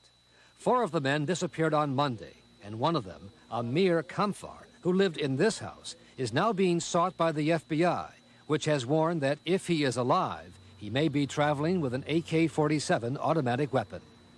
Neighbors say when the FBI carried out its raid at 5 a.m. today, the entire block was evacuated. The guy he's wearing a shirt that says FBI on it, and I was like, whoa, what's going on? And she said we had to evacuate the house. So it was unexpected. Neighbors say the men left in such haste Monday that they left behind one of their vans. The documents inside the house include pilot training manuals and certificates that indicate the men had connections with Saudi Airlines, one of them certified as a 747 flight engineer. Neighbors said they had a hard time believing the men could be terrorists, that some of them liked to go bowling. The parents will take us by the park, and the dad will leave the mom, and while the dad goes to take his flight classes, and then he'd come up about an hour later and pick us up. Brian Ross is with us this evening, and I think probably wants to finish off that report. Brian? Peter?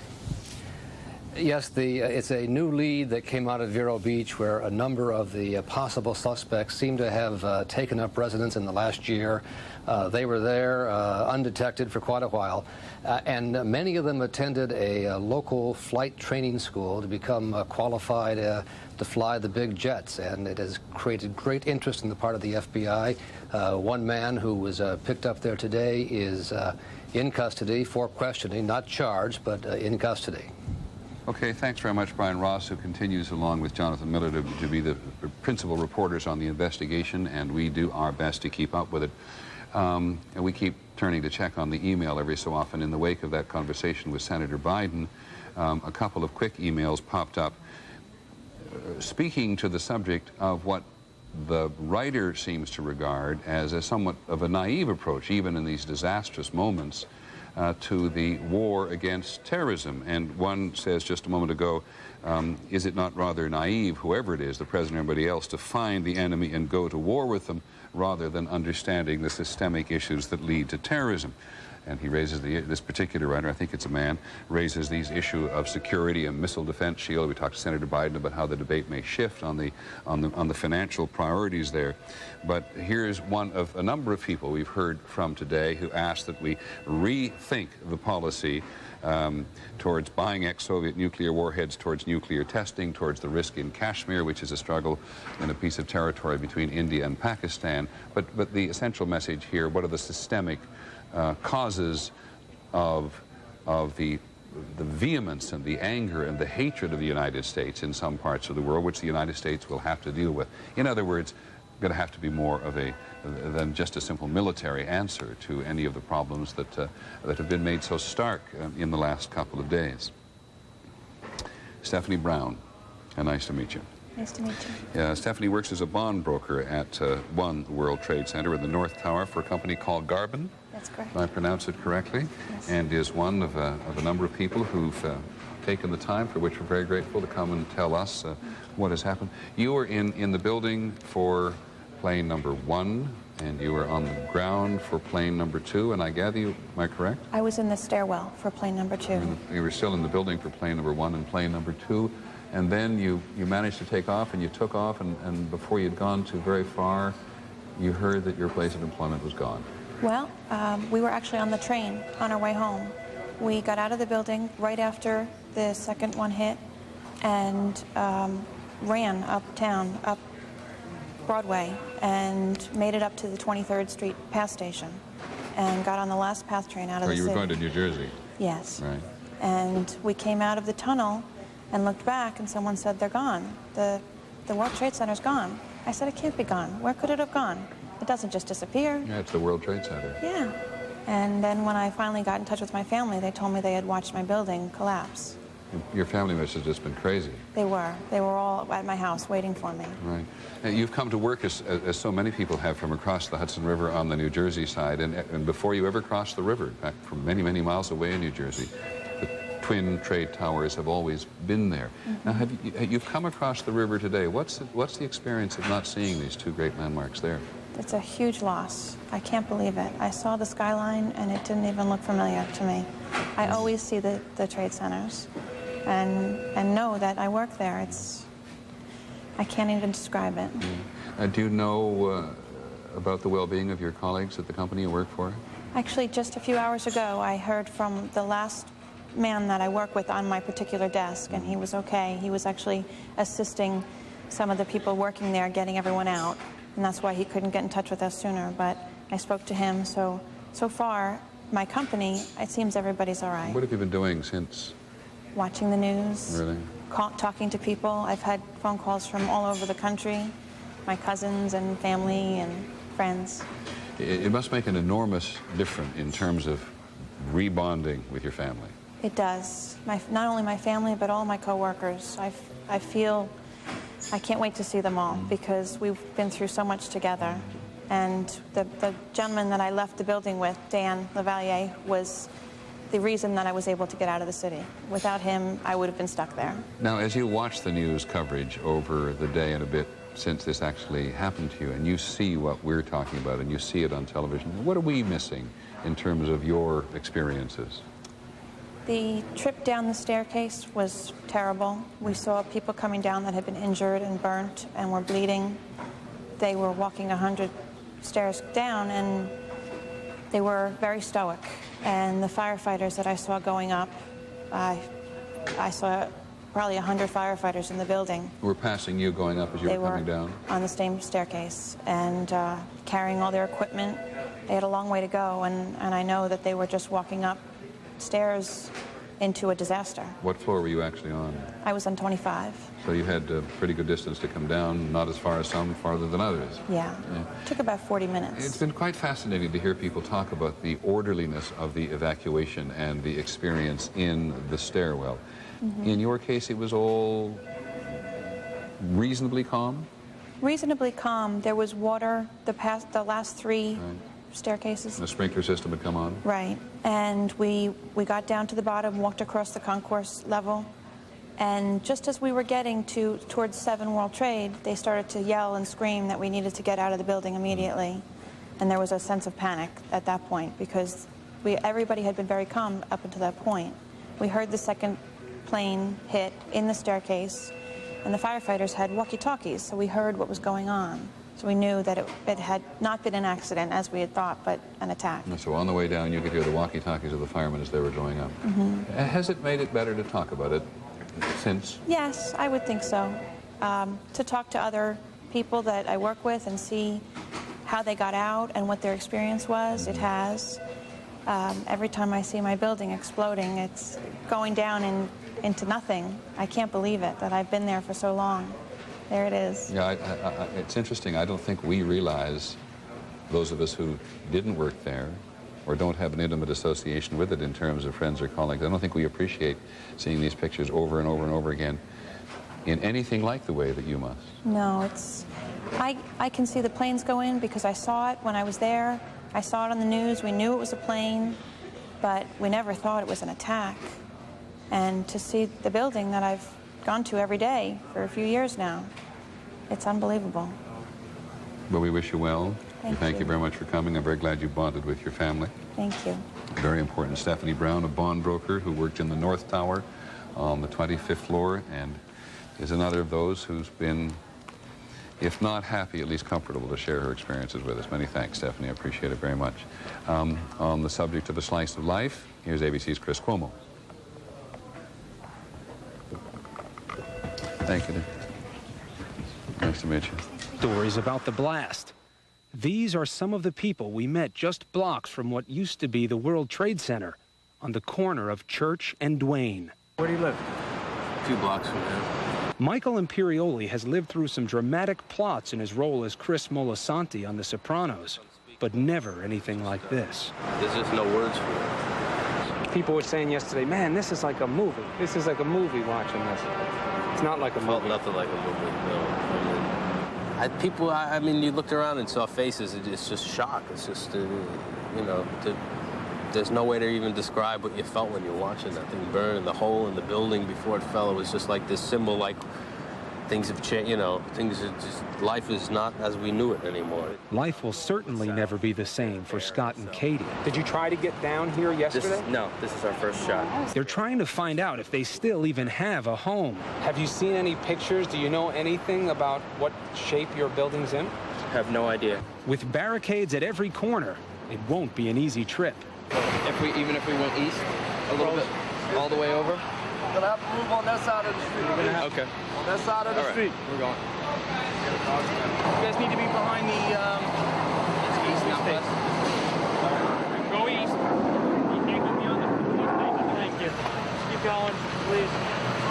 Where We're a resident. We're just trying to get home. Oh, you're a resident? Yes, and this is my wife. We're just trying to get a little bit farther south of Battery Park City. We're right there. We're right on the edge of Battery Park.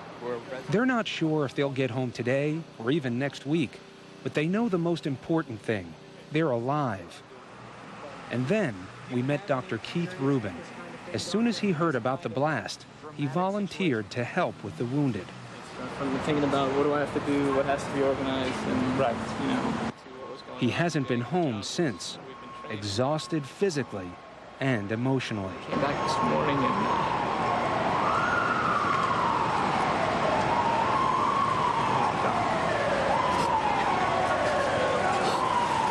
I met a brother and sister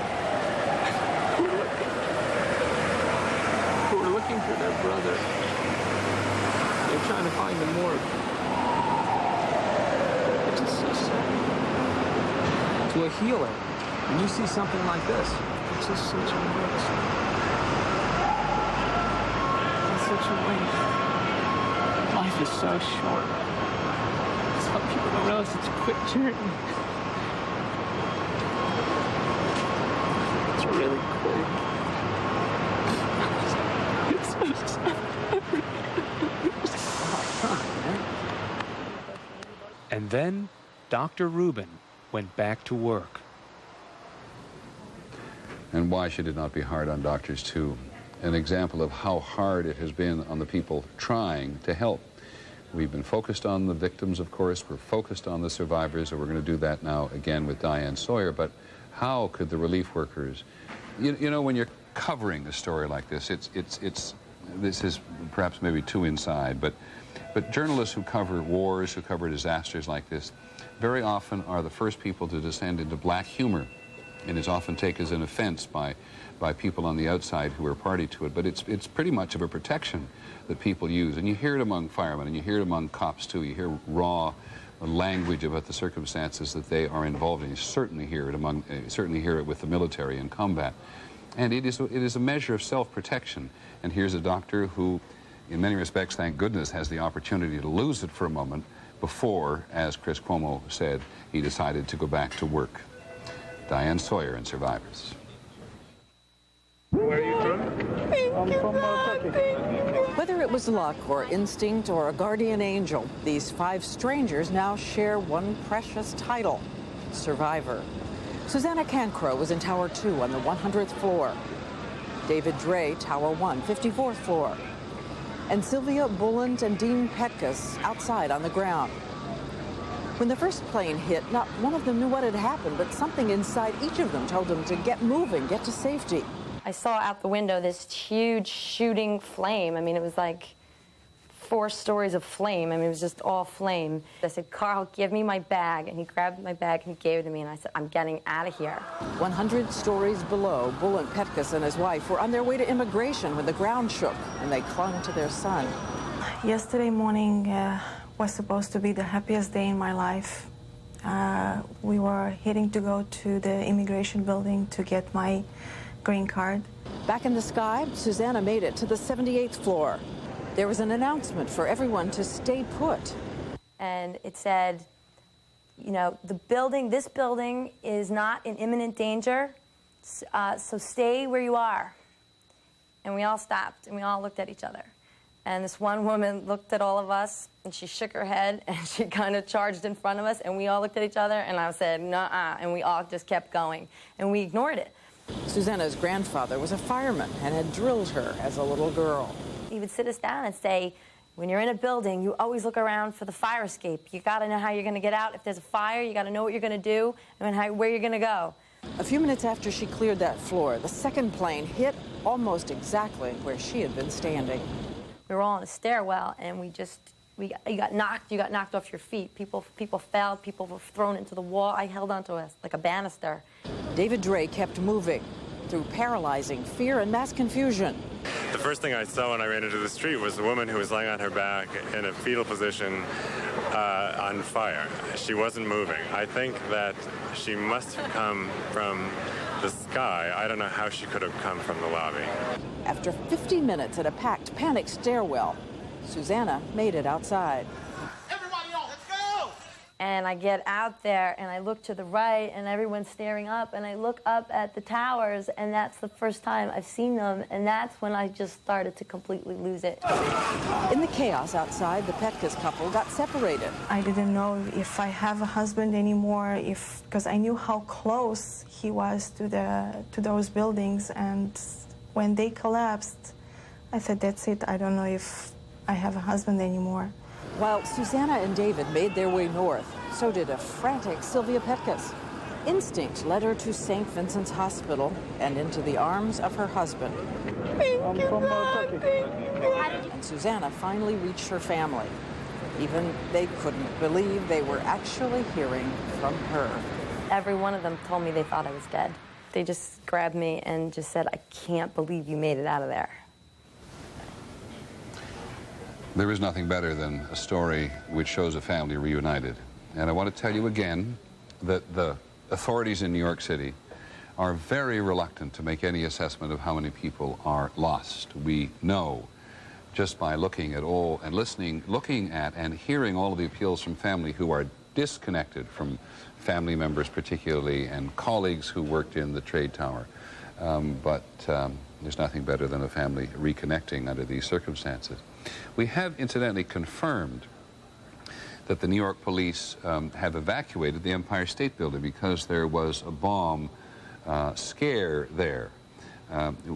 We didn't know at first how serious a threat it was. The FBI says that a dog reacted strangely, and they obviously err on the side of caution. There has now been an all clear given on the Empire State Building, which is a great relief to the authorities and everybody else here. And you can see it's well away from the World Trade Center. It's well above 14th Street in Manhattan, one of the most significant landmarks in New York City. A landmark, one of the tallest buildings in the country, until, of course, it was eclipsed in this city by the twin trade towers themselves. And now, as this young woman we were talking to just a little while ago, who saw the trade towers every day coming across New Jersey, the Empire State Building and the Woolworth Building will stand out again as the significant landmarks in New York City that they were for so many years until the 1960s. But the important thing tonight, I don't believe there were many people in the Empire State Building at this particular time of night. There are just simply not many people out and about who do not have something of an urgent nature to do in New York City, but the police do confirm there was a bomb scare. They evacuated the building and gave an all clear pretty quickly, which suggests that there were not many people in the building. But it's another reflection of how high the state of alert is, not only here, but in many parts of the country as well. And to that end, here's a report from ABC's Martha Raddatz. In downtown Washington, D.C., this is what the war on terrorism looks like. Humvees and military police scanning the streets. The United States military has plans for a whole range of contingencies, and I'm sure that all those plans are being updated now, and as the latest intelligence is available, it's fed in. The action the U.S. military has taken since the attacks is unprecedented.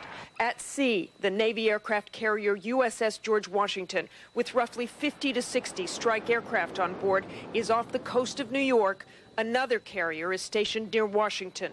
Warships capable of responding to threats from the air, sea, or even underwater.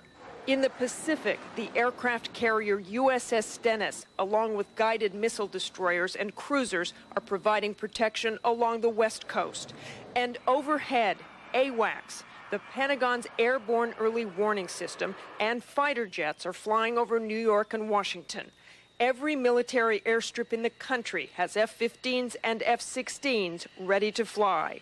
This military plan was activated Tuesday by NORAD, the Aerospace Defense Command in Colorado, charged with protecting the U.S. against air attack, attacks that before Tuesday officials believed would likely come from abroad.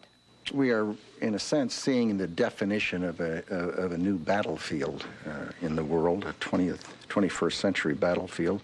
Bases throughout the world are on high alert, checking IDs and vehicles. The real challenge for U.S. forces lies ahead once the enemy is identified and the promised retaliation begins. Martha Raddatz, ABC News, the State Department. Thank you very much, Martha Raddatz, who has monitored the U.S.'s relationships with the rest of the world and the security situation in many different parts of the country tonight. It was only a matter of time, it seems to me, before the question of the Winter Olympics in Salt Lake City came up, and they have come up. They are in February next year. They are the next major, enormous international event to be held in the United States, the Winter Olympics at Salt Lake City in February of next year. And given what has happened, but even before what happened here, officials associated with the Winter Olympics were clearly anxious, given everything else that has happened in the world in the last several months. So here's ABC's Judy Muller. With the Winter Games coming to Utah just 5 months from now, Olympic officials are reevaluating their security plans in light of yesterday's terrorist attack. It does make us sit back and think, okay, now is a plan, can we really do what the plan says it can do? The plan already calls for restricted airspace over the Olympic venues, such as Rice-Eccles Stadium, where the opening and closing ceremonies will attract tens of thousands of people. But the security challenge is still enormous. How do you screen that many people? How do you protect all the venues? Probably more importantly, how do you protect the routes between the venues? Ernest Lorelli is among the anti-terrorism experts who happen to be in Salt Lake, attending a conference sponsored by Jane's Defense Information Group.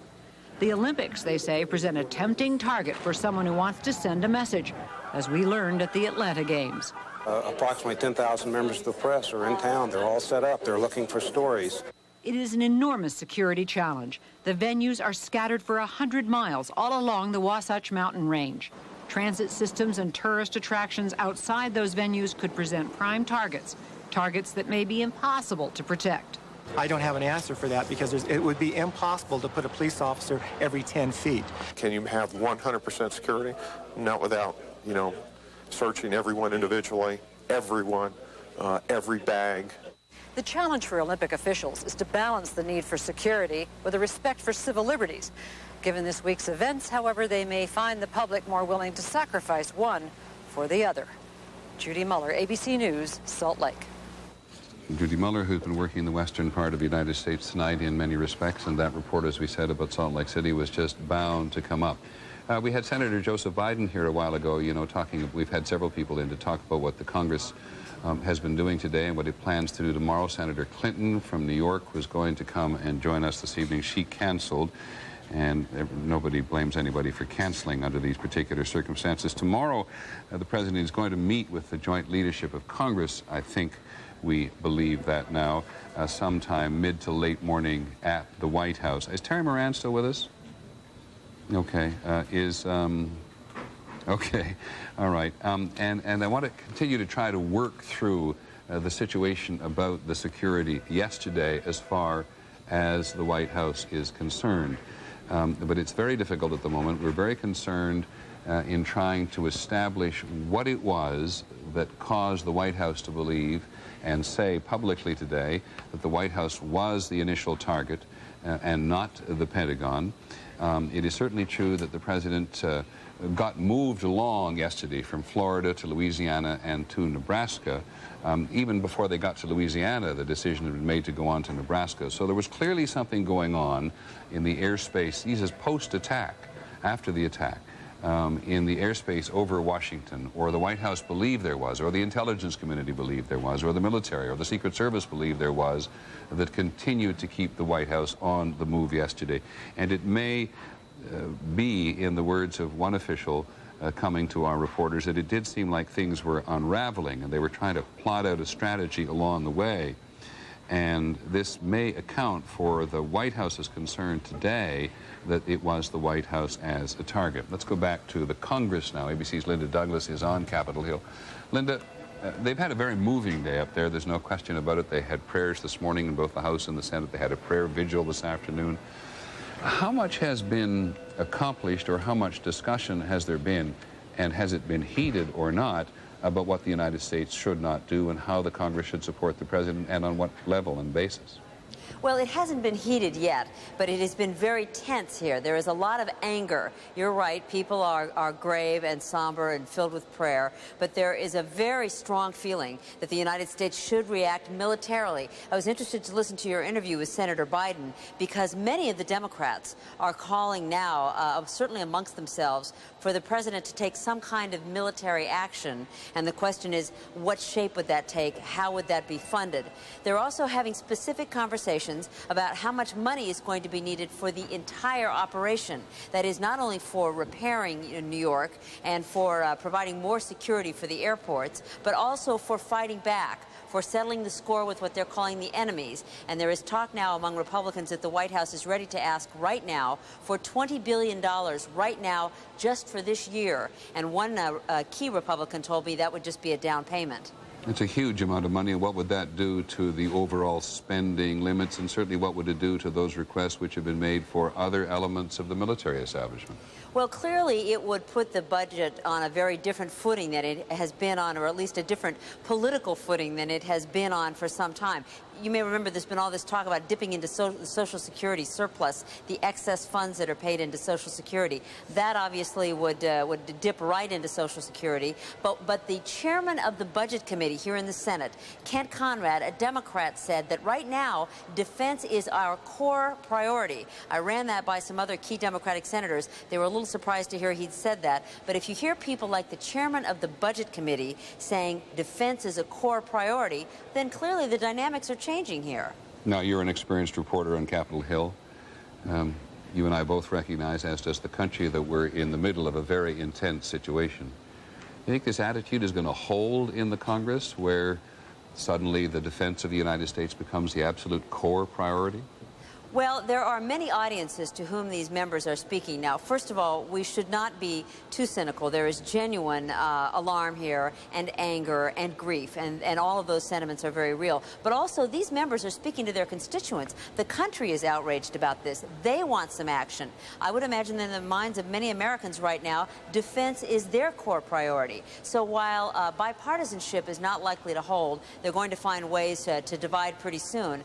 This is pulling them together not only for the country, but for their own sakes in terms of their fates back home with the voters. We try very hard from a somewhat isolated position here to appreciate the mood of the country, and I think we know people are angry as well. And I don't mean to be cynical for a second, but when Democrats now call for an attack against the enemy, do they define the enemy? Well, that is always the question. And, of course, we're hearing that from even people like John McCain, who is saying that this is a war, who is saying we should be prepared to fight a war. But then he'll go on and say, but fight a war against whom? No one has a good plan for how you go about attacking an enemy you can't see or even identify. But as I told you earlier, Peter, they did get some briefings today in which they were told that it's not just, it's likely that Osama bin Laden is deeply involved in this, but it's not just him. They said they did have information, the intelligence briefers, that there are other financiers of this operation. As those details become available, they're hoping to have states to aim their anger at. I did hear you use that phrase before today, other financiers. Have you had the slightest indication who they might be talking about? I really haven't, and I've talked to people who had much more refined intelligence briefings. Those senators are actually the least likely to talk, but it is a number of countries which I suppose we could guess at who've been associated with Osama bin Laden, whether it's Iraq. There are certainly some Iranians. There have been some reports that there are some supporters in Saudi Arabia and the United Arab Emirates, but none of this has really been confirmed, Peter. Okay, thanks very much, Linda Douglas, and making a very good point tonight, as clearly all the politicians have. The politicians are meant to serve their constituents as well as the country as a whole, and so are reflecting the anger which is felt in so many corners. It's felt in every corner of the country, not so many corners of the country, felt in every corner of the country tonight, and people wanting to strike back, and just, I think, all of us having some difficulty trying to figure out against whom do you actually strike at this particular moment. Which takes us to Martha Raddatz at the State Department, who's just done a piece for us on security in the country. Martha, bring us up to date on what the message has been. Let me first of all tell you something that you, I think, probably already know, which we have just heard thanks to the Reuters news agency, that the military ruler in Pakistan, General Musharraf, has just promised the United States full cooperation in the fight against terror. And here's a quote which is attributed to him: "The carnage in New York and Washington has raised this struggle to a new level. Pakistan has been extending cooperation to international efforts to combat terrorism in the past and will continue to do so." This is Mr. Musharraf told the official Pakistani news agency. Is that the message you're getting at the State Department as well? Yes, they've been putting a lot of diplomatic pressure on General Musharraf today. There were meetings here at the State Department with several Pakistani officials, and tomorrow there was supposed to be a meeting. I assume that will take place any time now in Pakistan with the general. Lots of diplomatic pressure. But one of the things you've been talking about tonight earlier, Peter, is the support from NATO in this unprecedented vote in NATO about Article 5. And I listened to some of your skepticism. I remember Secretary Powell saying earlier today he would not define himself what kind of support he would get from the allies, and he certainly backed away from them providing any military support. So your skepticism was well placed, I believe, because Secretary Powell himself was backing away from them. Thanks very much, Martha Raddatz at the State Department tonight. It's getting late. It's 11 o'clock Eastern Time in the United States, 8 o'clock in the West. We want to revisit in the final moments of this particular hour some of what happened on Capitol Hill today.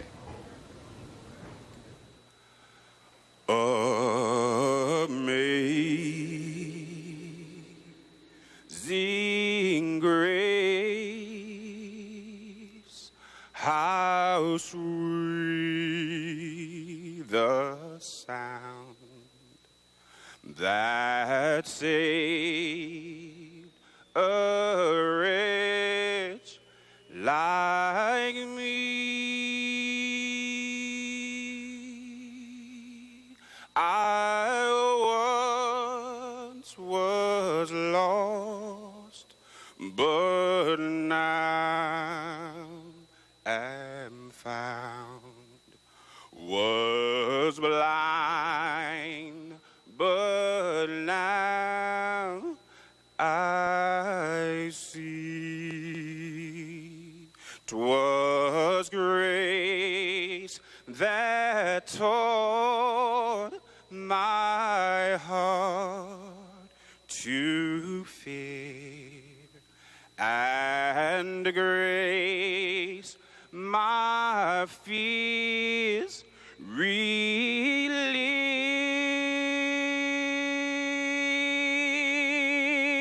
How precious did that grace appear the hour I first believed. Through many dangers, toils, and snares, we have already come,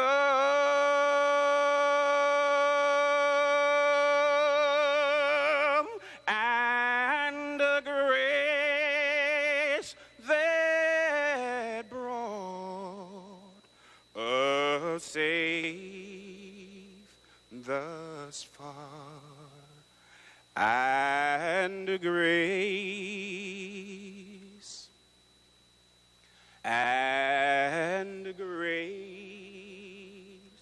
will lead us home.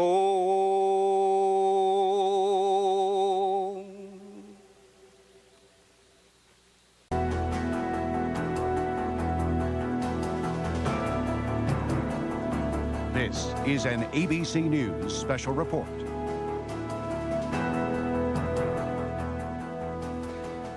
Good evening. I'm Ted Koppel reporting tonight from London. I know that some of you have over the past several, indeed the past many hours, been watching my colleague Peter Jennings. I hope Peter is still sitting there in New York. Some of you have been watching local broadcasts. Peter, before I let you go, and Lord knows you have been putting in Herculean labors over these past few hours, This is so much, this business that you and I are in is so much a matter of perspective. Those of you who were watching at the end of these last few minutes when you were talking know that the perspective of people who are in agony, waiting and wondering whether their loved ones are still alive, that perspective is perhaps the easiest to understand. There are people also laboring with whom you've been talking at response and what the United States as a great nation is going to do in response to all of this. I wanted to get from you, before you go off and get some well-deserved rest, just your perspective on what you've been covering together with our ABC News colleagues over these last many hours, and your thoughts before you leave for this evening. I think it's very difficult, Ted. I think you put your finger on something really important. Those of us who do these kind of jobs are in some respects robbed of perspective because we're operating in a pretty isolated environment. And we're the beneficiaries of people's anger and analysis and love and affection and sorrow and hope as it gets processed through the news division. But one of the things it's very hard to do is to have an overall sense of perspective sitting in this chair over many, many hours. But you also say something else which is hard for the country to understand, hard for all of us to understand, both individually and collectively, I think, at times like this, and that is simply how complicated this is. When a nation as great as this, which stands in most respects for so much that is good, but is seen by so many people, by many people in the world, as standing for things which are not good, is attacked, the nation, particularly if it's powerful and therefore knows its limitations, is, I think, suffused with the notion of anxiety because you can't do as much about it. I think it's very hard for us at the moment to understand how angry many people in the world are at the United States. You know, you and I have the benefits. Please tell me if I go on too long. You and I have had the benefits of working for many years overseas, much of it in the developing world, in my case in the Middle East, in yours in Asia, both of us in Africa. You've just had this extraordinary trip in the Congo. And so we're fortunate. Many Americans are not exposed to the profound antipathy, anger, and now manifested in hatred that people have for the United States because it's a big power and because they see it on the wrong side of issues. So I'll get out of your way at the moment now by just simply saying I think the most difficult thing for me over all of these hours is to have an overall sense of perspective and just try to take advantage of other people's. Peter, thank you very much. Go off, get some much-deserved rest, and see if you can decompress a little before you have to come back into the hot seat again. The point that you and I have both been making, and it's one that I just want to emphasize before we go into this next phase now of trying to analyze what is going on, is that in this job, the best that you and I can hope to do is to take fragments of what is going on everywhere and by putting it together give people a sense of what is going on. I know many of you have just come back from a long day's work and you want to be updated on the latest news. We will try and do that for you. Some of you have been glued to your television sets all day long and you want some more thoughtful discussion. We will try and add to the thoughtful discussion you've already been hearing in the segments that you've been watching. But I'd like to begin with one of my Nightline colleagues, John Donvan, who has been spending the day putting together a number of reports that we'll be bringing you over the course of the next few hours, one of them having to do with the investigation thus far. And John, if you are in place, and because you and I are thousands of miles apart right now, it's a little difficult sometimes for me to know who is ready and who is not. I'm hoping that John is there either live or on tape, whichever you have. John, if you're live, indicate your presence, would you? I'm talking to you and hearing you right now, Ted. Very good. Tell me what you've put together here, and tell our audience at the same time. Well, what I've really been doing today is relying an awful lot on some very, very good reporting by my colleagues at ABC News and the various bureaus around this city and actually around the country and around the world. All day long we've been hearing anything that ranges from rumor to hard fact and sifting it, and what I'm putting together in a report I think we're about to see is, at this point, the arithmetic of that, what we know so far, what it adds up to, and what it does not add up to. So if that report is ready to go, I think you'll know that and I'll know that, and we'll see it in just a moment. Otherwise, we can keep talking.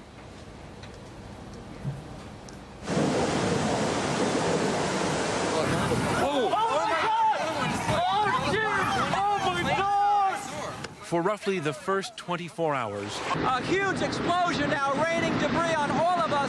Every image spoke of destruction. We better get out of the way!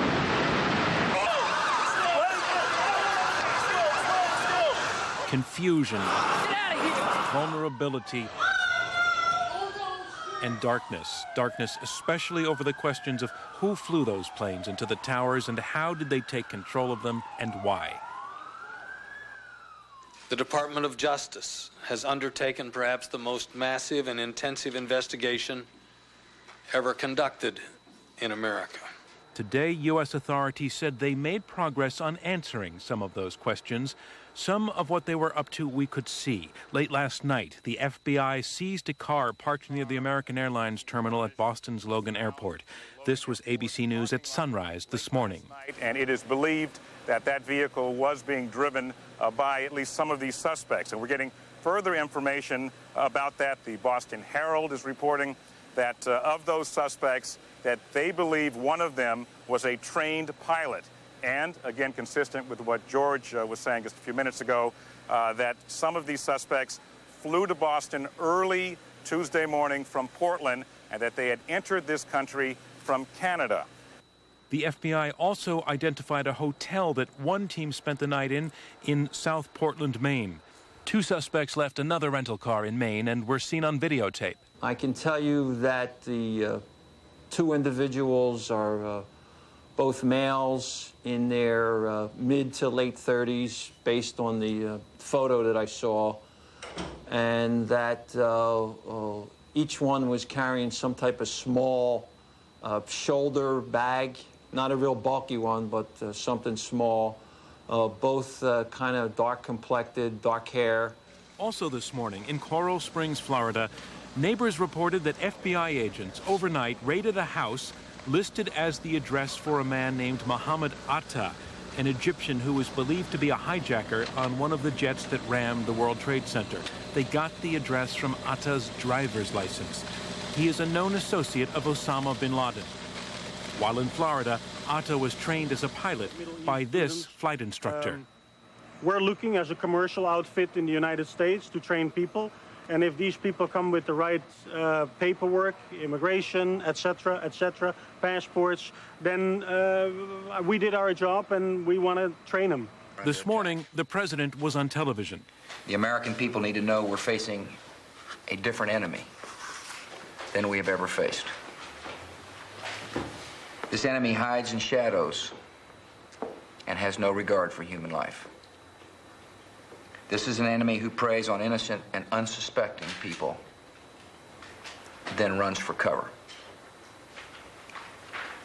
But it won't be able to run for cover forever. By noon today, some of the shadow apparently lifted. ABC News had learned that the FBI now knew the identity of all of the hijackers, at least 12 of them, from countries that included Saudi Arabia and Egypt. The 4 planes were hijacked by between 3 and 6 individuals per plane, using knives and box cutters, and in some cases making bomb threats. Our government has credible evidence that the White House and Air Force One were targets. A number of the suspected hijackers were trained as pilots in the United States. We have, in the last 24 hours, taken the manifests and used those as an evidentiary base, and have talked to many of the families of the victims, and have successfully, I believe, identified many of the hijackers on each of the 4 flights that went down. Also today, the Boston police raided a hotel, detained 3 people, 2 women and a man. Outside Providence, Rhode Island, they stopped an Amtrak train and took away 1 man.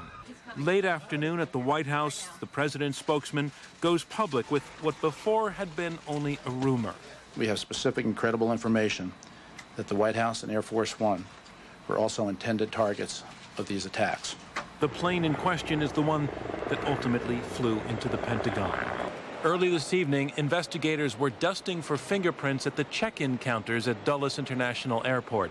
Now what happened yesterday makes a little more sense, the way that people were at first evacuated from the White House rather casually, and then when it was realized one of the planes was headed their way, people were told to drop everything and run, and they did. And if Air Force One was a target, it also explains why the president hopscotched around the South for several hours yesterday, escorted by jet fighters, before returning to Washington. Add to all this searches of several houses in at least 3 states, and late tonight, another one in Hamburg, Germany. Auf die Anschläge auf das World Trade Center und das Pentagon verwickelt gewesen sein. Über die Art der Tatbeteiligung konnte noch nichts gesagt werden, aber die... And Ted, we have search warrants being executed overnight in Florida, New Jersey, and Massachusetts, and as we've said, other states. As far as we know, no arrest warrants have been issued. And there are just so many moving parts to this tonight that there were some of it we decided to discuss outside of the report because it's a little bit slippery. But that raid on the hotel in Boston, it's not really at all clear what happened there. They were led to the hotel reportedly by some information they picked up in one of the rental cars, led them to a specific hotel room there, and agents were surprised when they reached the room they were looking for, opened the door, and 3 people walked out. They detained those people, the 2 women and 1 man that we referred to. They have not arrested them, they have detained them, and it's not clear whether these people were involved or not. In fact, in all of these cases, of all of the people detained today, they're still not saying that they know whether or not for sure that they are suspects. They believe that they may have some link to Osama bin Laden, but they're not sure. Also want to point out, in one sense you can say it's amazingly quick response to already know, they say, the names of all of the hijackers. On the one hand, that is amazing, but what is also amazing is the implication of the fact that these men were receiving pilot training in the United States. Some of them were certified as pilots in the United States over a period that lasted at least a year. They've been here, they've been registered, they've been using their names and addresses and driver's licenses, which is allowing them, authorities now, to track these people to where they actually lived and where they went to school, and they got away with it for all that period of time. Even though a lot of them were known associates of Osama bin Laden and were on watch lists, they weren't being watched at the right time. Actually, John, you touched on the very question I was just about to raise with you, and I'm going to be asking questions of all of our colleagues tonight, some of which you're not going to be able to answer. But 2 of those people, as you correctly point out, were on an FBI watch list. Is there any explanation yet as to how and why they were able to get into the country? All we've heard are theories that they may have come in through Canada, they may have been smuggled in, they may have come in using false identity. But even if they came in under false identity or slipped into the country, they very quickly established what you might call standard legal identity. And we're filling out forms with the FAA to apply for pilot's licenses. So no, we don't have an answer to that. John, I'll be coming back to you several times before our block of programming is over this evening, but thank you for what you've just reported. Nightline's Dave Marish is on the streets of New York City, just a few blocks from the site of the search and rescue effort. And Dave, at times like this, all I can say is, what can you tell us? Ted, about 5 blocks from here, about 5 blocks south of here, in the absolute center of a brightly flood-lit disaster area, is a large firefighter with an almost as large magnetic whiteboard in front of him that has hundreds of numerical units on it in several colors. These just some of the many units of the New York Fire Department, Police Department, and dozens of other law enforcement and emergency service agencies from the whole metropolitan area that cover this area. It looks something like an anthill because the people are dwarfed by the massive size of the wreckage. When a 1,350-foot tower comes down, even in pieces, it makes a mountainous wreckage. It is at least 60 or 70 feet high, and behind its crest, a big black cloud of smoke continues to rise from what can literally be called the well of the world's sorrows. 82 people are known to have died here. The mayor of New York has requested 6,000 body bags. Those two numbers give you, I think, a very good sense of how little has been penetrated of this wreckage and how much more horror there is to be uncovered. David, I want to move around to a number of our colleagues this evening, but before I let you go for the moment, and I should point out that we'll be coming back to you again also. When you spoke of the 80 known dead, you do not mention, of course, the firemen and the policemen who we know have died in the wreckage. Just a quick word on them. Lord knows they deserve mention at the top of this broadcast. They certainly do, Ted. 202 New York City firefighters are still missing. 57 police officers, 200 other state employees. And I must say that missing must be presumed dead now. To see this wreckage, to have looked at this massive pancaking of floors and window frames compressed into, as I say, still a pile 50, 75, 80 feet high, but that was once 1,350 feet high. The vertical compression of the collapse of this building almost certainly has killed everyone who was within it. One note, though, Ted, that I want to pass on. The largest single renter in the World Trade Center, with 21 floors occupied by 3,500 employees. Morgan Stanley, the financial business company, reported that most, no hard number here, but most of their 3,500 employees on 21 floors in the area that was struck by the plane escaped this building and are alive tonight.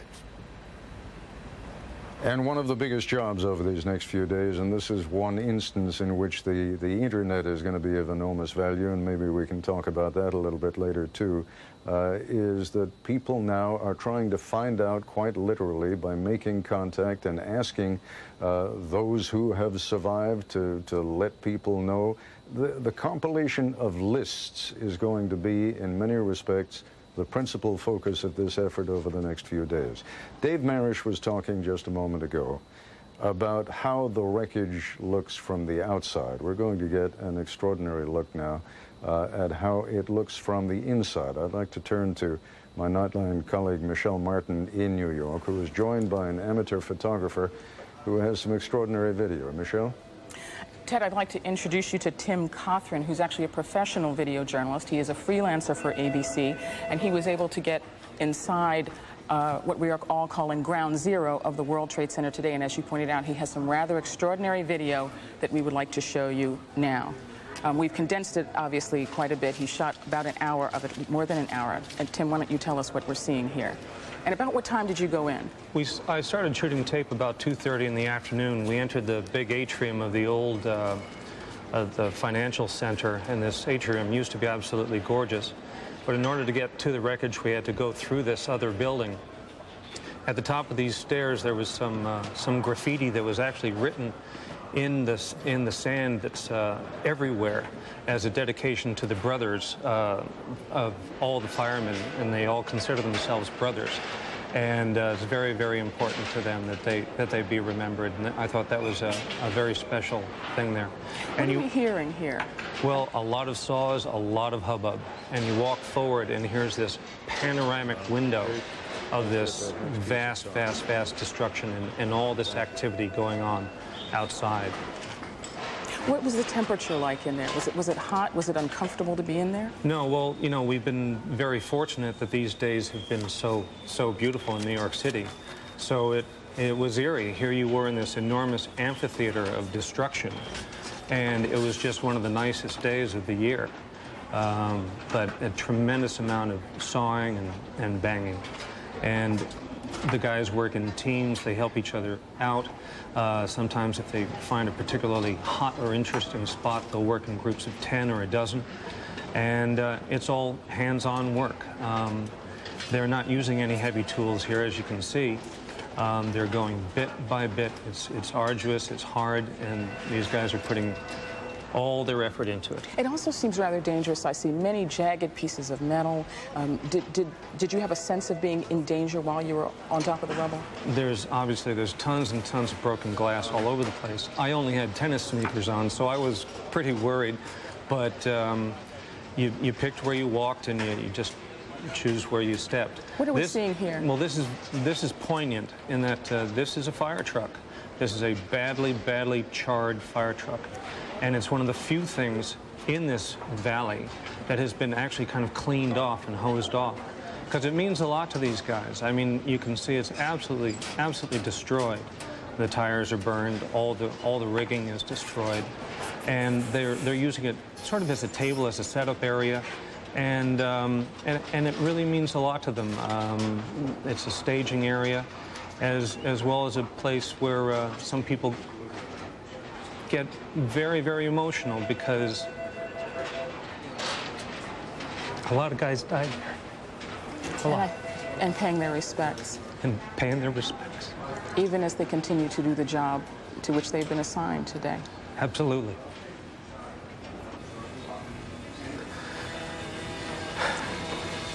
Did you have a sense of being very far up? Did you have a sense of being a couple of stories up atop the rubble there? It was really hard to gauge elevation because you're surrounded by some high pieces as well.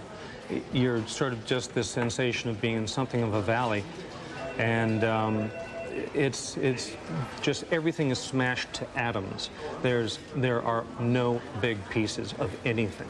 And I think that this photograph speaks for itself. I think that everyone will recognize what is occurring here, that the remains of someone are being removed. Exactly. In the 2 hours that I was there, I saw at least 10 body bags being lifted out, and they seem to find 2 and 3 sets of remains, and they used dogs.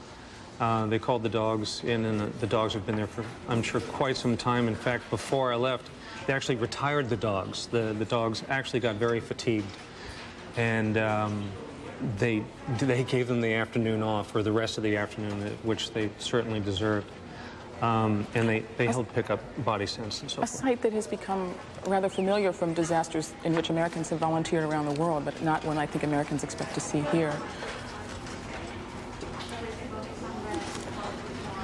Just everybody pitching in, you know. It's the bucket brigade syndrome, where guys just move stuff out, they move it to the outside. And it was really hard, because even though this disaster only happened a day ago, these cadavers are starting to decompose, and it was hard. It was hard for everybody, and it made everybody realize that it's only going to get worse in coming days. These guys work in teams. They'll investigate a nook, a cranny. They'll put their heads together and come up with a plan. And they're crawling under rather large slabs of plaster and concrete and metal. They don't seem very well protected. Well, that's their job. They love it. They do it. There they are, scaling up enormous pieces of debris. And so as I was leaving, at about 5:15, everyone started running. A sudden change of energy here. What's going on? Absolutely. They got a call on the phone, over the horn, that the structure that was adjacent to us was unstable and may come down. So I hit the record button and started running along with everyone. We took a breath here to, see if there was anything else going on, and then we suddenly heard this rumble, which you may hear on the tape, and it scared me to death. And that was it. We just bolted. The 60 pounds of gear I had on me weighed nothing. We just flew out of there, scared to death. And when did you begin to calm back down? How long did it take before your heart rate came back down and you... Well, I'll tell you what, watching this stuff brings it right back up. I'll tell you that. And it makes you realize what these guys and women are doing and how much it means to them. Ted, as I said, some rather extraordinary footage from Tim Cothran, freelance video journalist, a freelancer for ABC, and I can tell you that he's still actually covered with plaster dust, and the smell of smoke still clings to him. Ted? John Donvan just called in, and I'm getting the information from New York. I had forgotten, I knew it, but forgotten that both John's father and your father were New York City firemen. Just keep talking for a moment, because I know this is close to home, and there is one aspect of this story that the two of you have not spoken about, and just keep talking, if you would, about the possibility of survivors and what is being done to find people who might still be there. Well, Ted, I wasn't going to mention this, but the reality is my father is a retired New York City fireman, and my brother is an active fireman, and I can tell you that on Tuesday morning, my first thought was of him, and thankfully he called very early, and I was able to assure the rest of the family that he was safe. So, of course, it's ironic to be thinking first of my father at a time like this, and then of my brother, who like many firemen, is second generation, you know, carrying on that tradition, because, as Tim said, they love it. They love the serving the public, and tough on the rest of us, but we appreciate the job that they do, as I think John does also. I'd like you to pick up, though, on the notion of there may still be, as we have seen from all the earthquakes that we've covered over the years, and other instances of terrorism where there are collapsed buildings, people can survive for extraordinary periods of time. Would the two of you just talk a little bit about what is being done to look for survivors? Well, if John would, I don't know if John would like to pick up, but well, as Tim showed us, that they're working very carefully. No, I didn't mean John. I'm sorry. I'm sorry, Michelle. We've go got this little bit of a delay here. I wanted you to talk to Tim, exactly. Oh, Tim, I'm sorry. Go ahead. I think, as you heard, Ted would like to expand more about what the efforts are being made to search for survivors. Every effort's being made to search for survivors. In fact, shortly after I got there, there was some talk, some commotion about over in a far southeast corner that they thought that there was some sounds. So, you know, it's tough. It's really tough, but these guys are keeping the hope alive.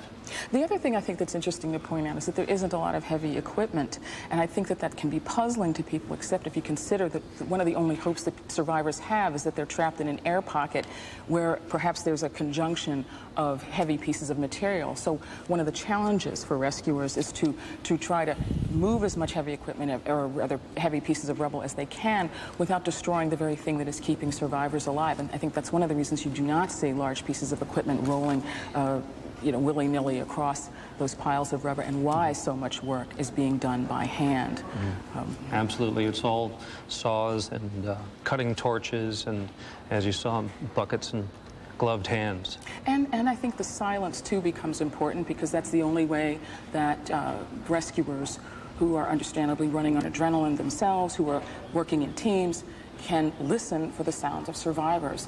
In fact, I think that is what becomes eerie at a moment like this, is just the amount of silence, or just the quality of the silence that so many people working so hard are able to achieve for the purpose of finding people.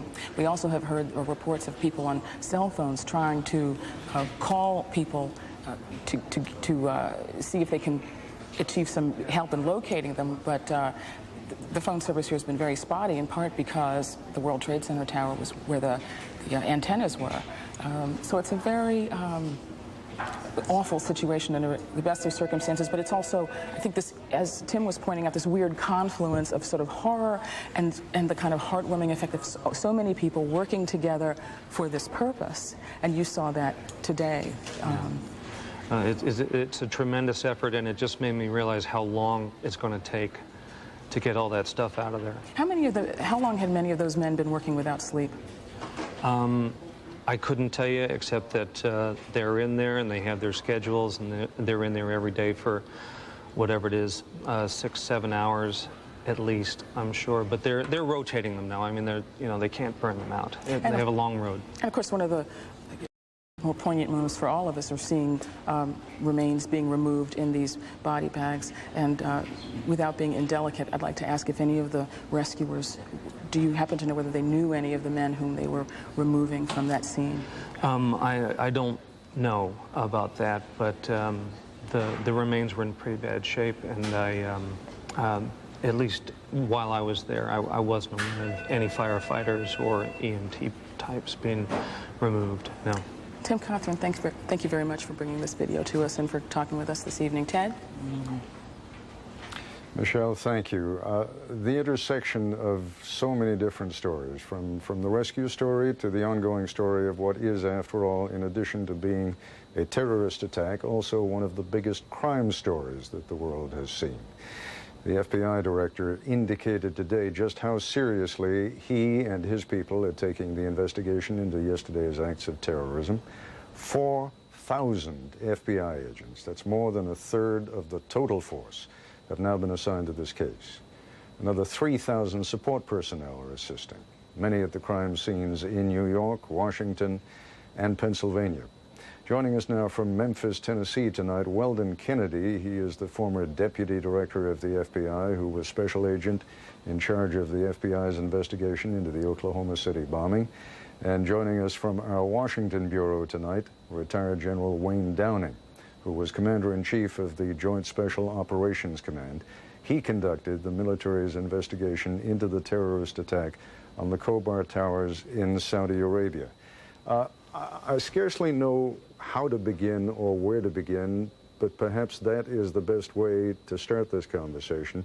From the FBI's point of view, how do you begin to impose order on something that by its very definition is absolute chaos? Ted, that is extremely difficult. You start by taking one step at a time, and you see an investigation like this, as happened in Oklahoma City. You first develop one lead. That lead develops 2, 3, 4, or 5 additional leads. Each one of those developed 3, 4, or 5 additional. It's a geometric explosion of the investigation. That's precisely what happened in the Oklahoma City case, and from what I'm seeing from the news coverage, is what's happening in this case. They started by finding an automobile in a parking lot at Logan Airport in Massachusetts. That has developed a number of leads. Another vehicle was located in Maine. From those leads, they were able to develop the Florida information. Now we see that over 400 agents are involved in pursuing the leads developed in Florida. And this will continue as this case grows. In Oklahoma City, similarly, within 48 hours, we similarly had thousands of FBI agents literally all over the world working leads on the case. Is there, General Downing, at a point like this, an intersection of responsibilities between those who are investigating the crime and those, in this case the military, who would be responsible for some kind of a military reaction? In other words, are you guys in situations like this talking to each other, or is each group independently proceeding without regard to what the other is doing? Well, I think there is some definitely some coordination, but one of the things that we've had to consider in the past is that the military does not interfere with the FBI's criminal investigation. I think in this case, you know, we get into the old argument, is a terrorist act a crime or is it an act of war? And the answer is it's both, and it depends upon how the country wants to address it. You know, we hear a lot of talk right now that this was an act of war and that war has begun. You know, I would say war has probably begun on terrorism, certainly way before this, but this event completely changes the character. Certainly the FBI is going to have to be circumspect as to how they handle evidence, how they handle information, but my experience is there's an extremely good relationship between the FBI and the CIA. They have good people swapped in each agency working the terrorist problem, and certainly I think the kind of information that the military needs and that the CIA needs in order to develop the targets that we might want to strike, I feel confident that information will flow freely in this case. When you talk about when you talk about talk of war, it's more than just random talk of war. Sometimes we in the press are talking about war. Sometimes the public and Congress begins to talk about war. But today we have a situation where the Commander-in-Chief is referring to this as a war, where the Secretary of State, himself a former general, is talking about this as a war. Correct. Define for us what that means. You know, we use that term kind of loosely, and I have a fear that because many of our young people have never had the experience, that they don't know how long a war can last and that they don't know how complicated and how bloody it can get. Give us a sense of both of those things, will you? A war implies that we're going to have a strategic aim. And just stating that and honing in on what it really means is important, and it takes some effort. And then in order to prosecute this war, we are going to have a series of campaign plans, of which the military campaign plan is just one of the campaign plans. And then in that campaign plan, you're going to have to fight a series of battles. And as I mentioned earlier with Peter Jennings, this thing, you know, is not going to be without setbacks. I mean, we're going to do things. We want to reach out. We want to strike these terrorists and whoever are supporting them. But we should not be naive that they're not going to retaliate, and they're not going to anticipate some of the things we're going to want to do. And this isn't going to be over in a month or 2 months or 6 months, but this may well take years. And so this is serious business. This is hard work. And we've got to gear up just like those emergency crews and firemen down there in the World Trade Center area. We've got to gear up just like they are for the long haul on this business. This is where I think we have to start talking about the intersection of responsibilities between the military and the FBI and the CIA. You've already alluded to that. And Mr. Kennedy, we have been focusing, as is natural, on the investigation into who committed this crime. But the FBI, as the sort of federal police force in the United States, also has the responsibility now, and it's a heightened responsibility, of helping to protect the American people against anything further happening in the future. And we have just heard the projection that this is going to go on for months, possibly years. How is that going to change the way that the FBI does its job? And what, if anything, is the FBI going to need, perhaps even in terms of modifying or changing some of the laws that exist? Ted, I'm not sure that it would change the method by which the FBI would pursue this investigation. I believe they will be pursuing this investigation as they would any major case, and that is take the leads, take the case wherever the facts take them. If it takes it to an international arena where there's a large number of conspirators, perhaps even some state or nation involvement, so be it. There would be a complete and total exchange of that information developed with the CIA, with the military, and of course with the government. If, on the other hand, you have the situation like in Oklahoma City, where it turned out to be 4 or 5 individuals who knew anything about the case, and there was no other involvement other than those 3 or 4 individuals. It'd be difficult to describe that as a war. If, on the other hand, this case or another one like it takes the investigation and involves many people from many nations, then you may indeed go into the war footing or the war description, as has been alluded to. But suffice it to say that the investigation will proceed in whatever direction the leads take it until there's a full development of all the facts. What I'm asking you to talk about a little bit, and you've begun to do that, but I'd like you to take it a little bit further. The country is in pain right now. The country is hurting. The country is angry. There will be political pressure. It is all too easy for a nation that has spent more than 200 years developing its democratic freedoms to say, let's set them aside. There's nothing more important right now than finding the people responsible for this and reacting against the people who were responsible. And I would just like you to talk, because there is talk already in Congress, as you know, about the possibility of giving our intelligence agencies more power than they have had in the last few years, of perhaps giving our police forces more power than they have had in the last few years. There's always an upside and a downside to these things. Just reflect on that for a moment, would you? Yes, there is, Ted, but this country over its history has never gone to the extent of having a national police force. I think earlier on in the program there was reference to the FBI as being a national police force.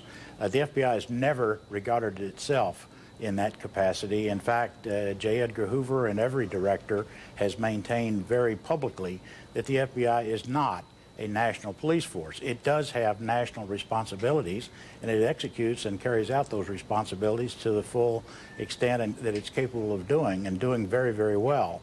But it is not a national police force. I really don't believe that the people of this country, in spite of the anger that they now feel, which is totally justified, will throw everything out the window, all of our principles, our beliefs, and go into a complete mode of revenge and do things that are not warranted or called for by our Constitution and by the way in which we believe we conduct ourselves as a people. General Downing, one more broad line of questioning that I'd like to engage in with you, and that is over the past 50 years, growing out of the post-World War II period and the U.S.-Soviet adversary-like relationship that existed for so many years, we were preparing for a different kind of war. We are the world's greatest nuclear power. We have the world's most powerful Air Force, the world's most powerful Navy. That's not the kind of war that we're talking about right now, is it? And I guess my question to you is, do we have the right machinery and the right strategy and the right people for fighting this kind of a war? Well, the paradigm has changed, Ted. There's no doubt about it. I think in a lot of cases we look back 12 years to the fall of the Berlin Wall as kind of the good old days. We knew what we were up against. We had a monolithic communist enemy.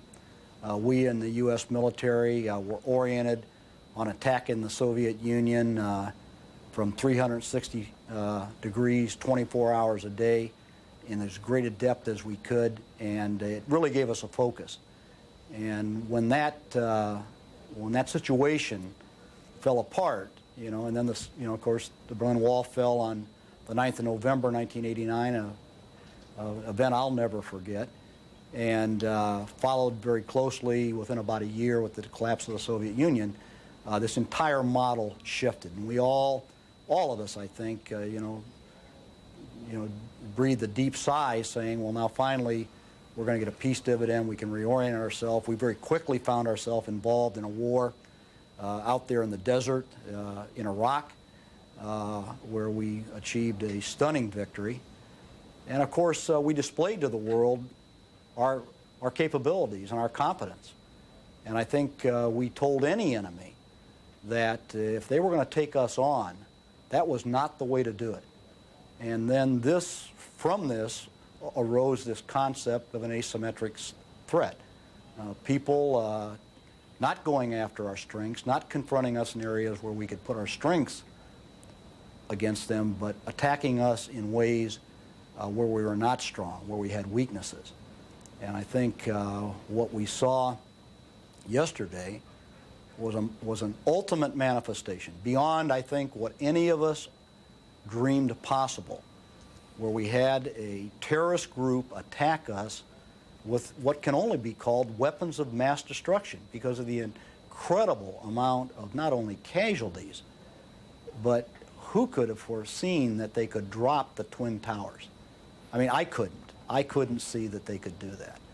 And so what we see now is an enemy demonstrating that they can attack us in ways which, while we have been prepared, we've talked a lot about it, we've done a lot of studies on it, in the last just 3 or 4 years, we haven't taken some of those real tough steps to prepare ourselves for this new world and this new threat. And, you know, why haven't we, Ted? How do you Well, forgive me, and Yeah. I'm going to keep pointing out during the evening there's a little bit of a time delay between London and back there in the United States, so it's sometimes we step on each other a little bit, and I apologize to you for doing that. How do you fight a war against an enemy who doesn't acknowledge his own existence? In other words, no one has taken responsibility for this attack so far, so who is the enemy? Where is the enemy? I think we throw the name Osama bin Laden around as much as anything else because it gives a personification to what is otherwise just a bunch of people in shadow. Right. Well, listen, I think we are a very adaptable people. I think the Americans we're creative. We are adaptable. We can change, and I think we have changed, and we continue to change. I fully believe that the investigation that's going on right now with the FBI, as Mr. Kennedy describes it, I think certainly the actions of our intelligence agencies, all of them, led by the DCI, are very quickly going to identify for us who the perpetrators of this were, and I think we've got some very good means of determining what the linkages are, and then I think we're also going to be able to find out where these people came from, and I think also with our great resources and our dedication, we're going to find out where they are, and then we're going to go get them. General Downing, Mr. Kennedy, I thank you both very much. I know it's been a long day for both of you, and you've been very generous with your time to us and our colleagues. I do want to add a story that I read on one of the wire services just before coming on the air this evening. I believe it is unconfirmed. I should say that it comes from an Arab news agency, but there are reports that Osama bin Laden is being held under house arrest by the Taliban authorities in Afghanistan. Again, as I say, that is an unconfirmed story, but the story goes on to say that his weapons have been taken away from him, as have the weapons of some of his supporters, and that he is being held under house arrest, I believe, in the Afghan capital of Kabul. Nightline's Chris Bury is in Nashville, Tennessee tonight. He is one of many Americans who is stranded and unable to return to his home city. We have that in common. You're in Tennessee, I'm in London for the same reason. You can't get there from here. Chris, talk about this larger problem now of transportation in the United States. Do you have any sense of when things are going to start getting back to normal? The air traffic system is moving very, very slowly to get up and going again. United Airlines, for example, has begun to ferry empty planes to airports around the country to pre-position them for when passenger traffic resumes. After that, the top priority is moving passengers whose planes were diverted yesterday from their destination airports, including about 250 international flights diverted to Canada and about 650 domestic flights that were ordered to land at various airports around the country. The scene here at Nashville's airport was eerily quiet this afternoon. For a second straight day, all 400 flights in and out were canceled. Southwest Airlines, the major carrier here, says it won't resume any service until Thursday. 16 commercial planes were diverted to Nashville in the moments after the attack. Late today, just a handful of passengers hung on to some hope they could get out soon, including these women who'd been on a flight from Hartford to Houston when the plane was suddenly ordered to land in Nashville. They told us to wait in the airport because that's how we would know when our plane was leaving, that all new flights were canceled. Nobody could book new flights or, get out of here except the ones that were just diverted to Nashville. All of them were sporting patriotic ribbons, courtesy of a Nashville resident who had offered meals and lodging to stranded passengers. People ought to show their solidarity, so I brought my ribbons if anybody wanted to, wear one or whatever. Here, as in airports across the country, the FAA's new security directives announced today were just taking hold. All airports were ordered to display an increased police presence. Curbside check-in has been banned, along with off-site check-in at airport hotels. To comply with the new guidelines, major airports must conduct searches with bomb-sniffing dogs. Only ticketed passengers will be allowed in the gate area. No knives of any kind can be carried or sold. In Memphis today, we saw tow trucks out enforcing the new FAA directive, banning any cars within 300 feet of the terminal building. A nasty surprise when their owners return, but for now, at least, passengers seem resigned to the added inconvenience the extra security will mean. I think it's something we have to do. If we have to have more security to make it safe to travel, we've got to do it. You know, it may be inconvenient, but I don't want to. I thought all day yesterday, how did this happen? Tonight, law enforcement sources are telling us that hundreds of federal agents, U.S. Customs, Border Patrol, U.S. Marshals, hundreds of federal agents will be fanning out tomorrow at 17 major airports around the country, obviously both to protect passengers and as a psychological show of force. But as to the larger question you raised, exactly when will air traffic resume in this country, no one tonight has a very good answer. Ted? Chris, do you have any idea, if you can just give me a quick answer, any idea of what still needs to be done? What is it that is holding up the resumption of normal air traffic? There's a lot of confusion because of these FAA directives. Some of them apply to the airports, for example, the ban on curbside check-in. Others apply to the airlines, for example, a new directive today that comprehensive searches must be made of aircraft after the catering and after the cleaning. But it's not clear who's supposed to conduct those searches. Is it the flight attendants? Is it the maintenance people? Is it the pilots? Those sorts of questions all have to be sorted out. The FAA has to be happy with the response of the airports and the airlines before it's going to give the green light. Chris Bury, many thanks. New York City is usually known as a place of hustle and bustle. Today it was anything but. I'm going to go back now once again to my Nightline colleague Michelle Martin, who has a report. Morning on the day after. Today brought to light the awful incongruity. A beautiful day, and with it, a new understanding of the devastation.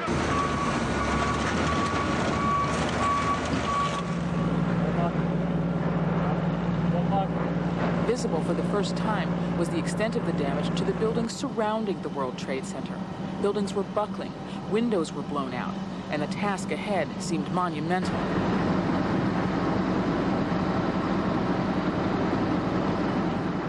We've seen devastation, but this was the worst. This was the worst we've ever seen. Bodies everywhere. Terrible. The strain of the mission was clear on the faces of these firefighters. Most had been there all night.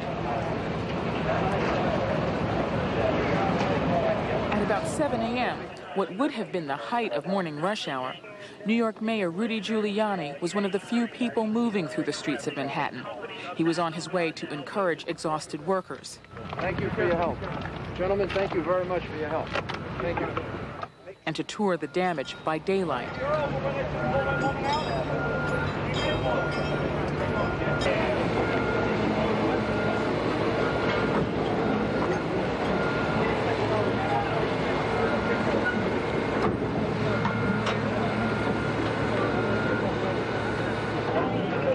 We're doing searches. We have made some recovery of victims, recovery of remains. We may have found one or two viable remains, but I wouldn't, not for public consumption, so to speak. Terrific effort. Everybody's working hard, sir. I can see that. They did a great job. I can't tell you how much clearer this looks than yesterday. Unbelievable. Great job. Thank within you. 12 hours. Great job. Even as the reality of the unimaginable set in, it was hard even for New York's voluble mayor to cope with the loss of one of New York's most famous landmarks. Everything's relative when you look up there and you don't see the World Trade Center. It's unbelievable. There were signs of hope. We have been successful in recovering at least one other person, a Port Authority police officer. We're hopefully going to be able to recover a fourth one, and we're in the process of doing everything we can to try to locate other people. But those were small glimmers in a day when it became clear that the odds for survivors were very small. Right here.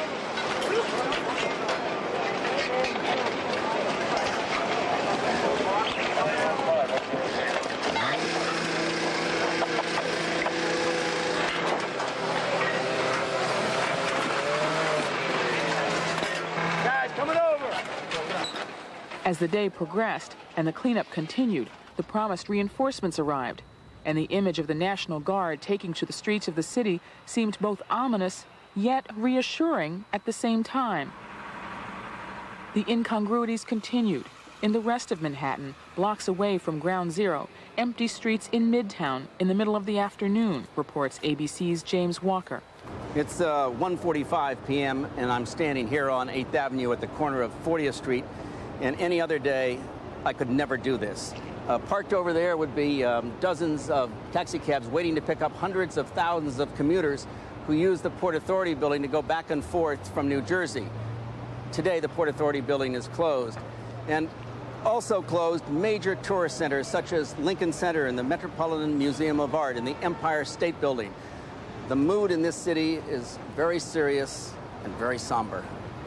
We would urge people to go back to normal as much as possible, to go to restaurants, go shopping, do things, show that you're not afraid, and show confidence in yourself and in the city. Many New Yorkers took that advice to heart. While the airports remained closed, these cars were headed into Manhattan this afternoon. As hard as they tried to achieve a sense of normalcy, however, many could not. Usually crowded shopping areas were closed and locked. Rush hours were empty. Commutes were quiet. Even though Times Square seemed to be bustling, New Yorkers said it was still too quiet. To us, New Yorkers that live close to here, it doesn't seem like there's anybody here. It seems pretty empty. It's a little busy now, but when we came out before, it was empty.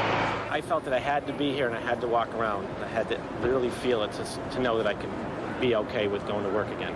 Really? Yeah. Okay. If I didn't do it, I don't think I could just walk in one day and just start working. I had to walk around and feel that it was okay. As evening arrived, more people felt as these men did.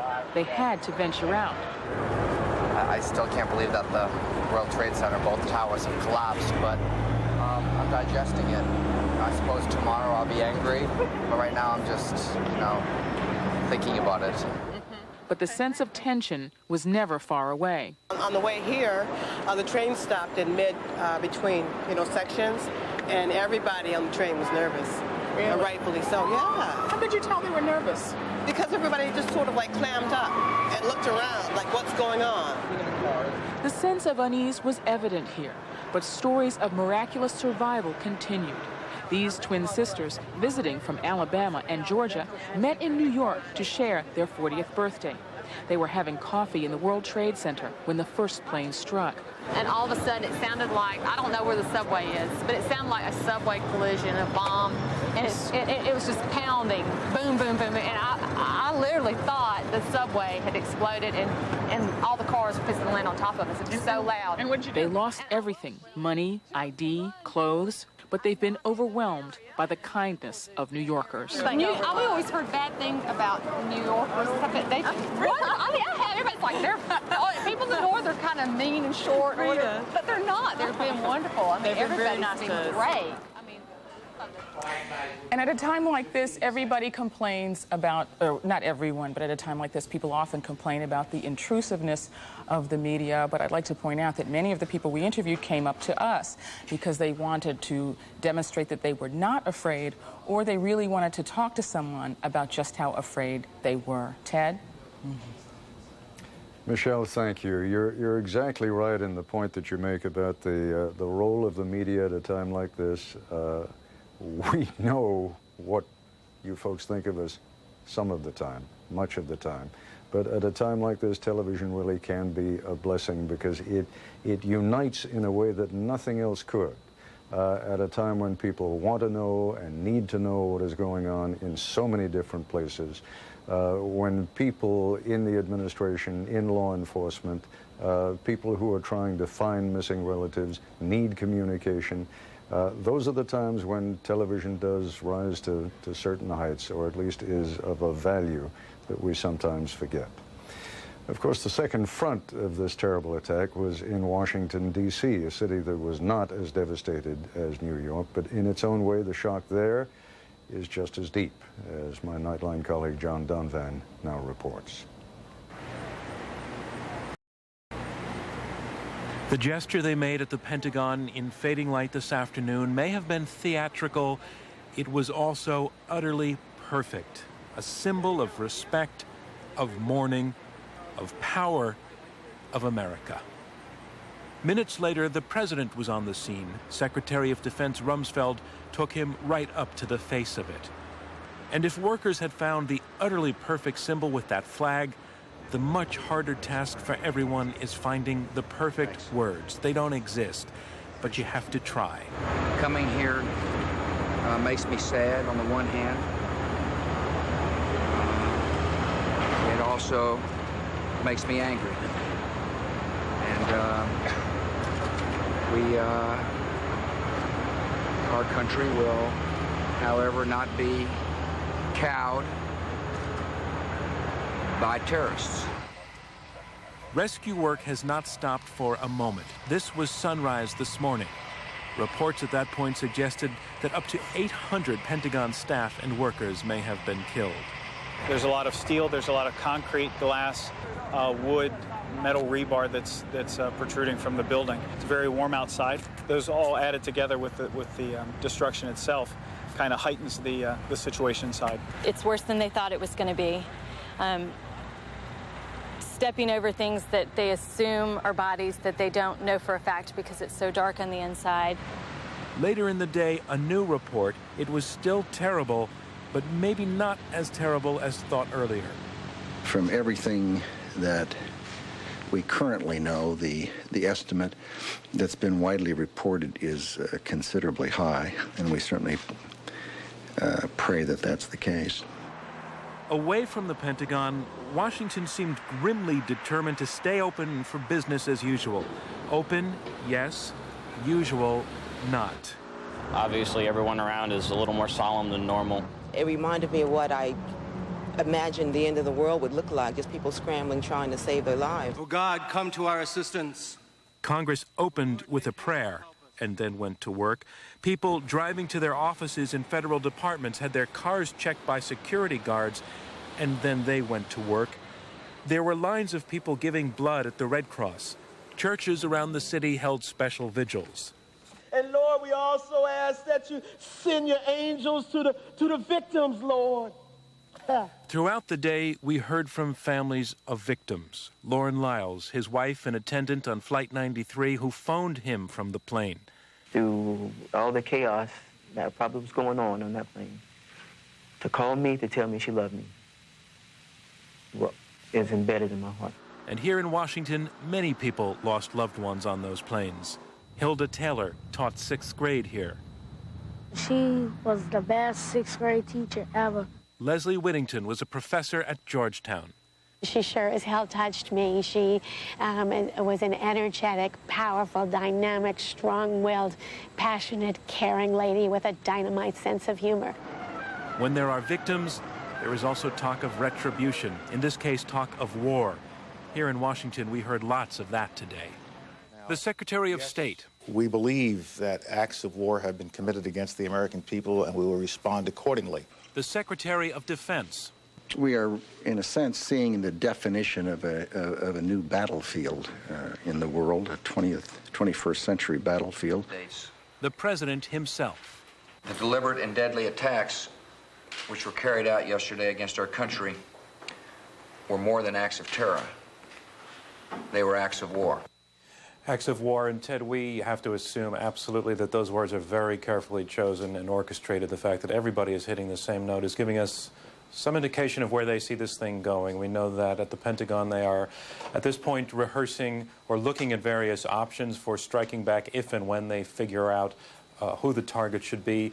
Colin Powell has been in a discussion with our allies in Europe. The NATO nations have given their support, which is important and to some degree remarkable. It will be the first time that the actual mutual defense clause of the NATO treaty has ever been activated in 52 years. Whether the president needs Congress actually to declare war, well, we know from many examples that he doesn't need that. Already Congress today quickly passed a resolution which both people on Capitol Hill and in the White House are interpreting as giving him all the authority that he would need to strike back if that's what he decides to do, when he decides to do it. Ted? John Donvan, thanks very much. And John alluded to something that really is a curiosity. It's Article 5 of the NATO treaty, which really calls on, it says an attack on one member of NATO should be construed as an attack on the others, and that the others would come to the defense. But that was drafted at a time when the assumption was always that it would be a European country, perhaps under assault by the Soviet Union or by the Warsaw Pact, that would turn to the United States. I don't think anybody ever envisioned that the day would come that the United States would turn to its European NATO partners and say, we need you now to stand by us at this moment that we have been attacked.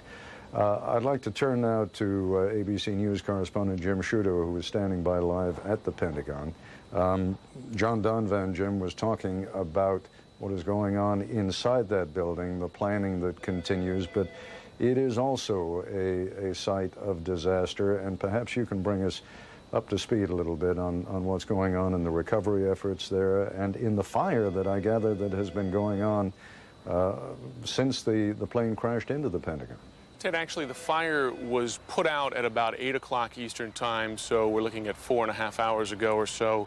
It was burning, though, for 31 hours, a massive fire, and the smoke from the fire really became a landmark in the city, and it's been out, but it has been put out now. They are focusing now on recovering bodies, and they have begun to recover bodies. They will not say how many, as you can imagine, a very deliberate process.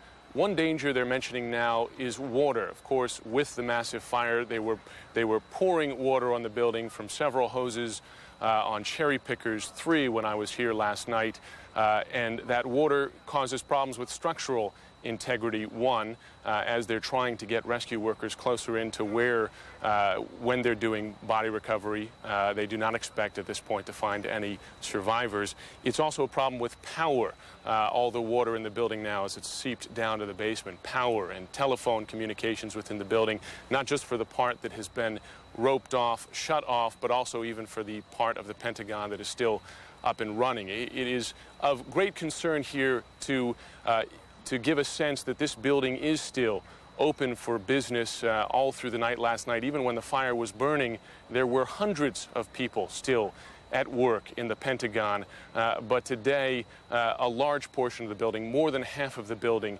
shut down. Guards with M16s blocking from people from going to the parts of the building that were shut down. And now word from Defense Department officials that they're looking for alternative spaces in the area here in Arlington where people can go, where people working at the Pentagon. As you know, 24,000 people normally work in the building. Half of it shut down. They need to find space for these people, even though some of the building is still up and running.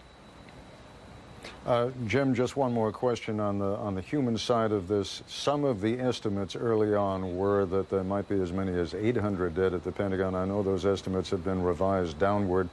Where does it stand now? Well, the first estimate was really a high-end one. It came from the Arlington fire chief late on Tuesday evening, but by about this time yesterday, after midnight on Wednesday morning, he was already backing off that figure, saying that 800 was very much on the high end. Right now, there are wire reports of 150 missing, but the Defense Department will not confirm that number to us. Jim Sciutto, thanks very much indeed. Our ABC News colleague Josh Gerstein covers President Bush on a daily basis. Josh is at the White House right now. Josh, it's terribly late, so I assume the president has gone to bed, but what lies ahead on the president's schedule? What's likely to be happening? What's he going to be doing over the next 24 hours? Well, they've actually kicked us out, Ted, so we're just across the street, across Lafayette Park. But the main thing ahead for the president, obviously making a decision on what type of military action to pursue in response to these attacks and who to pursue it against. That's one of the biggest questions that's still outstanding at this time. The president has also been involved in building a coalition, I think, as Mr. John Donvan suggested earlier, building a coalition. He's made a series of phone calls to the 4 other permanent members of the UN Security Council, Tony Blair of Britain, Jacques Chirac, the president of France, Jiang Zemin, the president of China, and Russian President Vladimir Putin, all on the phone earlier in the day with President Bush. We expect him to continue to do that tomorrow. And then the final thing that's under discussion at the moment relating to these attacks is how to pay both for the military response and for the civilian response, the disaster response.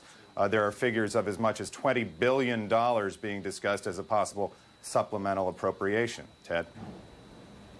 What about the, I mean, I've been interested at the same time that the president has used the term, and as his senior staffers have been using the term and cabinet members have been using the term war, the president has also been hinting that he needs the American public to be patient, that whatever it is that's going to happen may not happen all that quickly. You have any thoughts on that? Well, certainly it does seem like the main thing they're doing right now is trying to build public support and also trying to build the coalition that I mentioned earlier, possibly because they're not quite sure what it is they want to do yet militarily. They haven't gone ahead and told our allies, as far as I know, what it is we're planning to do. The investigation is still progressing, even if it continues to focus on Osama bin Laden. It's not clear exactly what the U.S. should do, although we do have those words, those chilling words from the president more than 24 hours ago now, where he said that those who harbor terrorists would be held equally responsible as the terrorists themselves. So I suppose that's some hint of where the U.S. is headed, but it's clear to me the decisions have not been made on what type of military action to carry out or who to carry it out against. Josh Kirstein, thanks very much. This was a very difficult day for all Americans. For many Arab Americans, it has been doubly difficult, as Nightline correspondent John Donvan now reports. An attack, a fireball, a death toll in the thousands, and it is predictable, it is normal, it is human that as Americans we want to get even. But get even with whom? When the news pretty consistently suggests the ethnicity of the terrorists. At least 5 suspects identified as Arab men. And when the pictures come in showing Arabs in the Middle East celebrating our sorrow, some Americans jump to conclusions and begin to make threats against fellow Americans. Detroit, the offices of the Arab American News, that's Arab American. The phone has been ringing there. I hope every Arab being born son of a bitch dies. Washington State, a town called Shoreline, where apparently a number of people actually scoured the yellow pages for companies with the word Arabic in the name and found this, Arabic language and translation. It's time for you pigs to get out of the country. And who is Arabic language and translation? A woman who moved here from Lebanon, a Christian by the way, 32 years ago to become an American. I just got emails from my friend, and she is 2 or 3 saying that they're afraid their kids are at school and what's going to happen to their kids. And then there are some of the postings to our own ABC News message board. The Muslims are a bunch of savages that should be nuked off the face of the earth. The Islamic way of life, their nations, their culture must be eradicated. We should deport them and make it illegal for Arabs to live here until terrorism is completely eliminated. And if you're an American who is a Muslim, or say anyone else of Middle Eastern appearance, how are you supposed to feel? Osama Sablani edits that Detroit newspaper. We are part of America, and we are part of the victims, not of the perpetuators. But you could hear it yesterday when New York City's mayor spoke, concerned that Arab Americans could become targets of an unfocused anger. Nobody should blame any group of people or any nationality or any ethnic group. Any cop in America will tell you immigrants from Middle Eastern countries are as law-abiding as anyone. They have unusually strong family values. They mostly vote Republican. But Oklahoma City happened in 1995, and they all felt like suspects. Now the World Trade Center, and they feel like it's happening again. The principle at work is called guilt by association. Not everybody sitting there on their couch in the living room is very smart to distinguish between Osama bin Laden and Osama Sablani. And that is scaring the hell out of us in here. In fact, Muslims have been giving blood along with everyone else these last 2 days. Abroad, moderate Arab leaders have been expressing sympathy. Now you have to pick yourself up, as difficult as that is, dust yourself off and take the fight back to them again. And presumably Americans who are Muslims will be burying family members who, side by side with fellow Americans, went to work yesterday and died, like everyone else, as victims of terrorism. John Donvan, ABC News, Washington.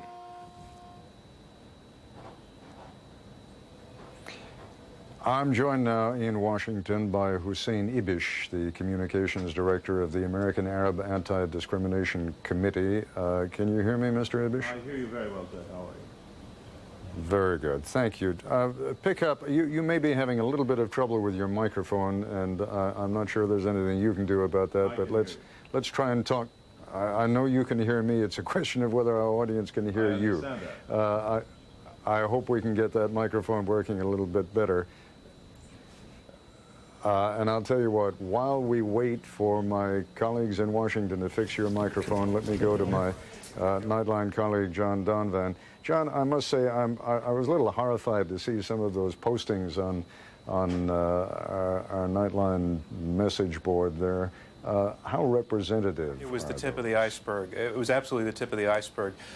Some of it was more of an understandable anger about let's get our enemies, let's figure out who they are, let's not be soft, let's not be pushed around, and that's quite understandable without it crossing that line of wanting to target an entire culture. But there was an awful lot of that, of people wanting to target an entire culture because of who they were, and there was a fair amount, a reasonable amount of just absolute hostility aimed towards American citizens who happen to be Middle Eastern, particularly if they're Islamic and if they're Muslims. And there was no real distinction made, as we made in the piece, between Christian Arabs and Muslim Arabs. So, you know, it's something that we've seen before, and the people I was talking to about this today said they've lived through all this before, and in a way the most wrenching example I got of, you know, are not doing this the American way was an email I received from a colleague in our building today, a young woman whom I will not name, who is of Arab extraction, who wrote a very impassioned email to me when she heard I was working on this piece, and she talked about how, as it is walking down the street, when she feels that she's already getting looks from people, she says, now I'm going to get looks from people before, but now they're going to be daggers, and at some point I'm afraid that the dagger is going to be real. So this, you know, I think these emails suggest that she's not just paranoid. And the woman in the broadcast piece we just saw who was worried about children, many of the people I spoke with today of Arab extraction, or Middle Eastern extraction in general, Afghans, Iranians, Persians, are also saying that they're worried about what's going to happen to their kids when they go to school. All right, John, thank you very much indeed. I think we've fixed our technical problem in Washington now, so once again, I'm joined by Hussein Ibish, the communications director of the American Arab Anti-Discrimination Committee. Can you hear me now? Let me begin by asking you what... I hear you perfectly now. Thank you very much, and I apologize for the inconvenience. Not at all. Let me begin by asking you what may seem like a silly question, but I'm always amazed at how surprised people are when they discover how many Arab Americans there are. Yes, that's right. There are between 3 to 4 million Arab Americans, and the Arab American community is at least 100 years old. It's split roughly 50-50 between Christians and Muslims. And I think the point is that Arab Americans are a part of the United States. They are as much Americans as anybody else. And that means that Arab Americans were as much the targets of this attack as all our fellow Americans were, insofar as this was an attack on our entire society. And I think there's no doubt that there were hundreds of Arab Americans working in the World Trade Center in some capacity or another. I know many people who were in there. And I think when we finally have the grim tally of the dead killed in this horrible, heinous crime, it's going to include many Arab Americans. So our community feels exactly the same way other Americans do. We have had the same experience of anger, of shock, of horror, of outrage, of revulsion. And now at this point, when we see some elements of our society turning around and holding us, instead of being part of the victimized American society, somehow or another culpable because of our ethnicity, guilt by ethnicity, I think it's really more than we can bear almost. And the series of devastating hate crime incidents that we've experienced today, the death threats that I personally have been living with since since the morning until now, and the really devastating attacks, harassments, beatings, shooting at mosques, etc., have made this an almost unendurable experience for our community. Can you in some way, Mr. Ibish, quantify for me when you talk about attacks, yes. For example, against mosques? Have there been any? Yes, there have. Yes, do you know what's? Yes, we know of several, and in one case in Texas, a mosque and a school were shot at, and the windows were shattered, but they were not hit. In Pennsylvania, police cars were sent in to patrol around the mosques to dispel suspicious-looking people. We've had a number of people who've been assaulted and beaten, cab drivers pulled out of their cabs, harassed and hit. We had a firebombing in Chicago. There have been many incidents like that. Our offices in Washington have received an extraordinary amount of hate mail. I personally have been receiving death threats since the morning when I began doing talk radio, and I got death threats from callers live on the air, which has never happened to me before in my life. So it's really been a very frightening day. Let me say something else, though, Ted. There's another side of the coin here, which is that a great many Americans also have reached out to us with compassion, have called us up and let us know, sent us emails, or otherwise reached out and said, we know you're in pain. We understand you're part of the society. We know you're feeling what we're all feeling. And it's dreadful that some people would react with such anger, such uncontrolled rage, that they would lash out at people of Arab ethnicity and Islamic faith. And many people have reached out to us with great compassion to let us know that that's wrong, and that they understand that we're suffering, we're in anguish and in torment along with all the other Americans, and that we're determined to stand with the rest of the society. And it's been very touching. I've been deeply moved today by the phone calls that I've gotten, the emails that I've gotten, some of the interviews I've done, where it's been really clear that the basic decency of our fellow Americans, that the basic decency of American society in the main is winning out. And that while there are people who are acting in a hateful way, the majority remain, a compassionate group who judge people on the basis of their individuality and not their group status. And it is on that note, Mr. Ibish, that I would like to conclude this conversation. I'm very grateful to you for coming in so late at night, but it's a point that needed to be made, and I thank you for making it. Thank you, sir. Thank you. My colleague, ABC News senior correspondent James Wooten, has covered many horrifying events around the world during his long career, but as he explains now, the news from New York and Washington hit home.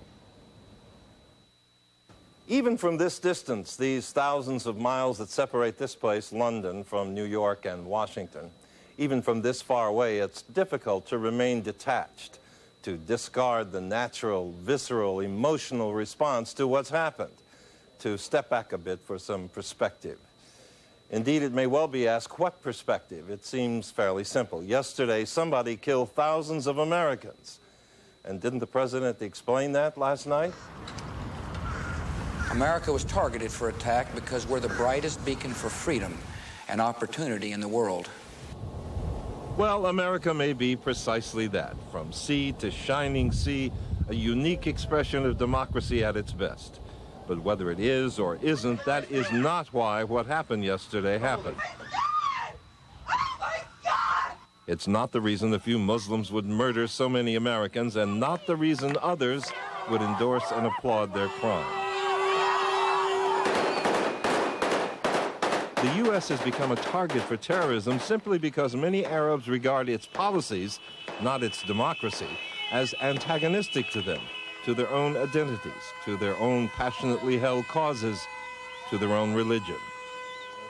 Henry Siegman of the U.S. Council on Foreign Relations. In much of the Arab world, much of the Arab street, the U.S. is seen as a kind of insensitive hegemon, arrogant, that seeks to impose its own values on the rest of the world. And it is also seen, of course, as an uncritical supporter of the State of Israel in its conflict with the Palestinians. And the combination of the two does not make for U.S. popularity in that part of the world. Here in London, Magnus Ranstorp, an expert on terrorism, concurs. Many in the Arab world regard the United States not as an honest broker, but protecting and shielding Israel over very important political as well as religious issues. The most confrontational issues?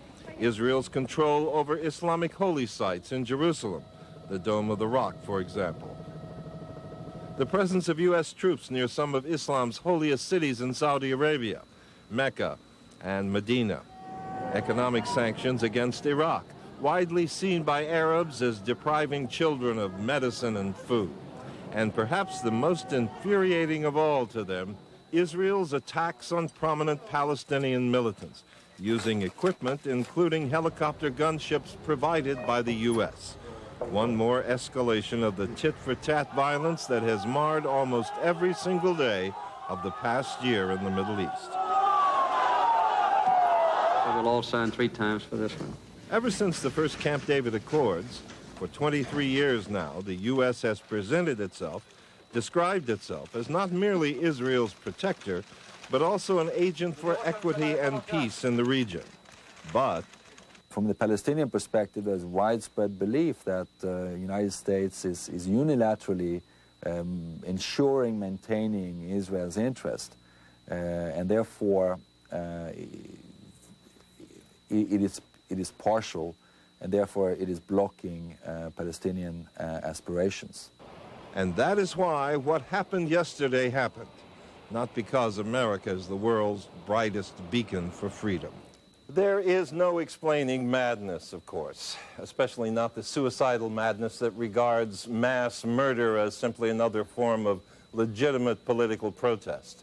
But there are many in the Arab world who accept this irrationality as entirely rational, and that explains nothing and everything.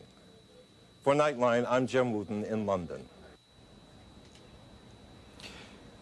I'd like to broaden the perspective a little bit now. Walter Slocum has spent a lot of time inside the Pentagon. He served as President Clinton's Undersecretary of Defense for Policy for both of his Clinton terms. He joins us now from Brussels, where it's 7 o'clock in the morning. It's 6 here in London. It's 1 o'clock on the East Coast. It's 10 o'clock on the West Coast. Walt Slocum, you and I have grown gray together over the years. I suspect, though, for all the time that you have spent contemplating, what some of the challenges, the defense challenges, would be against the United States, I don't know whether anything like this ever entered the calculus, did it?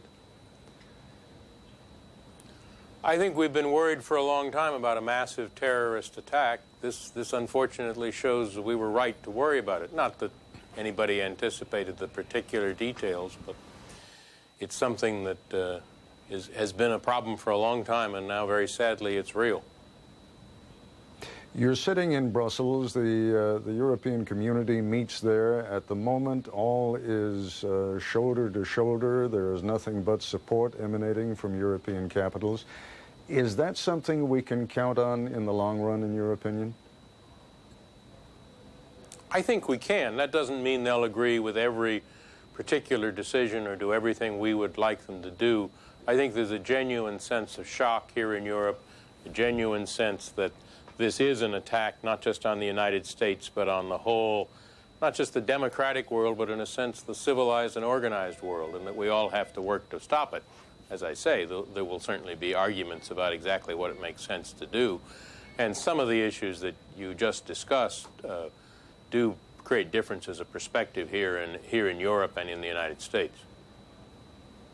You said, and again I'd like to point out to our viewers that if it sometimes seems to take you or me a long time to respond to the other, this satellite signal is bouncing back here from London to the United States, and then from the United States back here to Europe and to Brussels, so you and I each are experiencing a little bit of delay as we talk to one another.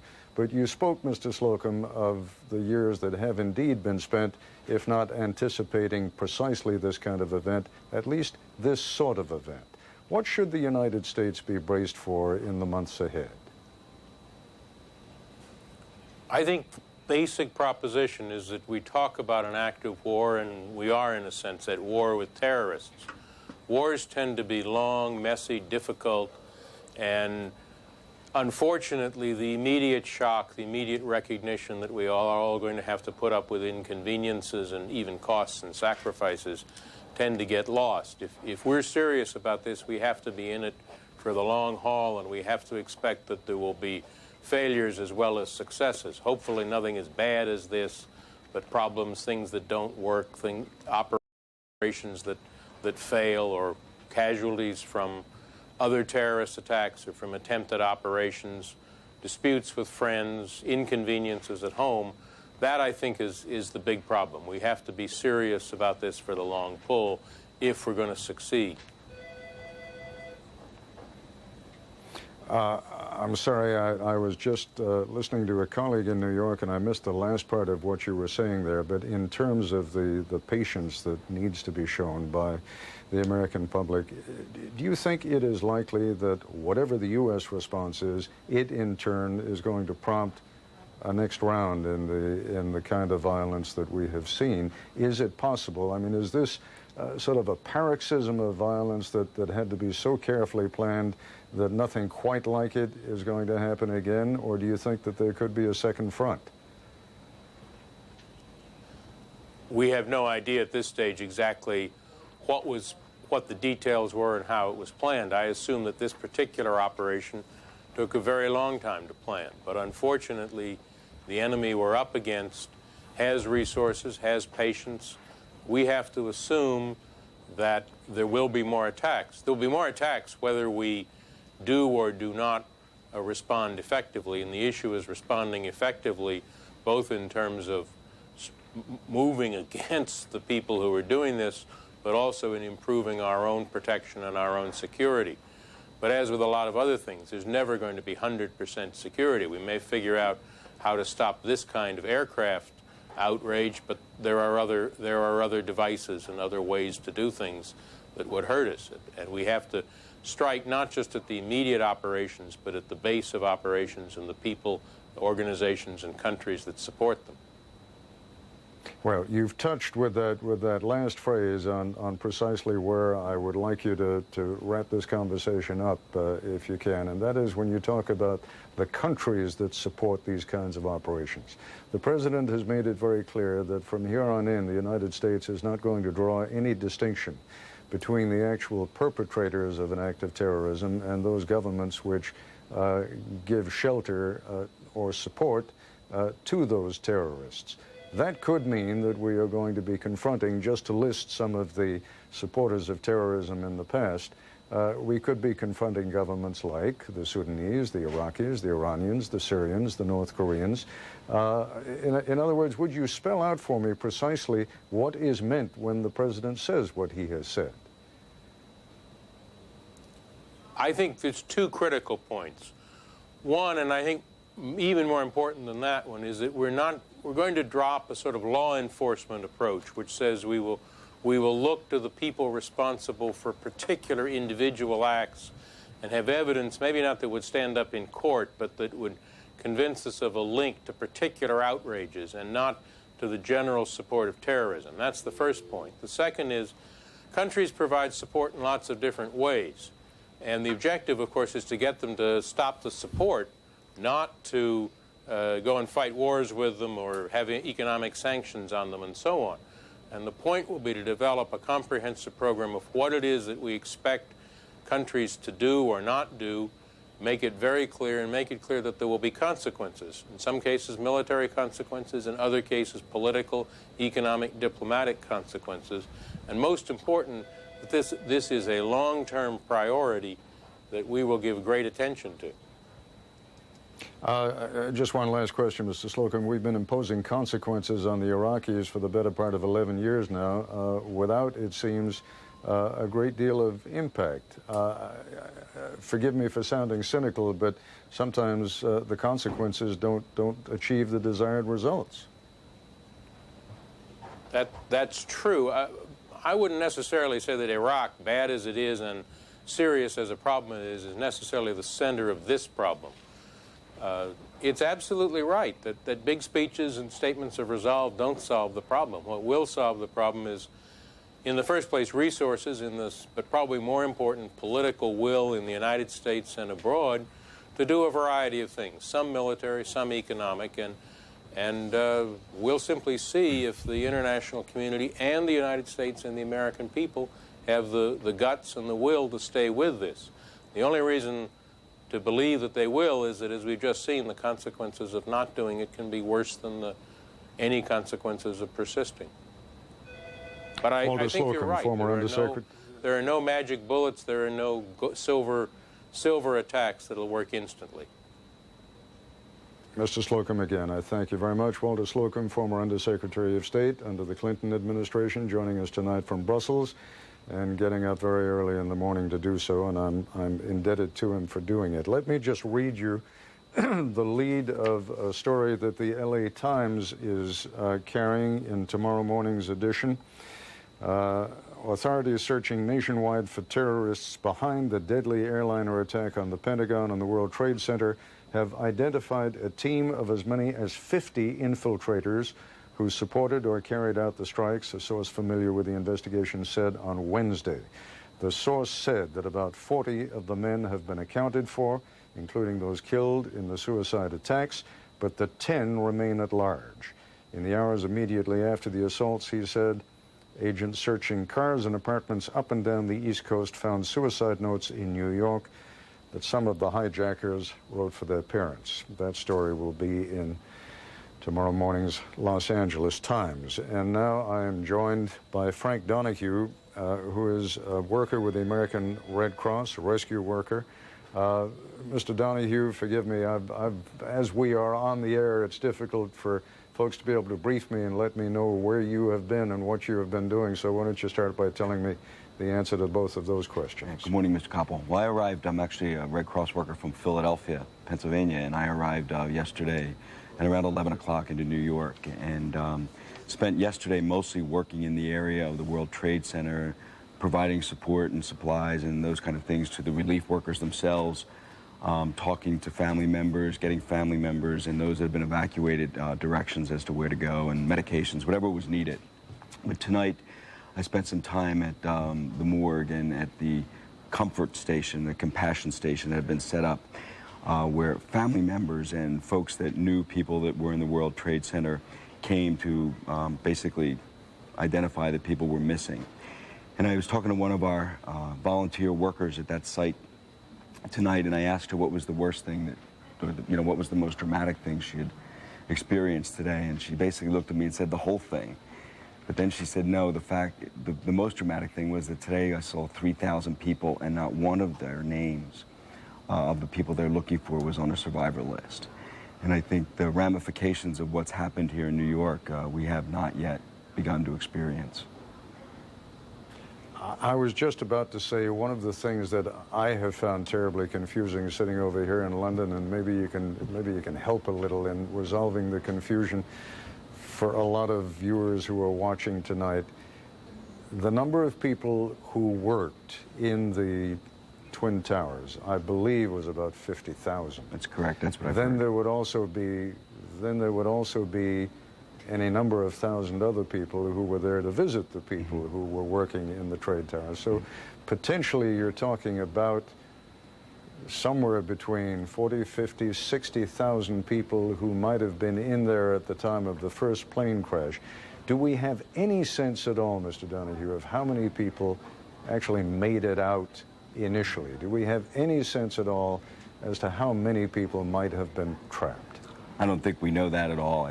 Tonight, again, at this Compassion Center, a young woman came up, and she worked in a company that had 400 employees in the World Trade Center. She and her friend had identified 360 of them who had made it out safely and was there to give us the names and some information, pictures, etc., of the 40 that were presumably missing in that building. But I don't think anyone knows how many really are still there. And that's what this Compassion Center tomorrow, the Red Cross workers will be doing the same thing, having family members, those that, have people to identify. In fact, today in my own chapter in Philadelphia, believe it or not, 4,000 phone calls came into the Philadelphia Red Cross with people looking for loved ones or knowing people that worked in the World Trade Center and trying to get the Red Cross to help us find those people. That's happening in Red Cross chapters throughout the country. So I think, again, the ramifications are yet unknown by the number of people that have been impacted. Help us be a little bit smart about how people can get answers to questions. If they need to know, if they are trying to find out about a loved one or a friend who might have been in the tower, where do you start? Are there places you can go on the internet? Are there central numbers that can be called? Are there things that they can do that are, just aren't going to put them on hold for hours or result in endless hours of frustration? What we're suggesting to folks is that they call their local Red Cross. So if they're in Omaha, that they would call the Omaha Red Cross, and we would begin what we call a disaster welfare inquiry. Then we would get that information here in New York, and we would begin to check lists at hospitals. We would check lists of people that have signed into our shelters, to our compassion center here in the greater New York area, and begin to try to identify those people. But the process is clearly slow, and it's going to be frustrating and heart-wrenching for people that are going to have to wait days, quite frankly. I had the privilege of speaking with you in Turkey 2 years ago during the earthquake there when 20,000 people lost their life, and it was the same experience. It were days later before we were really able to identify if people made it out or not. And I'm afraid we're going to have that same situation here. Let me just ask my colleagues in New York to put that graphic up again with the telephone numbers. What usually happens when I see a number on television that I need to put down is I don't have the paper, I don't have the pencil. Go and get it. We'll leave it up there for about 30 or 40 seconds, and let me read it to those of you who may not have your glasses handy. You can call the Office of Victims of Crime. It's an 800 number, 800-331-0075. There is an FBI criminal tip line. I'm afraid this may be more for reporting information than for getting information, but the criminal tip line for the FBI is 866-483-5137. And to report information known about crimes, if you want to do it on the internet, it's www.ifccfbi.gov, G-O-V. And if we have any other numbers available to us for people who need information, I hope that we'll be able to put that up a little bit later in the program, and we'll try and give you plenty of time so that you can copy those numbers down. And your local Red Cross as well. Feel free to call the local Red Cross as well if people need to and don't have one of those numbers. Is there a central number? I know you're saying call the local Red Cross, but is there a central number for the Red Cross also? A number for giving blood is 1-800-GIVE-LIFE. And as you know, Mr. Kappel, that's been quite an issue over the last couple days, is making sure that we had enough blood in the country to respond to this disaster because of the few people, unfortunately, we've been able to pull out of the rubble over the last 36 hours. We've not used a lot of blood, and people have been incredibly generous, but it's a reminder that a country like ours should never have a blood shortage. And so 1-800-GIVE-LIFE is another very important number that the Red Cross would like people to mark down tonight.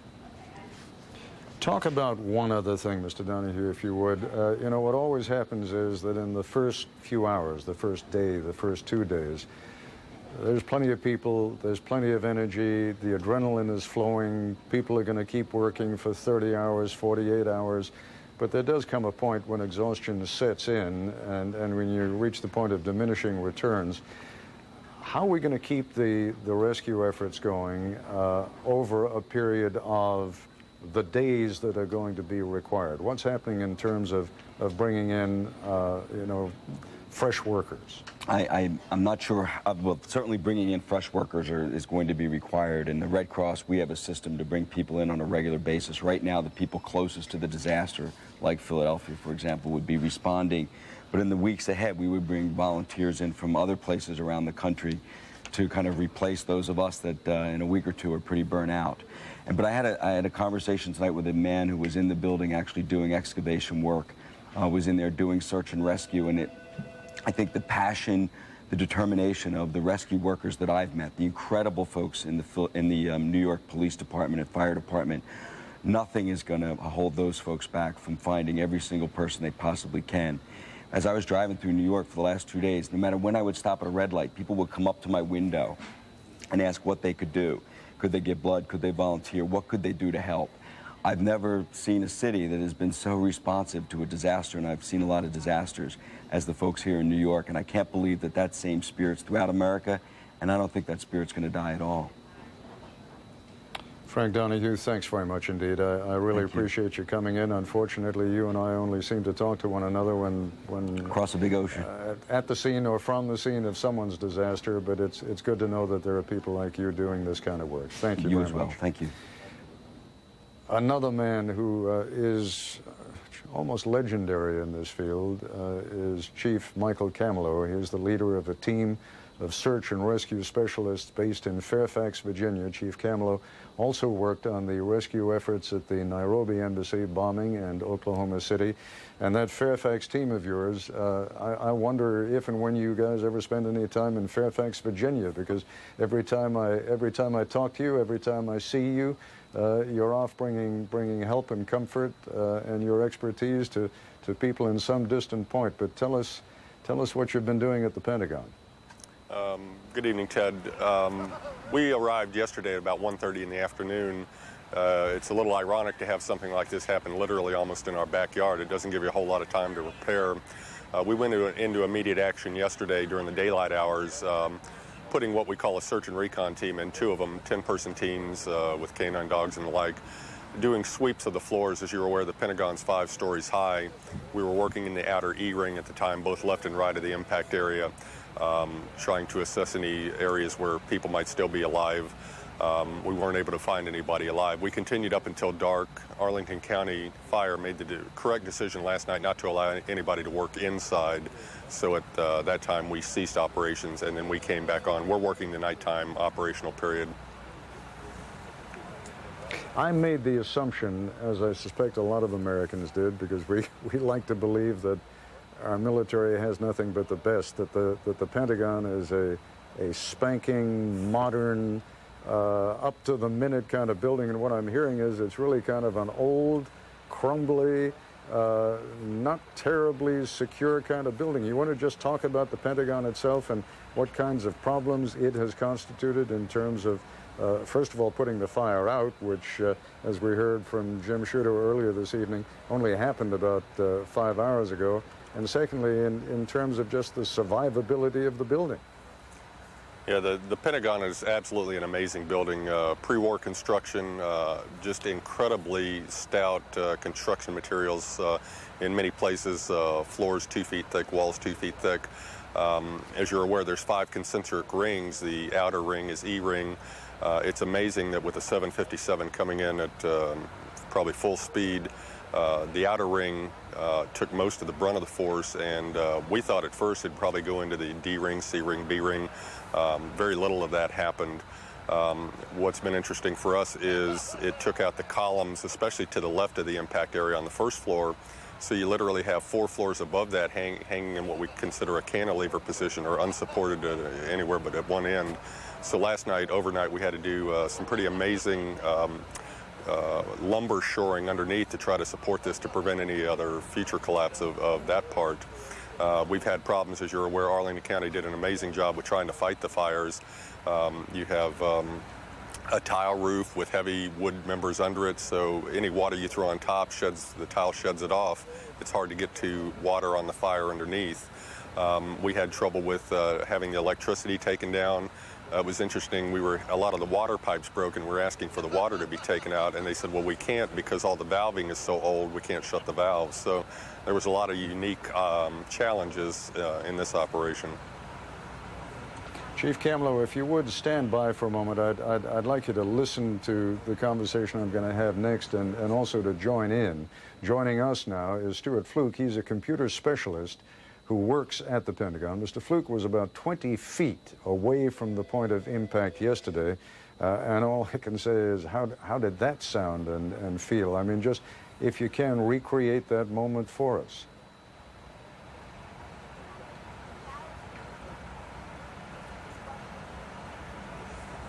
I mean, the wall just shook around us, and and then the wall collapsed around us. There was nothing but drywall, and it was rubble.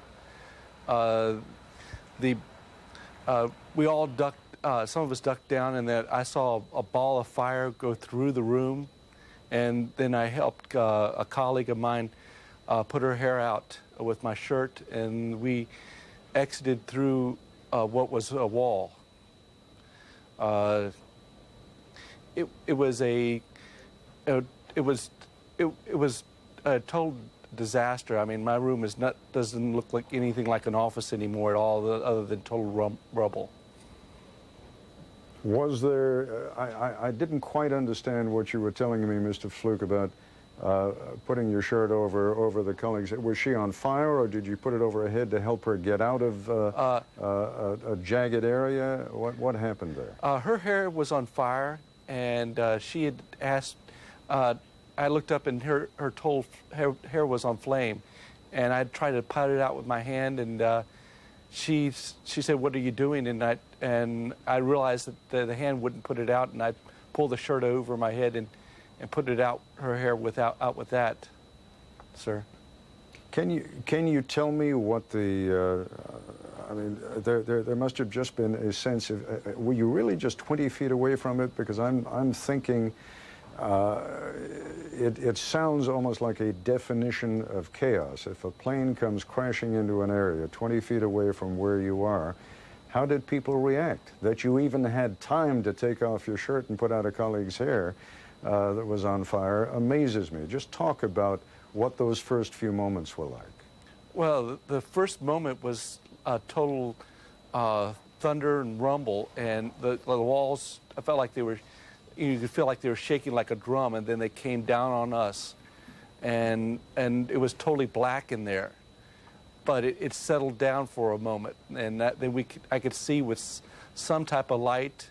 It wasn't the light from electronic lights, from fluorescent lights, because interior in that Pentagon there's no light at all. But I saw, I don't know if it was fire or something that lit up the room, but I was able to see my colleague and take care of that situation. Chief Camelot, as you're listening to this, in those first moments, can you recreate what it must have been like in there? Yeah, it's just overwhelming, Ted. I can't imagine what the noise must be like for something like that. It certainly must be hard to describe. What's interesting is the similarities with this in Oklahoma City and Nairobi. Obviously, those were truck bombs. This was the impact of a jetliner. But just the amazing force imposed by both of those is staggering. With the extensive amount of fuel, it was amazing for us to see the burn patterns inside a pretty lengthy direction, left and right of the impact area. Amazing burn patterns on a number of floors of the building. What we've seen at the World Trade Center is that quite obviously tens of thousands of gallons of aviation fuel exploded and created a fire of enormous heat. Did the same thing happen there at the Pentagon? Yes, in a more confined area. I think, again, this is indicative of the type of construction. The World Trade Center certainly is a steel frame with a glass skin on it, a much lighter type of construction, more flexible, as high-rises tend to be. The Pentagon is extremely stolid construction, massive concrete timbers, and I think that probably contained a lot of the impact and the explosive effects, as opposed to just having it blow out the windows and go out the other side like the World Trade Center did. Give us the benefit of your experience now in terms of the chances of survivors, both at the Pentagon and from what you must have seen and heard on television about the Twin Towers in downtown Manhattan. Chances of survivors at this point? Yes, we tend to find that for Nairobi, Oklahoma City, and now this, the chances are obviously very low, just with the amazing amount of heat, the blast impact, And then afterwards, with the resulting fire, even by the time we put our search people in, which is a number of hours later from the initial impact, they had a lot of trouble, just the amount of residual heat that the building maintains. It was very difficult on our people. They were wearing, you know, structural firefighting gear, protective gear as they go in. It was difficult on the dogs. Just the amount of acrid smoke that's in there for anybody who might have survived the immediate impact right around there. These type of other effects are, you know, very detrimental and don't lend themselves to much survivability afterwards, and I'm sure it was almost exactly the same in the World Trade Center. Except that obviously you've got a much, much larger structure, and I'm concerned about some of the effects, as I think New Yorkers are learning to be now, of the, and it sounds silly to be talking about air pollution, but you know what I'm talking about, some of the pollution of some of the chemicals that are released into the air when a building like that comes down. How real a problem is that? Extremely problematic, certainly just with the amount of fuel and everything, the toxic vapors that are a byproduct of that combustion. But then when you take into account all the infrastructure of a modern high-rise building, gas and other things, even the combustion products of things like office furniture, very toxic and the like.